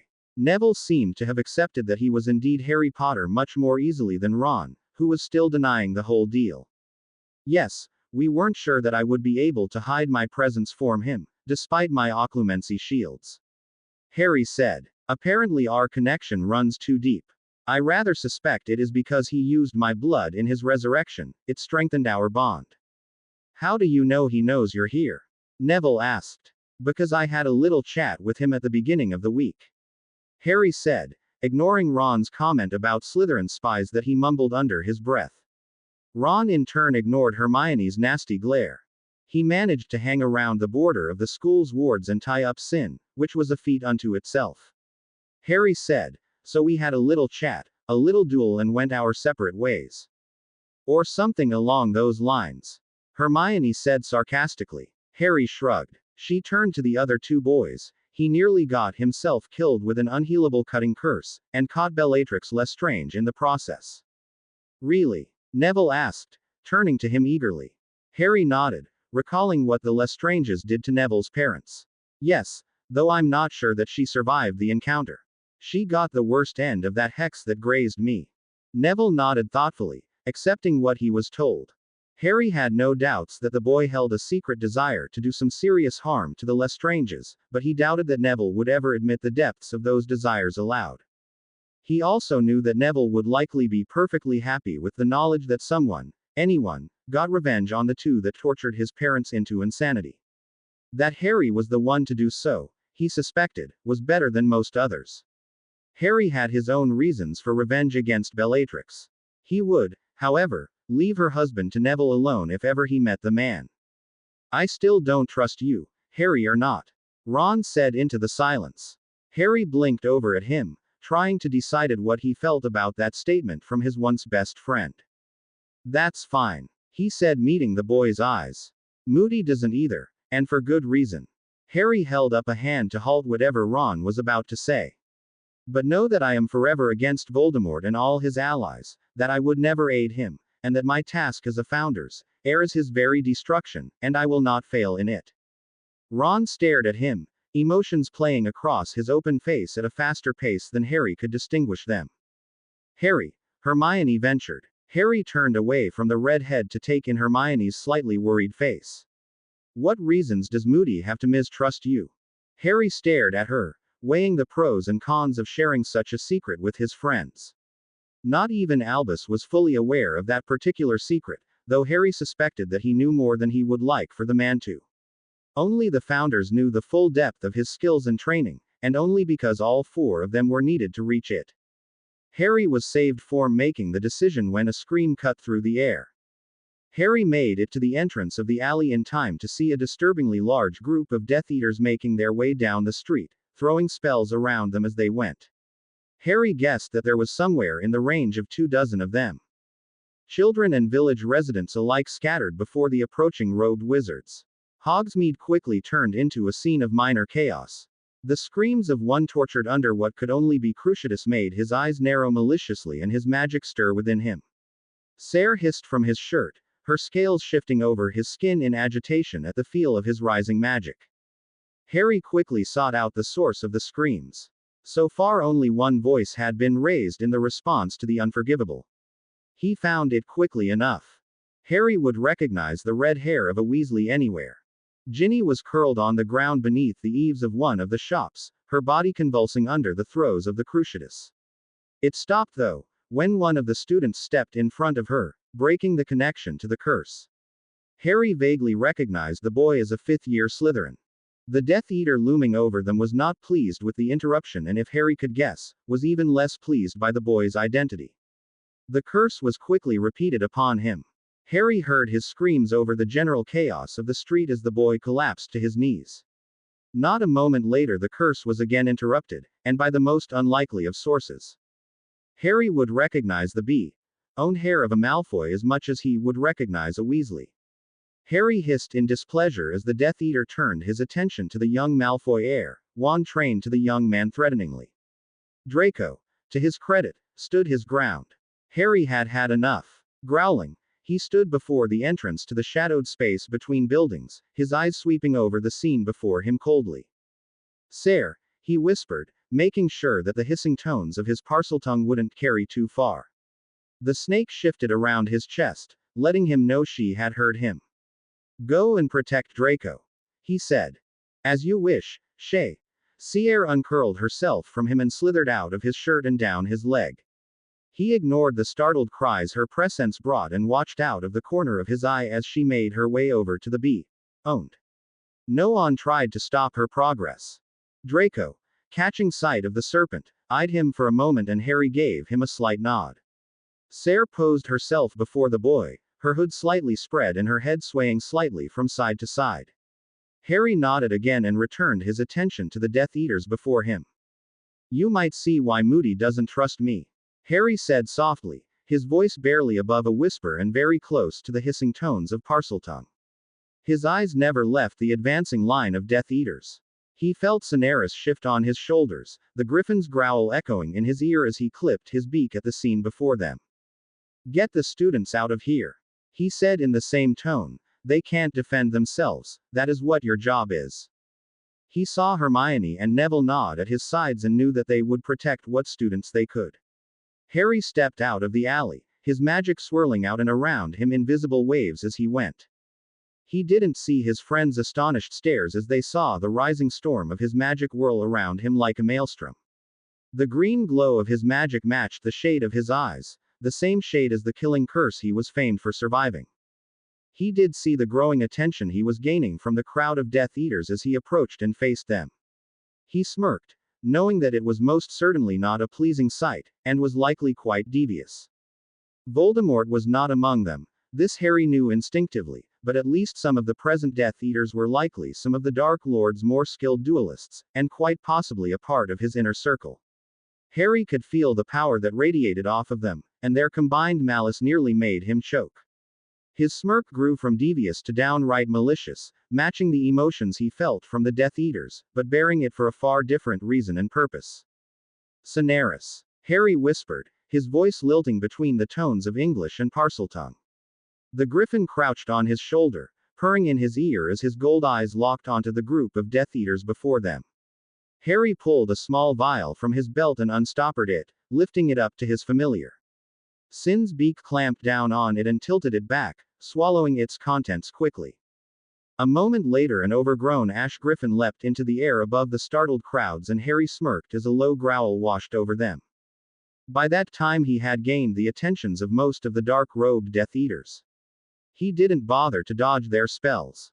He didn't have to. His magic took care of that for him, swirling around him like some sort of storm and seeming to inhale any spell that came close to him. A quick look towards Ginny and her two Slytherin protectors proved that all three weren't in the best of shape, but were alive and no longer under the undivided attention of a Death Eater. Draco looked a little haggard, but was clutching his wand firmly and eyeing the Death Eaters in barely contained hate. Harry didn't blame him. Sayre would protect Draco, and he trusted the boy to watch over the 2 fifth years. If Draco had risked his life to defy the Death Eaters so openly once, there was no going back for him. He would continue down the path that he had chosen. A dark violet curse sheared the air near his head and his magic reached out and nabbed it from the air, adding the power of the spell to the already swirling light around him. If he looked close enough he could see that the spells his magical aura collected didn't mix, but simply swirled around with it.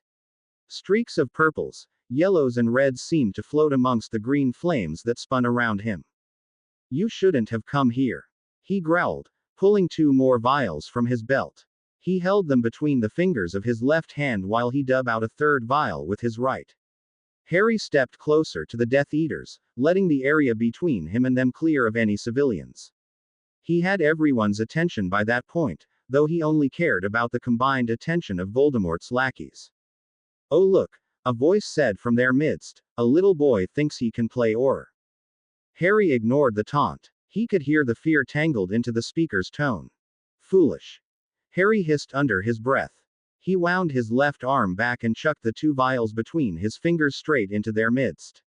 The third quickly followed. Harry didn't wait to see the results of the first 2 potions, and as soon as the third took effect he followed them into the fray. A thick dark smoke swirled up from the third vial, spreading through the ranks of the Death Eaters and obscuring their vision. Harry smirked as he saw the first shape of a robed man before him. They weren't prepared for their sight to be taken from them, but he could fight blind as easily as with his eyes, giving him a bit of an advantage. Considering how many Death Eaters were present, Harry would take all he could get. He didn't bother to use spells or curses, instead he relied on his hands and feet to deal the damage he sought after. He heard the griffins howl before the hard crunch of a body sounded in his ears. The man didn't have a chance to cry out. Harry didn't pause or slow as he worked his way through the group. The Death Eaters quickly closed ranks around him, their spells singing in his ears, but his magic allowed none through, and they only added to his collection. He moved quickly, utilizing the full extent of his physical training and using his speed and smaller form to sneak through the fog and deal damaging blows to those around him. Few, he quickly realized, saw or even sensed him closing in on them. With each punch and kick his magic followed, whipping around his limbs like something of its own mind, striking his targets magically as well as physically. His hits were precise and deadly, less due to where he hit than to how much of them he struck, and few of the Death Eaters, those who survived his first strike, were able to counter him for long. What his physical hits didn't accomplish, the echoing strike of his magic did. Harry paused as a lull appeared in the numbers attacking him. Apparently the Death Eaters had realized that their strategies weren't working against him. Harry sneered. The potion-induced fog was thinner than he would have liked. He was used to using it while within a room, rather than outside in the middle of a street. The wind was thinning it quickly, leaving him more open than he would have preferred. Harry glanced around the area near him, trying to pierce the thinning blanket of fog. He vaguely made out the shape of a building to his left and a few shifting shadows that marked Death Eaters surrounding him. No doubt they could see his aura shining through the fog, though he doubted they would be able to pinpoint his exact location from their distance. His magic tended to just make the fog look green, rather than act like a beacon of light through it. He could hear that Sin was on the other side of the street, snarling. Harry smirked slightly, hearing the sharp growl the griffin released before he pounced and the startled yell of the creature's victim. Harry shifted his stance as the fog thinned more, inspecting the slowly approaching forms surrounding him. Their wands were trained on him, not like it would do them any good.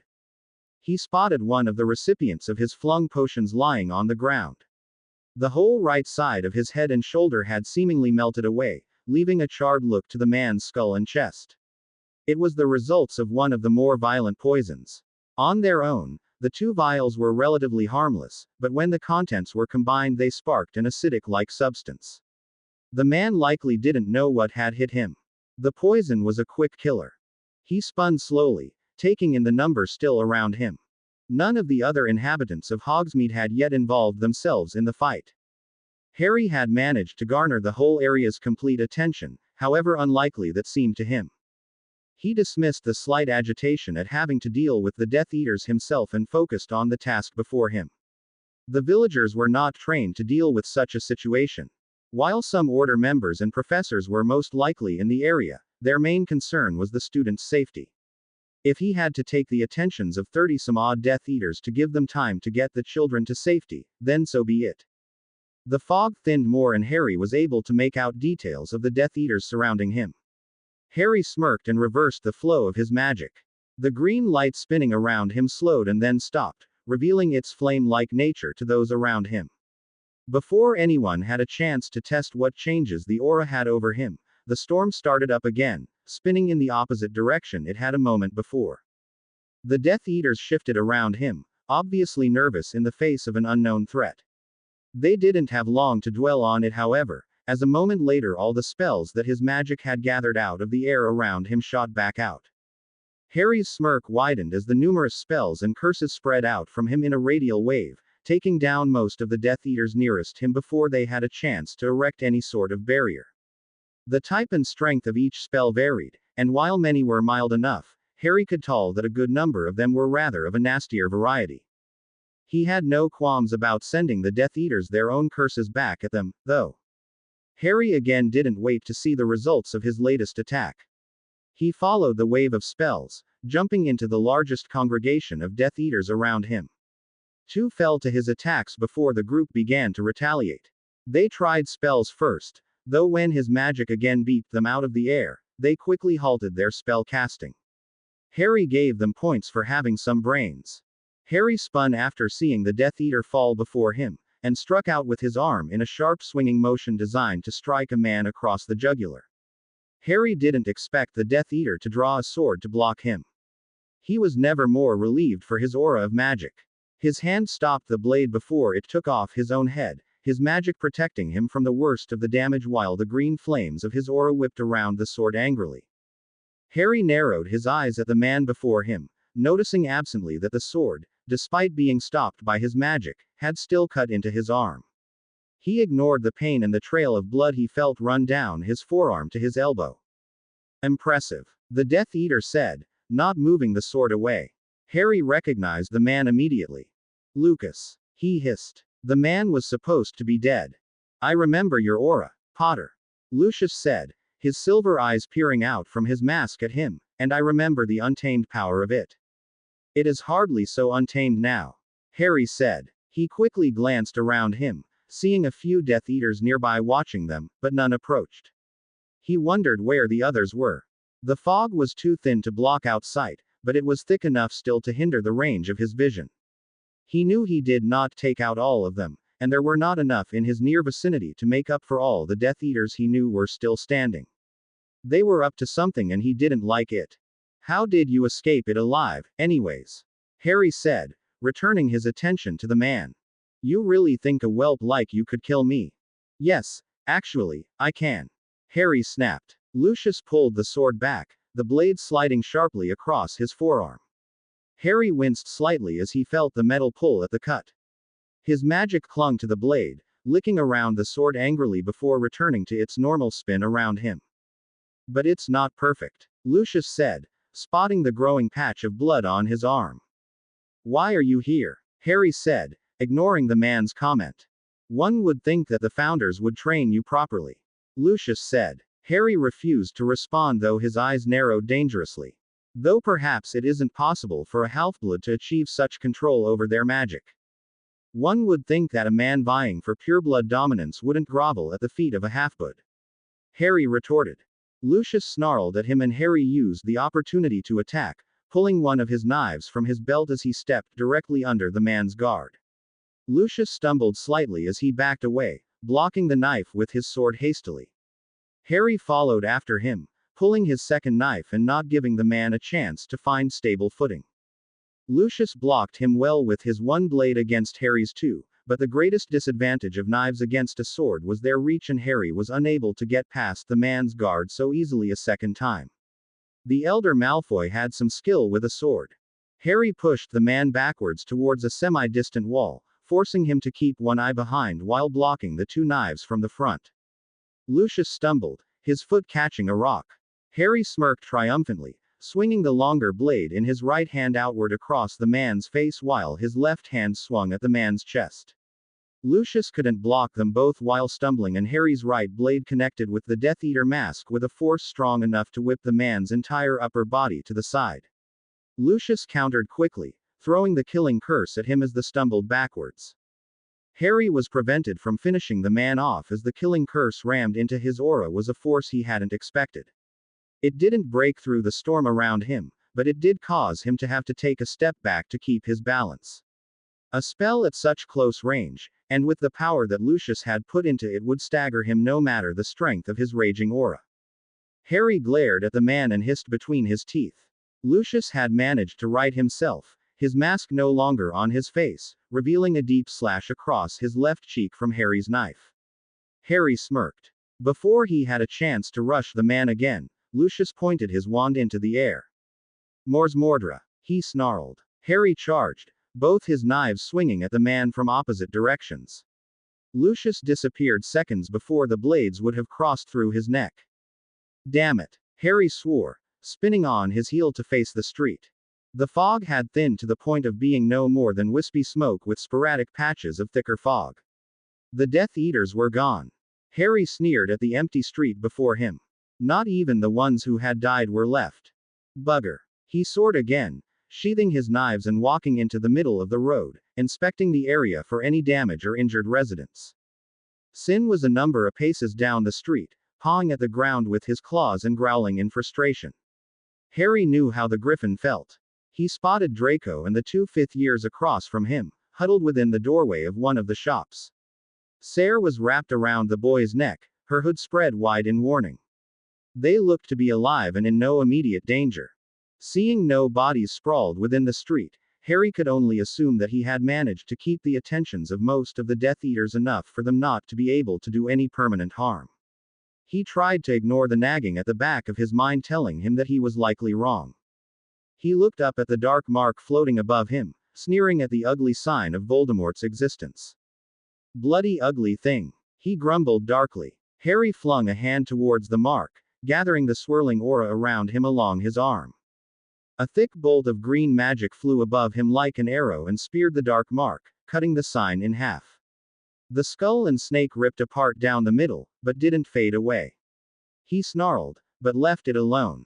He knew that the mark wouldn't go away for some time, but at least he had managed to rip the thing in half, leaving a lingering trail of his magic searing the edges like green glowing coals. Well, that's an improvement. A voice at his shoulder said. Harry spun, his hand out before him ready for a spell since his magic was no longer swirling around him, but he immediately took a step back when Draco jumped at his response. Harry smirked slightly, letting his hand drop to his side. Draco stared at him a moment, Sayre's head hovering near his ear. You know, you're real freaky when you glow. The bee. Owned commented. Harry blinked. That had to have been the most undistinguished thing I have ever heard you say. Harry said in slight shock. Draco actually blushed. Harry stared. The bee. Owned shifted a bit uncomfortably before he seemed to pull himself together. Your snake, he said, pulling the serpent away from his shoulders. Harry looked at him for a moment, not taking Sayre from him. Care for her for me, Harry said, watching as Draco snapped his eyes to him in surprise. She'll protect you and I rather suspect you might need her help in the future. He said, looking around the street wryly. I don't need nor want your help, Elder. The bee. Owned growled. I know, Harry said simply, returning his gaze to the young Malfoy. Consider it a peace offering of sorts. Why? Harry cocked his head to the side slightly, wondering if the bee. Owned really had no idea who he was. Lucius clearly knew, which meant that Voldemort had at least informed those closest to him, if not all within his ranks. The Founders and Harry had decided to try to keep his identity a secret to have an advantage over Voldemort, but since the Dark Lord already knew, Harry saw little reason, beyond avoiding the masses, to hide his true identity. He ran a soothing finger over Sayre's head, smiling slightly as the snake hissed in pleasure. Will you stay with him, and guard him for a while, Sayre? Harry hissed to her. He ignored Draco's sharp intake of breath before him. Of course, Shay. The serpent responded. I'll do as you ask. Thank you, Sayre. Harry said, giving the snake a final stroke along her scales before turning to take in Draco's expression. She has agreed to go with you and protect you. Harry informed the bee. Owned. Her venom is currently a potent poison, though it won't yet kill unless she bites 2 or 3 times. It will take a few moments to take full effect, so do not expect her bit to instantly take care of an adversary. Draco said, still staring at him. Harry nodded, smirking slightly, knowing that Draco had caught on to his identity. Yes, I'm Harry Potter. He said, highly amused at the boy's expression. Draco gaped at him, his mouth opening and closing as if trying to form words, but no sound came out. Harry's smirk grew as he watched the boy struggle to find words that normally came to him easily. He was quite pleased with himself for making the silver-tongued Malfoy completely and utterly speechless. Harry was cut from his obvious amusement at Draco's continued gaping by his overgrown familiar. Landing on him. Sin. He hollered, shoving the creature off of him and staggering to his feet. Harry glared down at the griffin, or rather up at him, which really decimated his attempts at looking stern and menacing. The cub merely looked back at him innocently. Harry was sure that the beast was smirking. Bloody, overgrown, twinkling, blasted mutated excuse for an animal. Harry grumbled darkly, trying to shake the dirt from his robes. He ignored the growling coming from above his head and Draco's soft snickering beside him. That's it, Harry said, throwing his hands out in exasperation. I give up. He spun around on his heel, giving up on his robes and familiar and took in the damage done to the village from the fight. His inspection was quickly interrupted by a flurry of curly hair running in his direction. Darian! Hermione yelled, waving at him. Hermione! He greeted as she came up next to him. He put a hand out to steady her as she tried to catch her breath, slightly amused. He wasn't prepared for the girl to punch him in the arm. He started slightly, clamping down on any reflex that may have involved a nasty spell or sharp object and stared at her. She hadn't hit very hard, but the action was completely unexpected. Don't you do that again, Hermione said, glaring at him. What? Harry tried to figure out what he did to upset her so much. You just up and charged 24 Death Eaters, she said, her voice rising in pitch. Alone. Harry got the feeling he knew where her tirade was headed. You started glowing, and then the fog, and you just disappeared. We couldn't see you, all we could hear was. Harry gripped her shoulders a bit harshly, snapping her out of her growing hysteria. Hermione, he said, meeting her eyes evenly, I'm not hurt. She blinked at him, but seemed to have gotten control of herself again. What was that? She whispered. What was what? That glow around you. Harry smiled slightly, releasing her. That was my magic. What? How? That's not possible. Harry could see her mind running through her books, searching for some sort of explanation to what she had seen. I admit I'm curious myself, Draco said. Harry glanced over at him. He had momentarily forgotten about the bee. Owned. Ginny and the second Slytherin student had come up to stand behind him. Ginny was leaning slightly on her year mate, and seemed to favor her left foot. I assure you, Hermione, Harry said, that it is very much possible, just rare. Harry held up a hand to stop whatever question the girl may have had. He was sure that she had many, and wanted to know all about it. Not here, if you will, please. Hermione snapped her mouth closed and nodded, though he could see the burning curiosity in her eyes. Harry turned his attention to the two Slytherins. Thank you, he said, nodding to each. For what? The fifth year asked. For protecting Ginny, he said. By the way, what is your name? The boy blinked at him in slight surprise for a minute before answering. Edward. Edward Wintersview. Harry nodded politely in greeting before narrowing his eyes threateningly at the boy. You should know, he said in a cold voice, that if you hurt her, you're a dead man. Edward's face paled considerably and his eyes darted between Harry and the girl leaning into his side. I think he means it, Wintersview. Draco commented. I should hope so, Hermione said sternly. Harry caught her nod in approval out of the corner of his eye. Oh, really? Ginny said, looking between the three. I can take care of myself well enough, thanks. I know, Harry said, then added solemnly, but as an honorary brother to the Weasleys, I must fulfill my duties to my only little sister by giving death threats to any potential love interests. Ginny stared at him for a moment before huffing. I don't need you to do that as well, Harry, she said. I've got 6 other brothers that already do so. I think 6 threats is more than enough. Then 7 won't hurt, Harry pointed out, not missing a beat when she figured out who he was so quickly and made no outward exclamations. It made for a nice change after the usual reactions his dual identity brought. I'm particularly skilled with a knife, Harry said, giving the boy a pointed look. That won't be necessary, Ginny said, her eyes glinting in amusement. And I know how to brew 9 deadly poisons, Harry added with a devious smirk. You will not be poisoning any of my boyfriends, Ginny warned. And I am familiar with 23 forms of physical torture, none of which involve blades, knives, cutting or bleeding of any sort. Harry said. That wasn't entirely true, but Edward Wintersview, potential love interest of Ginny Weasley, didn't need to know that. If you torture him, I'll hit you with my bad bogey hex. What about the unforgivables? No, Ginny growled. Inanimate transformations? Harry asked a bit hopefully. Absolutely not. Fine, Harry huffed, then leered at the 5th-year boy. Then I'll just force apparate him into the middle of the Black Lake and let him fight off the Grindylows and swim back to shore, where Sin, here, will be waiting for him. Ginny shook her head in exasperation. I don't have the energy to counter that right now. Harry was greatly amused. Ed, by that point, looked incredibly pale, and his eyes were darting between Harry, Ginny and the Griffin at an alarming rate.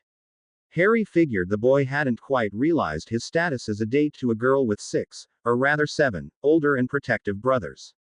Harry gave him a predatory look, but quickly blanked his face a moment later, making the boy stare at him while trying to avoid looking at his eyes.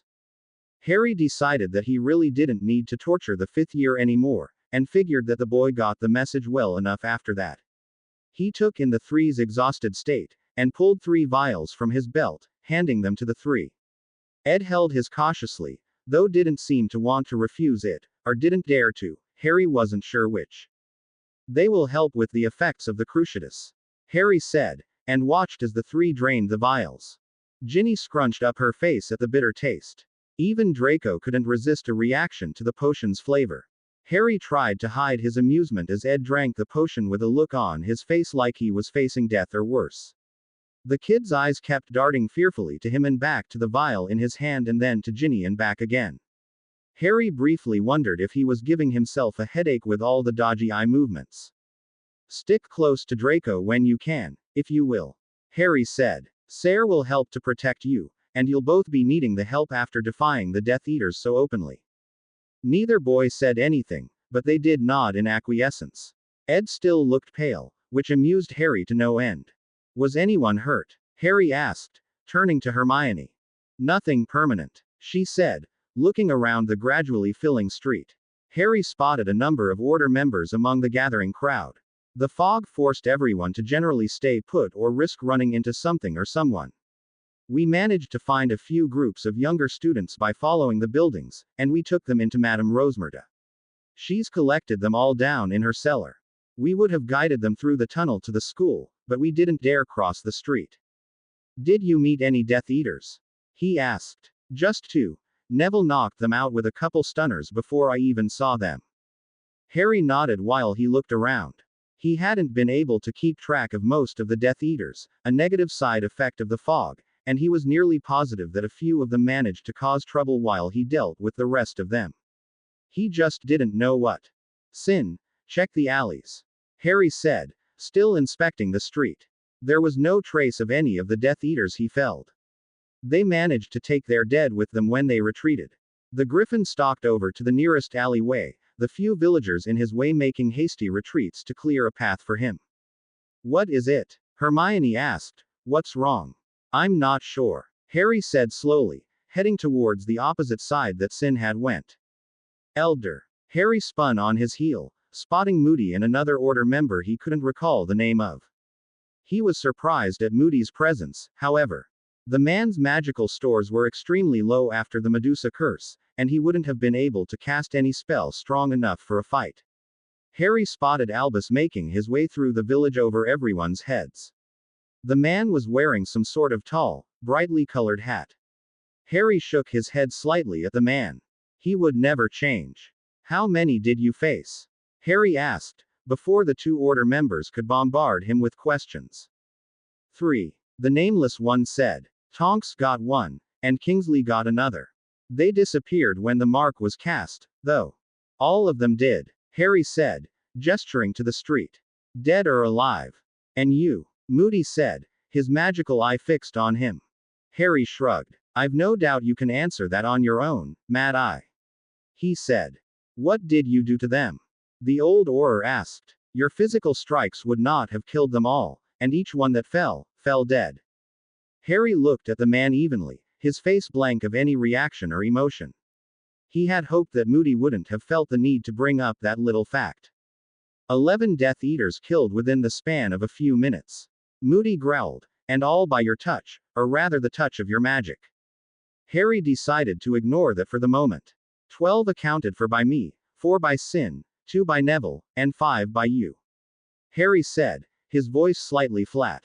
I estimated a little over 24 before the smoke covered the street. That leaves 4 to 6 unaccounted for. I want to know where they were and what they did. I want to know how you killed 11 men with just a touch. Moody growled. I'm sure, Harry said, eyeing the man. But you'll have to wait. Harry turned away from the two Order members, and faced Hermione, ignoring the mixed emotions on her face from the news that he had actually killed 11 men just a few minutes prior. Where are the others? Ron stayed with Madame Rosmerta.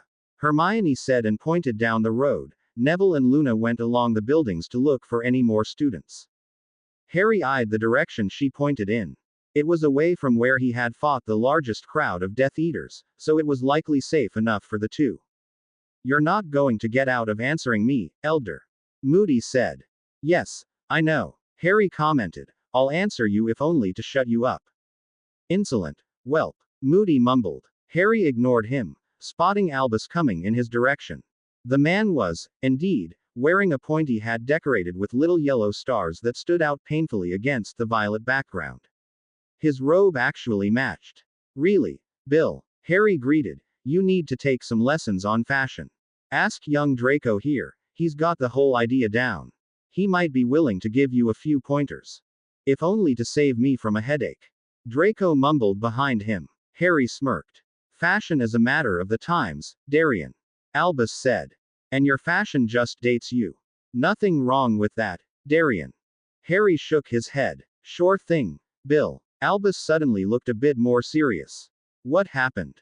24 Death Eaters, a smog potion and a seriously pissed off founder's heir. Harry said wryly. I'm missing about 4 of them. Harry didn't bother to give details or elaborations.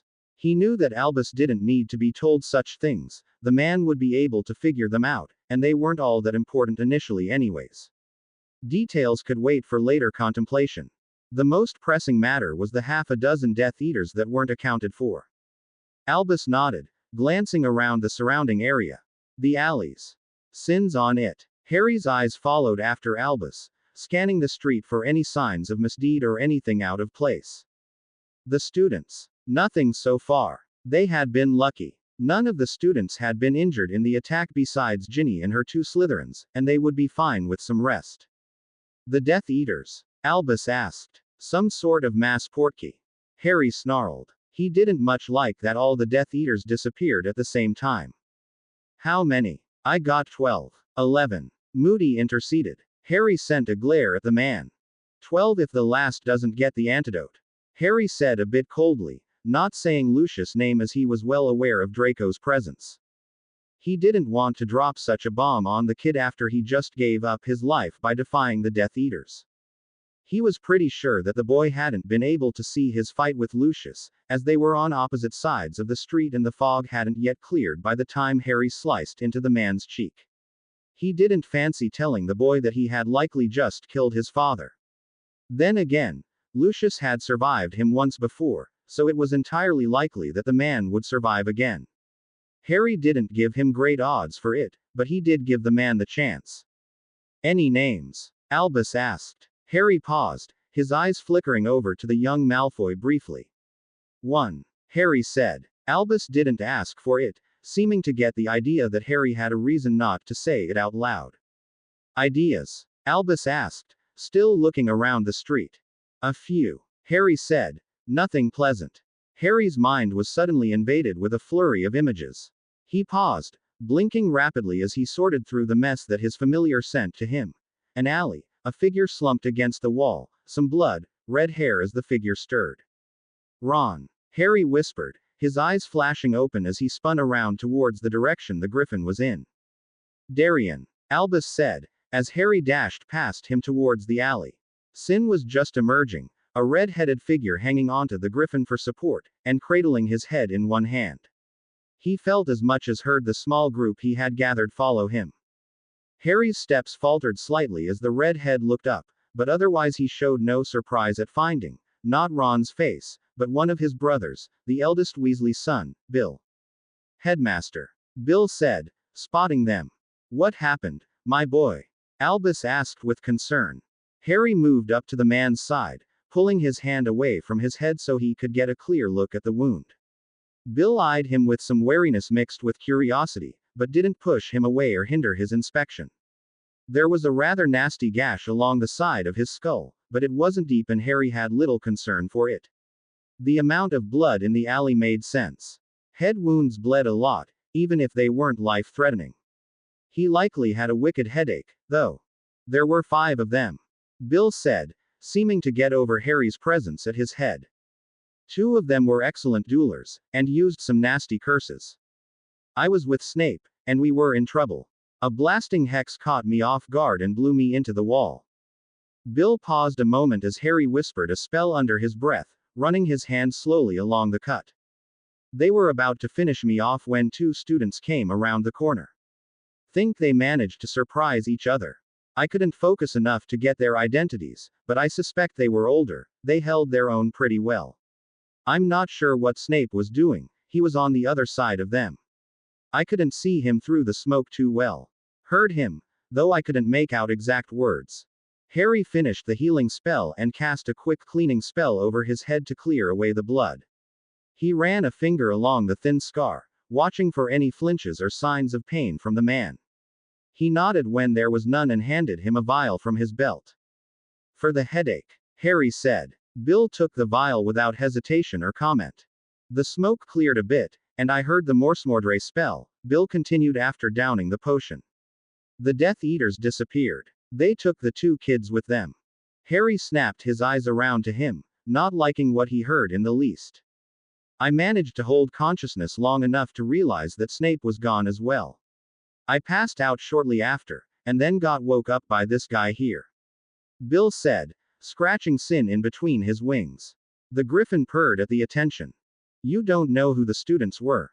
Albus asked, any trace of his usual twinkle noticeably absent. "A boy and girl," Bill said thoughtfully. "Older, but maybe not 7th years. The girl was short, had long light hair. The boy was tall, stockier." He shook his head. "That's about it." Harry glanced over at Hermione, and then studied the street, hoping, but knowing that he wouldn't see either Neville or Luna among the crowd. He clenched his fists at his side, ideas and plans whirling through his mind and being discarded as quickly as they came up. Snape was not liked amongst Voldemort's forces, and both the Longbottoms and Lovegoods were known for being light families. Both of the students already held reputations for being thorns against the Death Eaters. None of the 3 would be treated kindly. He suddenly turned to face Draco, his eyes blazing. "Where?" he hissed, having to consciously focus to keep his language from slipping into Parseltongue. Draco jumped a bit at his sudden motion, his eyes wide. "I don't know." Harry snarled. "I don't know," Draco said hastily, raising his hands before him in defense. "They don't take prisoners to the manor. Father never said. I don't know where." Harry growled then, vaguely noticing that the usually composed Draco Malfoy was quickly losing control over his impeccable mask of indifference. "I know where they would take them," Ed said softly. Harry spun, pinning the 5th year with an intense gaze.